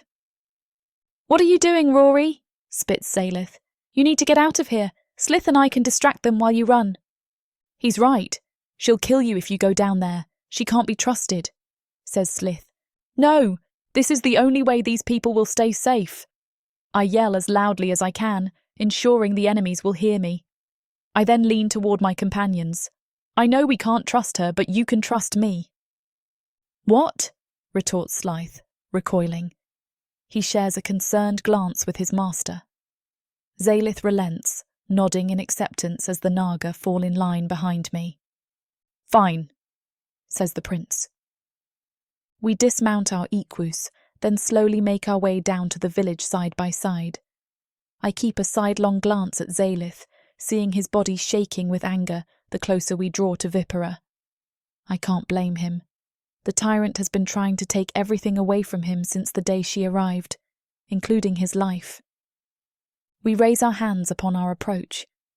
As we enter the enemy lines, I decide then to act on my plan. I immerse my mind into one of the spells I learned from the book given to me by Zalith. I become so engrossed in silently reciting it that I take no notice of the enemy guards accosting and grabbing us. They restrain our arms behind our backs and lead us to Vipera, a look of victory written across her face. Still, I pay no mind to anything going on around me, doing my best to harness my arcane magic. Zalith taught me that the arcane type is magic in its absolute rawest form, and so it can be manipulated to do just about anything the caster desires. I hope now that he wasn't bluffing, because I'm putting all of my faith in his words. This has to work, I think to myself. Otherwise we're as good as dead, and there'll be no hope left for Lodra. Beneath me I feel the ticklish sensation of tendrils emerge from the soles of my feet. They silently penetrate the earth below us, digging through grass, mud and soil. The spell causes me to tremble ever so slightly. Luckily, a breeze constantly rings through the air, allowing me to play it off as being cold. I delve deeper into myself, commanding the tendrils to follow my visualizations. I manifest them to travel through the earth back in the direction of the castle. I have no clue how Vipera managed to kidnap the king and queen, but by now it's certain that their army has noticed their absence. Vipera is no doubt a crafty villain, but surely not even she has the ability to convince an entire battalion not to be worried about their rulers disappearing, especially given the fact she's an entity from a foreign region. The magic strains on my body harder, but I remain steadfast and determined as the tendrils speed to Lodra's palace. I push out the voice of doubt from my head, trying to tell me it's worthless, that all I've managed to do is walk us to our deaths. I have no other choice. The sensation of a rush of air hits my feet, a surefire sign that the tendrils have broken through into the castle grounds. I then cast a tracing spell through the tendrils in the hopes of having them act as a beacon to our location. I've no way of knowing if anyone even sees the tendrils. All I can do is increase the power of my magic and pray for the best. As I continue casting magic, I watch as Vipera summons Zalith to the centre of the village. He trudges towards her, stopping near his parents. "Son, we're so sorry," says Shradga with regret. "No, none of this is your fault." "Where is my father?" I look towards the group of rounded villagers, scanning the faces of familiar friends, until a pair of compassionate eyes meet mine. My heart jumps at the sight of my father, his eyes beaming with delight to see I'm okay. His forehead is contorted with lines of worry, and there is a gash on his temple, seemingly from the result of being struck. Through his concern, he still smiles, mouthing my name. Every part of me wishes to rush to his side. A tear escapes from my eyes, running down my cheek and falling onto the ground below. The second it absorbs into the soil, I feel the power of my magic intensifies tenfold. My father subtly nods, the love on his face so readily apparent. "All right, enough chit-chat," groans Vipera. "For too long I've been denied what I came here for. Zalith, listen to me and listen well." Zalith turns his attention toward her. He sighs, rolling his eyes before drawing himself up. "Say your piece and be quick with it." "How generous of you," she chortles. In a swift move, she draws a sword and comes inches close to the throats of his parents. "Stop," he snaps. "Do I have your attention now?" "Leave them be, I'll do anything you want." "That's more like it. Here's what's going to happen, Zalith. You and I are going to marry right here, right now." Not quite the venue anyone was expecting. "Your parents will officiate the ceremony while we say our vows. Should you refuse, then everyone here will be slain, starting with King and Queen Andakya." Zalith's pupils subtly move to meet mine. They narrow at me, mumbling to myself, but a quick nod from me seems to reassure him that I'm working on something. Vipera catches sight of him looking at me, bursting into laughter at the sight of me trembling. "Ha! The human is shaking with fear." Her men, alongside King Tikzorku, erupt into a chorus of laughter. "Well, that takes care of the entertainment. Come on then, Zalith, chop chop." Zalith grunts. Suddenly he keels over in pain, clutching his side. My ribs! They hurt!" Vipera rolls his eyes. "Will a healer take a look at him?" She rolls her eyes. His acting leaves much to be desired, but I know he's trying to buy me as much time as possible. My trembling grows stronger as magic pulsates from my body through the earth. A healer gives the all clear for Zalith, who then drags his feet slowly toward Vipera. They go through the vows, with each word from Zalith slurred and stumbled past as if he's drunk. The magic in my body begins to strain, but I give a final push. Do you, Prince Zalith of Lodra, take Princess Vipera of Jalma to be your mate? Asks Shradga, his voice filled with loathing. I have only seconds left before the deal is sealed. Zalith is one vow away from marrying Vipera. He growls under his breath and opens his mouth hesitantly. The hills, shouts my father, rising to his feet. The Andakya battalion has come. Each one of us spin around to see an army coming over the horizon, their numbers as strong as the Yalma force. At the sight of them, Vipera erupts into a rage. Bastards! How the hell did they find us? Zalith smiles, laughing in disbelief, as does Slythe. Shut up, barks Vipera. You've just signed the death warrant for everyone here, starting with the human of yours. Father, slice her head off. Tixorku grabs me by the arm. As he does, the magic I've been keeping contained suddenly bursts out from my body, spreading up Tixorku's arm as he disintegrates in place. His scream fades into nothing as his body disappears. Energy fills me as I begin to float in the air. Vipera drops her sword, joining those around me as they marvel in wonder. What the... A wave-like force shoots out from my body, the explosion rocking the ground as everyone is sent flying off of their feet.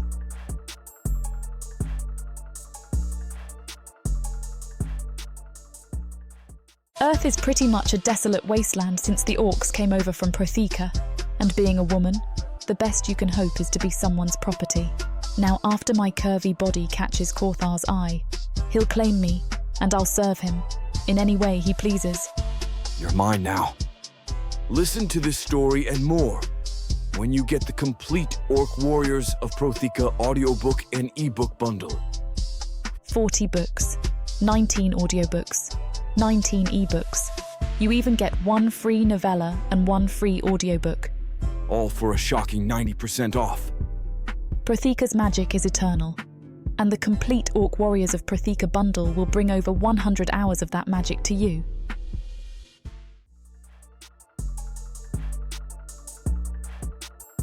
Chapter 26. Zalith. The out-of-nowhere explosion has thrown everyone off of their feet, including me as I look up to the sky in a haze. My head is ringing as I look around in confusion, scrambling back to my feet as quickly as I can. Rory, I must see if she is okay. I turn around with a moment to spare, watching in horror as she becomes swallowed up by a green beam of light. The light fuses into her, creating a brightness so intense that it's blinding to look at. Another vibration rocks the earth around us, but I stay on my feet this time. Thinking something has gone terribly wrong with Rory's magic, I break into a run, covering my eyes as I advance on her position. A sudden hand reaches out and pulls me back. I turn around to see a panicked Zalith, his eyes squinting as he tries to look at me. Zalith, don't go any further, he screams. But Rory's inside that green beam of energy. She's dying, I yell. No, he exclaims, shaking his head. That green beam is Rory's magic. It's her. What? I stop in disbelief, watching as the green light transforms into a green silhouette of sorts. I'm stunned, having never witnessed such magic before. I knew she was gifted, but no one could have guessed a human would bear this much power in her hands. The green form makes a sudden dash on Vipera, who herself gears up for combat. Orbs of magic begin flying between the two as they exchange hit after hit. Bursts of colors start lighting up the sky. The chaotic sight begins a battle for the ages. All around us, people start fighting as the king's army starts clashing swords with Vipera's legion. Townspeople join in on the fight, by now knowing that the king's army is on their side. They grab anything they can find and start swinging. Watch out! Yells Zalith, pointing behind me. I spin around just in time to counter an enemy soldier's attack, catching the hilt of his sword in my hands. I kick him back and swing at him, decapitating his head. Beside me, Zalith has obtained a weapon of his own, having disposed of another enemy. The battle is in full swing, with the winner determining the outcome of Lodra's future. With a sword in hand, I become filled with a surge of adrenaline, eager to save the village from this invasion. "Stick together!" I yell as more soldiers come our way. Some of my men join Zalith and I as we collide with the enemies. A soldier comes swinging at me, his blade coming dangerously close as I dodge it by an inch. He swings again, and I parry it, sliding my blade down until it hits his hands. The enemy yelps and lets go of the sword. I reel mine back and stick it through his torso, a gasp coming from the soldier as I seize the air from his lungs. I look to my left, watching as Zalith holds his own against two men. I run over to him. He spots me and bends over as I roll over his back, batting away a flanking attack from one of his attackers. Our swords meet in a deadly clash. The soldier is stronger than me, pushing his full weight down as my knees begin to buckle. I lunge forward, sinking my teeth into his neck and biting down as hard as I can. The Naga scream quickly turns into a gurgle as I rip his throat out, spitting it on the ground. Behind me, Zalith kicks a soldier my way. I thrust my sword forward, the blade traveling cleanly through his body. With the enemies in our vicinity distracted by other allies, Zalith and I regroup. I look at Rory, watching as her form takes several hits from Vipra. She seemingly absorbs the hits and sends them back to the tyrant, who just narrowly avoids being obliterated. One shot gets deflected and heads straight for us. I push Zalith away and jump aside, the orb of magic hitting the spot where we stood. Had we not moved, my servant and I would have been toast. I land hard in the dirt. I hear nothing but faint screams as a ringing sound plagues my head. In the distance, I think I hear someone calling my name. Zalith, with a bloodied face, appears over me, offering a hand. "Zalith, are you okay?" "I'm fine," I say shakily. "Where are the king and queen?" "They're over there!" he yells, pointing some distance away. I follow his line of sight, spotting my parents on their knees, surrounded by a group of fighting soldiers. "We must get to them." "Right behind you, Zalith!" An arrow comes flying my way, but I cast a shield in the nick of time, narrowly avoiding a swift end. With my lack of armor, I have to be careful. There's no time to steal some off of the corpses scattered nearby. If I stop, even for just one moment, I'm as good as dead. My parents are some distance away, but I'm going to fight with my life to get to them. With Rory holding her own and Zalith fighting by my side, I know there's a chance we might just win this. I collide with a duo of enemy soldiers. They swing their swords in a downward attack. I raise mine, catching their blades before kicking the enemy to my right. It gets rid of him momentarily and distracts the remaining soldier, whose chest I slice open. I cast a flame at the other soldier as he recovers, igniting his body on fire. He screams as he darts away in the opposite direction, hitting others as he runs before eventually collapsing. "Zalith, we've created an opening!" yells Zalith. "Let's move forward, quickly!" We run forward, advancing closer to my parents. Just as Zalith and I come close to them, another soldier steps in our way. He stands taller than both of us, boasting a wide frame. In his arms is a flail, at the end of which hangs a spiked ball decorated with blood. Zalith and I charge him, narrowly avoiding his first swing by rolling. I turn to swipe at him, but he punches me, the force of his fists sending me into the air. Luckily, I land beside my parents. I scurry and unbind their restraints. As they get to their feet, I grab a second sword. I look at Zalith as the flail hits his sword from his hand, causing him to fall on his back. "Hey!" I call to the large soldier. He spins around just as I fling the sword his way. The end of it plunges deep into his face as he stumbles back and hits the ground. Zalith recovers and joins me. "Thank you, Zalith. Son." I turn to see my parents wielding weapons of their own. "Are you okay?" I ask them, checking their bodies for wounds. "We're fine, don't worry about us," my father calls, motioning toward the ongoing battle. "Go help Aurora," my mother adds. "We must put an end to Vipra once and for all." "Zalith, stay here and protect them!" I run off in Rory's direction.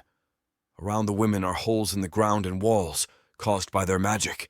I run into more soldiers, cutting them down as I fight desperately. Just as I kill another soldier, my hand is grabbed by an enemy. I turn to be greeted by a punch to the face, sending me to the ground. I peer up to spot the attacker with his sword raised.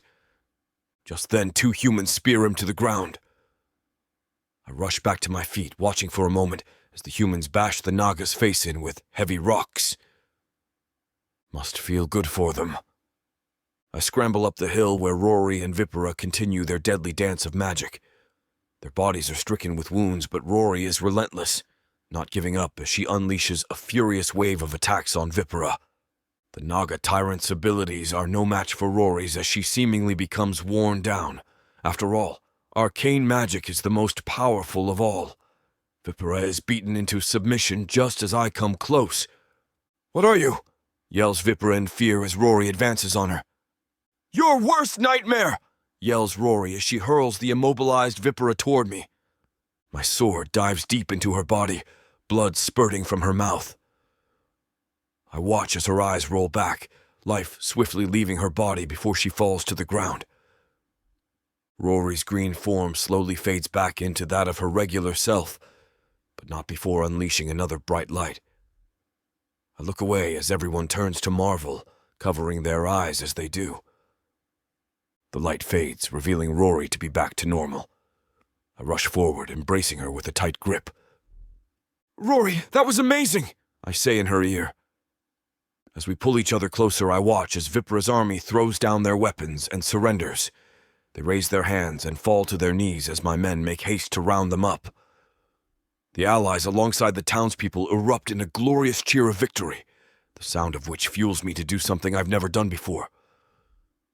I direct my gaze on Rory, her eyes narrowing in on mine. She tilts her head, smiling coyly at me. "You want to say something, don't you?" she says. "There's never been a better time," I reply with a smile. "But let me do something first." Our lips meet in a passionate kiss, the taste made sweeter by the feeling of victory. As I pull back, our eyes remain hooked on each other. "Rory, I love you." Chapter 27. Aurora. Did he just say what I think he said? At that moment, I forget all about the chaos surrounding us. His 3 words are the only thing on my mind. "Say that one more time," I say in disbelief, "and tell me I'm not dreaming." He chuckles, his handsome smile stretching across his face. "This is not a dream, Rory. I love you." I reach out and stroke his cheek. "I love you, Zalith. I've felt this way about you for a long time." "Then that makes 2 of us," he whispers. "Now then, there's something I have to ask you before any other crazy things happens. Rory, will you marry me?" "Yes!" I exclaim without hesitation. "Zalith, there is nothing and no one else I want other than you." We embrace, squeezing each other tightly. A chorus of cheers and whistles erupts from the villagers and soldiers. Only then do I break away from Zalith and remember where I am. The village is war-torn, with holes in the wall and parts of houses missing. Bodies lay everywhere, with some buildings having been given a fresh paint job of blood. I look down at my hands and outfit, smeared in crimson red as is Zalith. Not quite the place of a proposal I'm sure either of us had in mind. "Don't worry, I'll heal us of any wounds," he tells me reassuringly, taking my hands. "No," I reply. "Let me be the one to do it." A blue glow emanates from our hands as a wave travels up our arms. A ray of blue light comes over us as I feel suddenly refreshed as if off a full night's sleep. Zalith smiles, beaming at me with love. His eyes then move behind me. I turn around to see King and Queen Andakya approaching us. Immediately, I bow my head, overcome with nervousness as they draw closer. I expect words of forbiddance in response to Zalith's marriage proposal and for me to be exiled. Instead, I'm whisked into a hug from his mother. "Damn, all Naga are good at this," I think in his mother's grip. "You saved us all!" exclaims Katreya. "And I can't believe I'm laying eyes on someone who loves my son for who he is, not for some position of power. Aurora, I'm so sorry for all of this. It's quite all right, I chuckle. Shradga extends his hand, taking mine and shaking it with a firm grip. Aurora, my dearest thanks to you. Not only are my family and this village safe now, but so is the kingdom of Lodra. Words can't do justice to show our gratitude. What happens next is a first-time event. King and Queen Andakya bow to me, their army following suit. The human villagers look on in wonder before doing the same. We want to pay you back, says Katreya upon raising her head. Oh? And we know the perfect way, chuckles Shradga. You and Zalith wish to marry each other, and so it shall be done right here, right now, with us officiating the ceremony. Really? Asks Zalith. Mother, father, aren't you all about tradition? Well, mutters Shradga, shrugging his shoulders. I think it's fair to say that following tradition has brought about a tad too much destruction over the last few days. So how about we overlook the rule book just this once, eh? Asks Katreya. Yeah, laughs Zalith, squeezing my hand excitedly. Let's do it. Just then, my name rings through the air from the crowd of villagers. I turn to see my father clawing his way to the front of the crowd. Father! I shout, breaking away from Zalith's family. My father emerges from the crowd as I run to him. We embrace, his arms finally filling the space in my heart that's been vacant ever since I was taken away from here. Rory, he sobs as I begin to cry. I missed you so much, I tell him, afraid to let go. I'm glad you're safe and sound. Me too, I was so worried about you. What you did up there, that was something out of a storybook, he exclaims, pulling back. A very special someone taught me how to do that, I reply. Come on, I'll take you to him. My father looks over my shoulder at Zalith and his family, a curious expression on his face as I take him to meet them. He bows his head. What is your name? Asks Zalith. William Farron, sir. William, you raised a strong and capable daughter, says Shradga, extending his hand. My father shakes it in shock and awe. From one father to another you have my respect. Without her, none of us would be standing here, says Katreya. My father blushes as he looks at me, his eyes full of pride. Rory, I believe you told me that your father is a blacksmith, says Zalith. Is that so?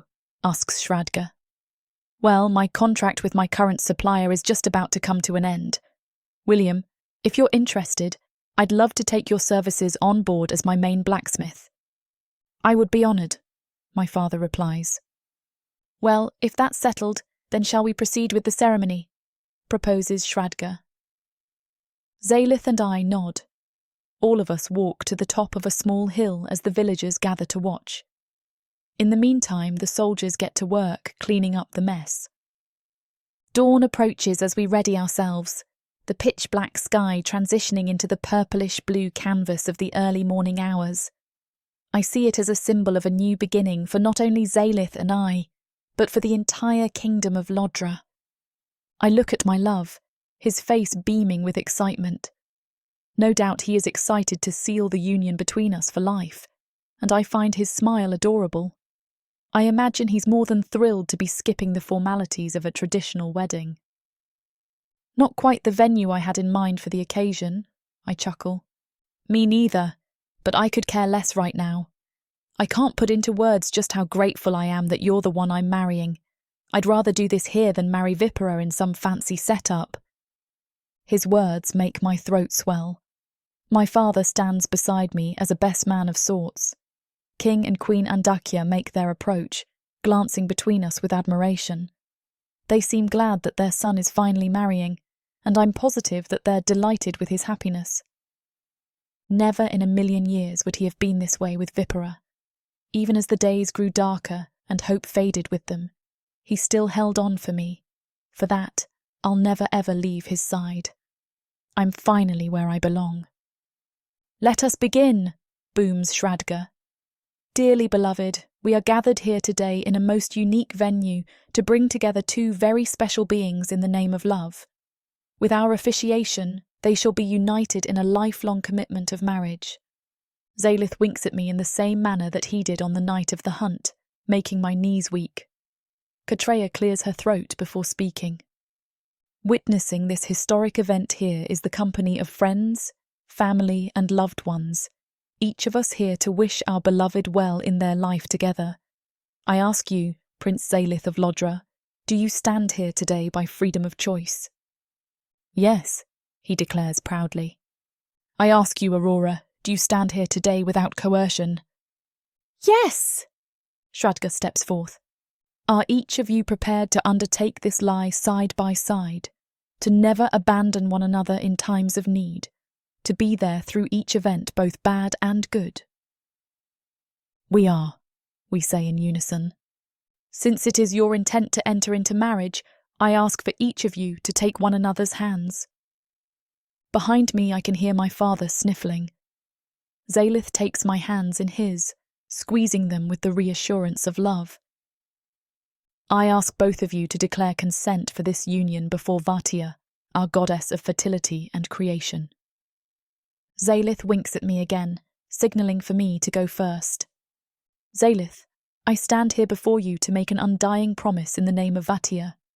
I swear to you that I will be faithful for the rest of my days, and to stand strong with you through illness and hardship. Nothing else would make me happier than to remain with you for life. Rory, I knew there was something special about you when I first laid eyes on you. It's an honour to look into the eyes of the person who has my heart, and it will remain in your hands forever.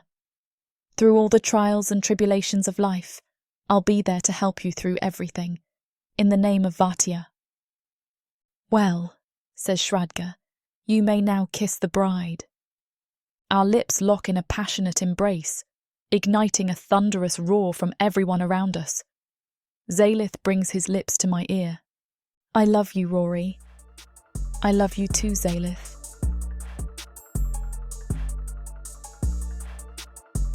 Chapter 28. Zalith. 7 days and 7 nights after the impromptu wedding ceremony.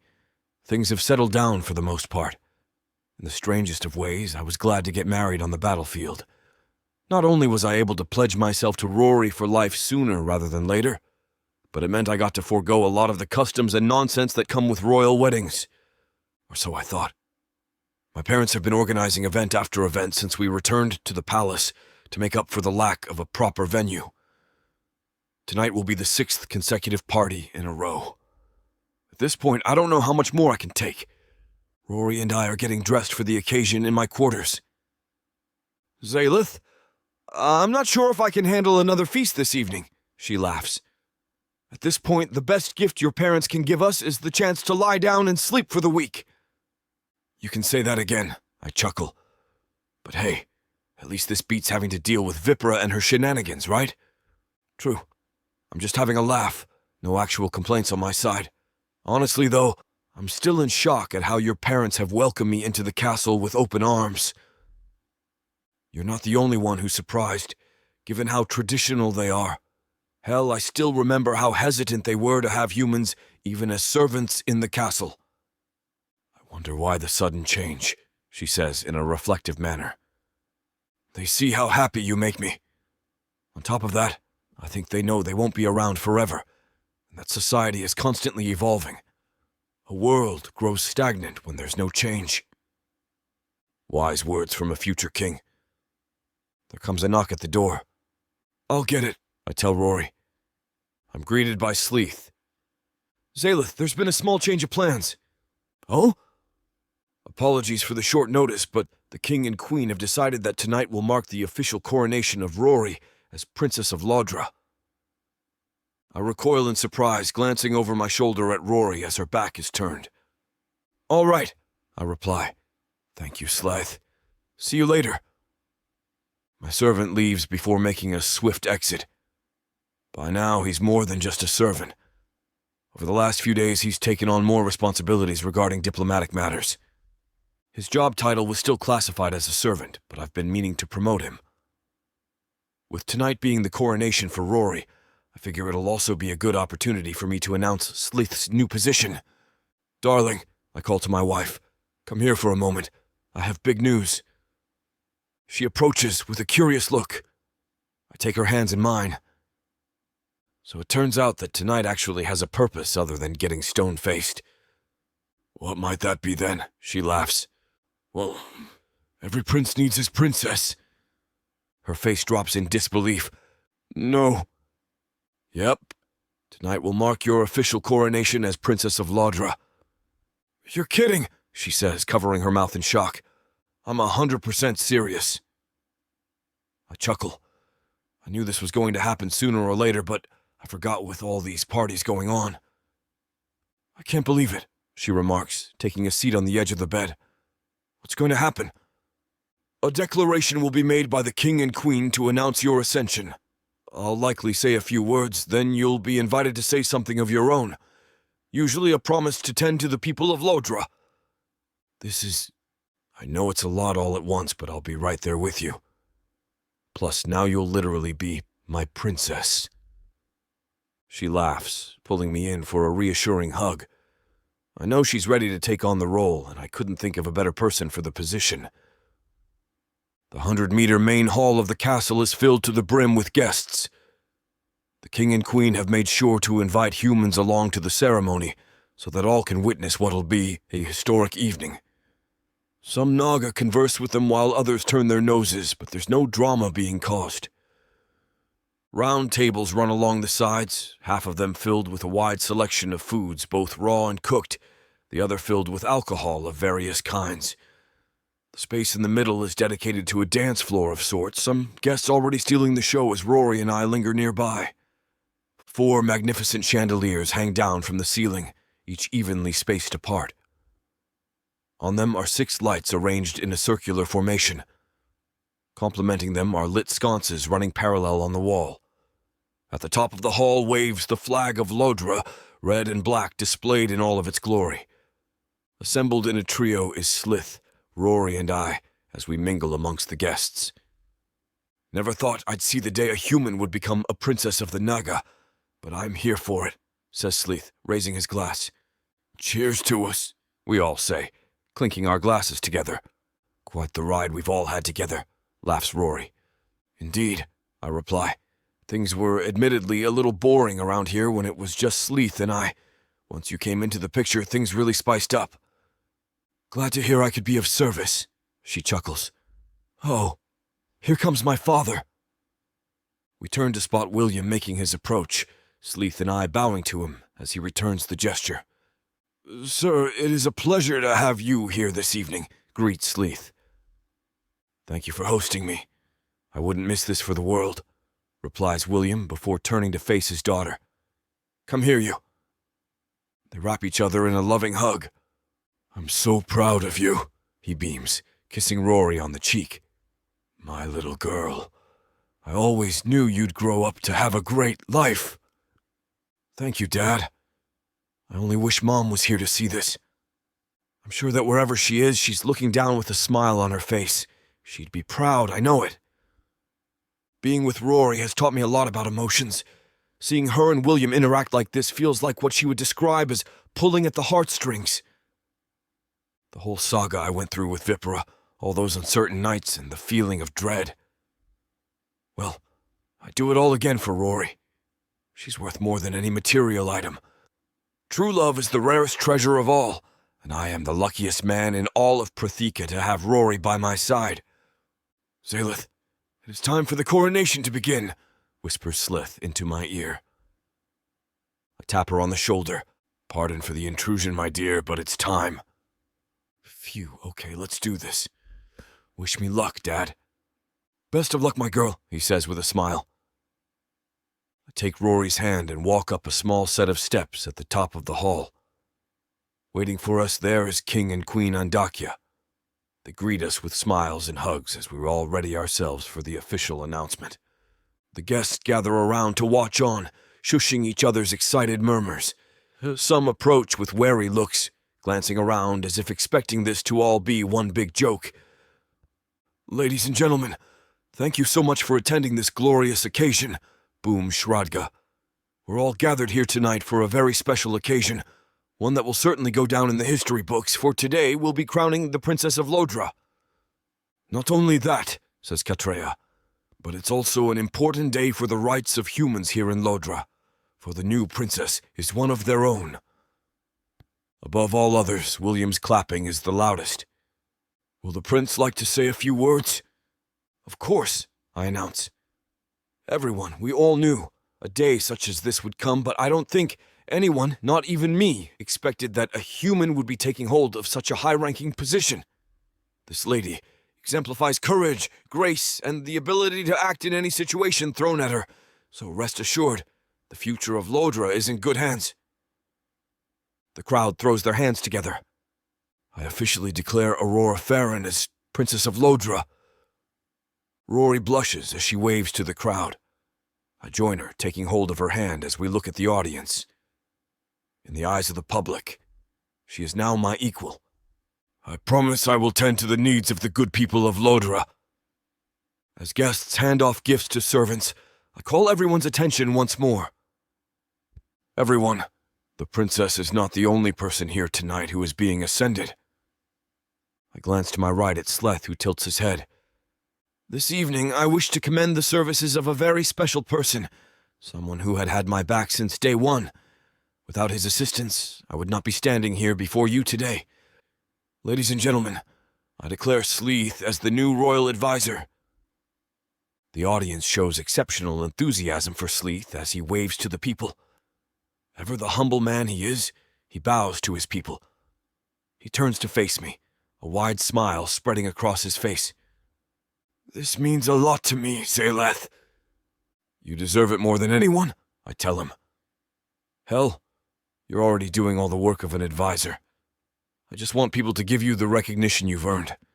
Your many years of service haven't gone unnoticed. Well, let's celebrate tonight then. Sleeth and I join my parents and the princess as William joins us. Together, we raise our glasses high, wishing each other good health and prosperous fortune. To me, though, I had already found all I needed in Rory. We're finally free to enjoy life together.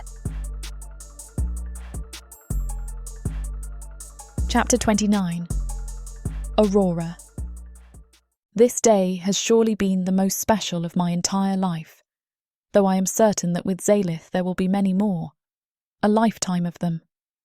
My feet are now sore from the amount of dancing I've done, and my head is dizzy with the excitement of the day and the drinks I have enjoyed. I have danced, eaten, laughed, and enjoyed the company of others for hours, and though I fear I might just drop to the floor with exhaustion soon, I continue with the celebrations. One of Zalith's aunts, who I have met briefly today, stops me as I leave the revellers to find something to quench my thirst. She is an intimidating presence, tall and strong, and though she is older, she has the eyes and face of someone much younger than her age. Aurora, dear, may I say how pleased I am that you and my nephew have joined in this way. I have to say you have exceeded all of my expectations. I mean, as a human. Thank you, I reply, knowing that she means well even if her words seem to be slightly offensive. This is not deliberate, but just the Naga way. So how do you feel as a human ruling over Naga lands? She asks.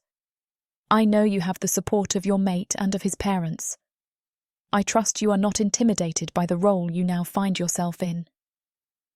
If I am honest, of course, there are some fears, but I would rather recognize this and push beyond them to the other side. I know this is more of a human than a Naga trait, but I can only be true to who and what I am. She smiles and nods her head. You will indeed lead with conviction, she says. I am sure of it. Something about her words touches me, because I never believed I could ever be in this situation, or that I could ever be authentic, having hidden my magic all my life. Now I am free to be myself, and free to be with the man I love, who loves me for it. There you are, says Zalith. I hope I'm not interrupting anything, he says, looking at his aunt. I can tell he is trying to get my attention, and I have to hide my smile. Of course not, nephew, she says. I was just congratulating your beautiful mate and telling her how certain I am that she will make a great ruler, human or not. He nods at his aunt in thanks, and my heart is ready to explode with contentment. She will, he replies, turning to me with a smile. Now, if you'll excuse me, I need to speak to my mate. She smiles and nods, and he all but whisks me away. Sorry about that, but I just need to get you alone, he says as we head back towards our quarters. Of course, something you need to speak to me about, I tease. I look across at him and see the smile stretch across his face. There are things we can talk about, he says. I see, I reply, smiling. And what is it that we should so urgently discuss right now? Military strategy, maybe? He sweeps me up into his strong arms and I laugh, and he joins me. Later, perhaps, although there are some things I wish to say to you. His tone has changed now, and there is seriousness about it. His large, quick strides mean that we are almost at our quarters. When the door is opened by a servant, he carries me inside and tells the staff they can leave for the day and join the celebrations, which they gladly accept. Next, he carries me upstairs and places me gently on the edge of the bed, then kneels before me. We are now at eye level, and I've never seen such sincerity in his eyes, in anyone's eyes before. He takes my face in his hands and presses his forehead to mine. I smooth my hands over his hood, and he hisses. What is it? I ask gently. For a moment, he says nothing, just rests his head against mine, and I can sense the contentment in him. It permeates the air like a balm. Eventually, he pulls back just slightly and places a tender kiss on my lips. I am just so overcome by my love for you, Aurora. But not just that. It's so much more. It's admiration, and I can't bring to words how much of that I have for you also. Softly I touch his cheek, and I'm now also overcome by his words. And I for you, I reply, the words catching in my mouth. I'm so choked up with emotion. He gazes into my eyes, his golden eyes more piercing, more vibrant than ever. I love you more than life itself, and I cannot believe how lucky I am to have you. That's it. Tears now streak down my face, and then his mouth is crashing upon mine, his arms wrapping tightly around me as mine are his. We kiss with a need, a love, a passion that is raw and true, and once again I am being shown something completely new. He never ceases to surprise me. Our love never ceases to surprise me. Sorry for the interruption. I know you were gearing up for a steamy scene, but it's way too hot for this platform. If we want to keep sharing our stories for free, we have to abide by this platform's guidelines. To get the full unabridged audiobook, go to worldsofprotheka.com. Browse through unabridged audiobooks, countless ebooks and bundles offered at a discount. If the thought of me whispering all the dirty details into your ear isn't enticing enough, use discount code YouTube30 to get 30% off of all digital products. Story after story, audiobook after audiobook, the Worlds of Protheka are waiting for you. Protheka's magic is eternal. But unabridged, it's unforgettable.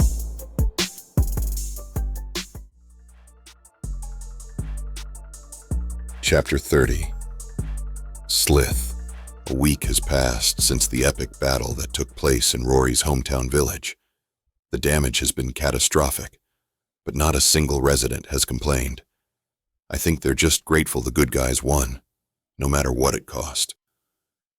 I sit now with my close friends, Rory and Zalith, at the dinner table, where each of us is engrossed in conversation.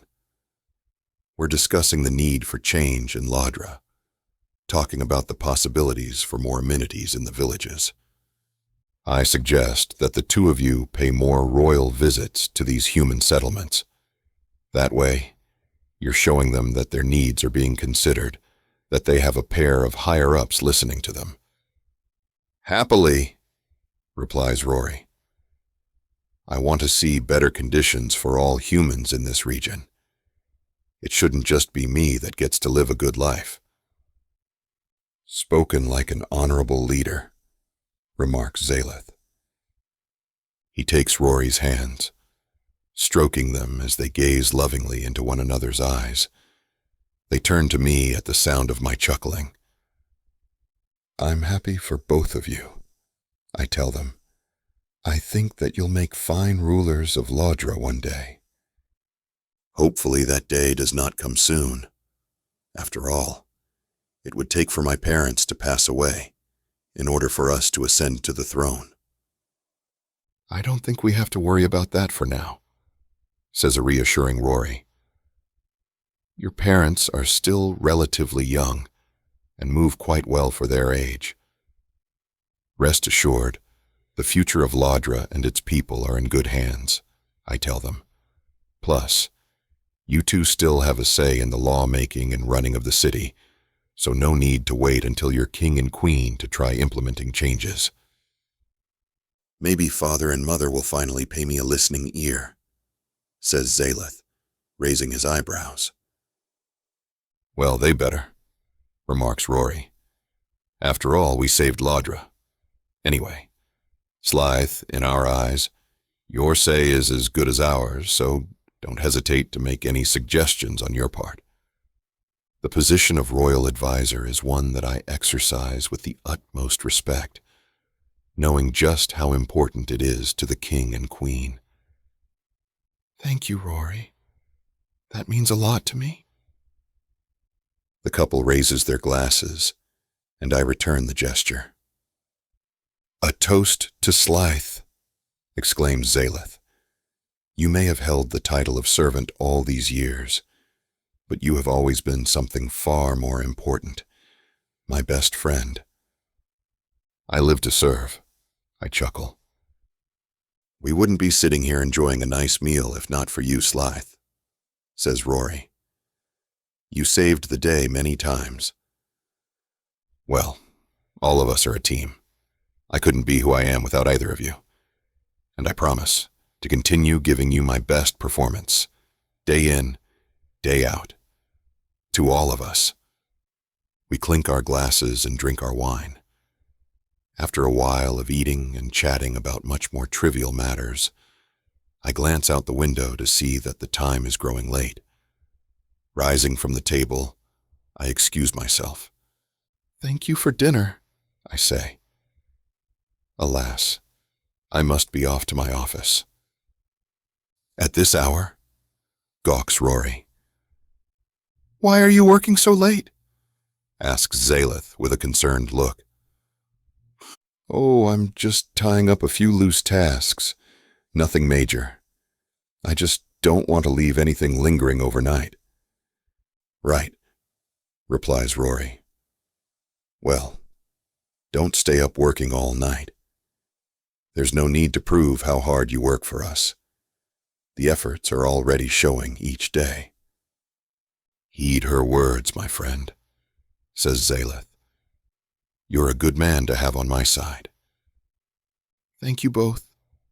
As I said, it's just a few small things. Nothing I can't handle. Farewell for the evening. See you tomorrow, Zalith. I bow to them, then spin around my heels, marching out of the dining room. The doors close behind me as their muffled giggles come through the door. With a smile, I head up the stairs, making way for my office. As I enter, I'm greeted by the pile of papers on my desk. Wiping the smile from my face, they pile high and stretch across the table like a small mountainous range.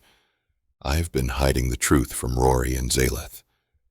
The fact is that I've been pretty overwhelmed with work. I take diplomatic affairs seriously, eager to start my role off well, but I wonder if it's worth it. I collapse into my seat, sighing loudly at the papers before me. Written on the top of the sheet are the various names of Naga regions and territories. As the royal advisor, I'm the one responsible for forming and handling diplomatic relations between Laudra and its neighbors. The king and queen are merely representatives of the state, for it is I who does all of the work behind the scenes.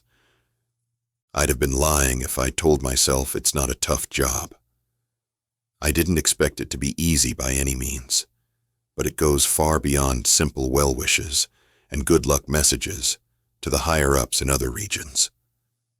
There's the matter of deals regarding importing, exporting, trading, and invitations for visits amongst a plethora of other responsibilities. As of now, I stare down mindlessly at a paper entitled Laudra, Cario Grain Trading Deal. It doesn't exactly have me sitting on the edge of my seat. After glossing over the terms and conditions, I sign my name on the dotted line to approve the deal before sealing it up. I'll send it off tomorrow. A dull pain starts to swell at the front of my head. Pinching my nose, I grunt in agony. There's always so much in my place that I only ever take breaks to eat and sleep. I can't remember the last time I did something for myself. I push myself away from the desk, rising to my feet. Turning, I amble to the window that gives me a magnificent view over the settlement of Laudra.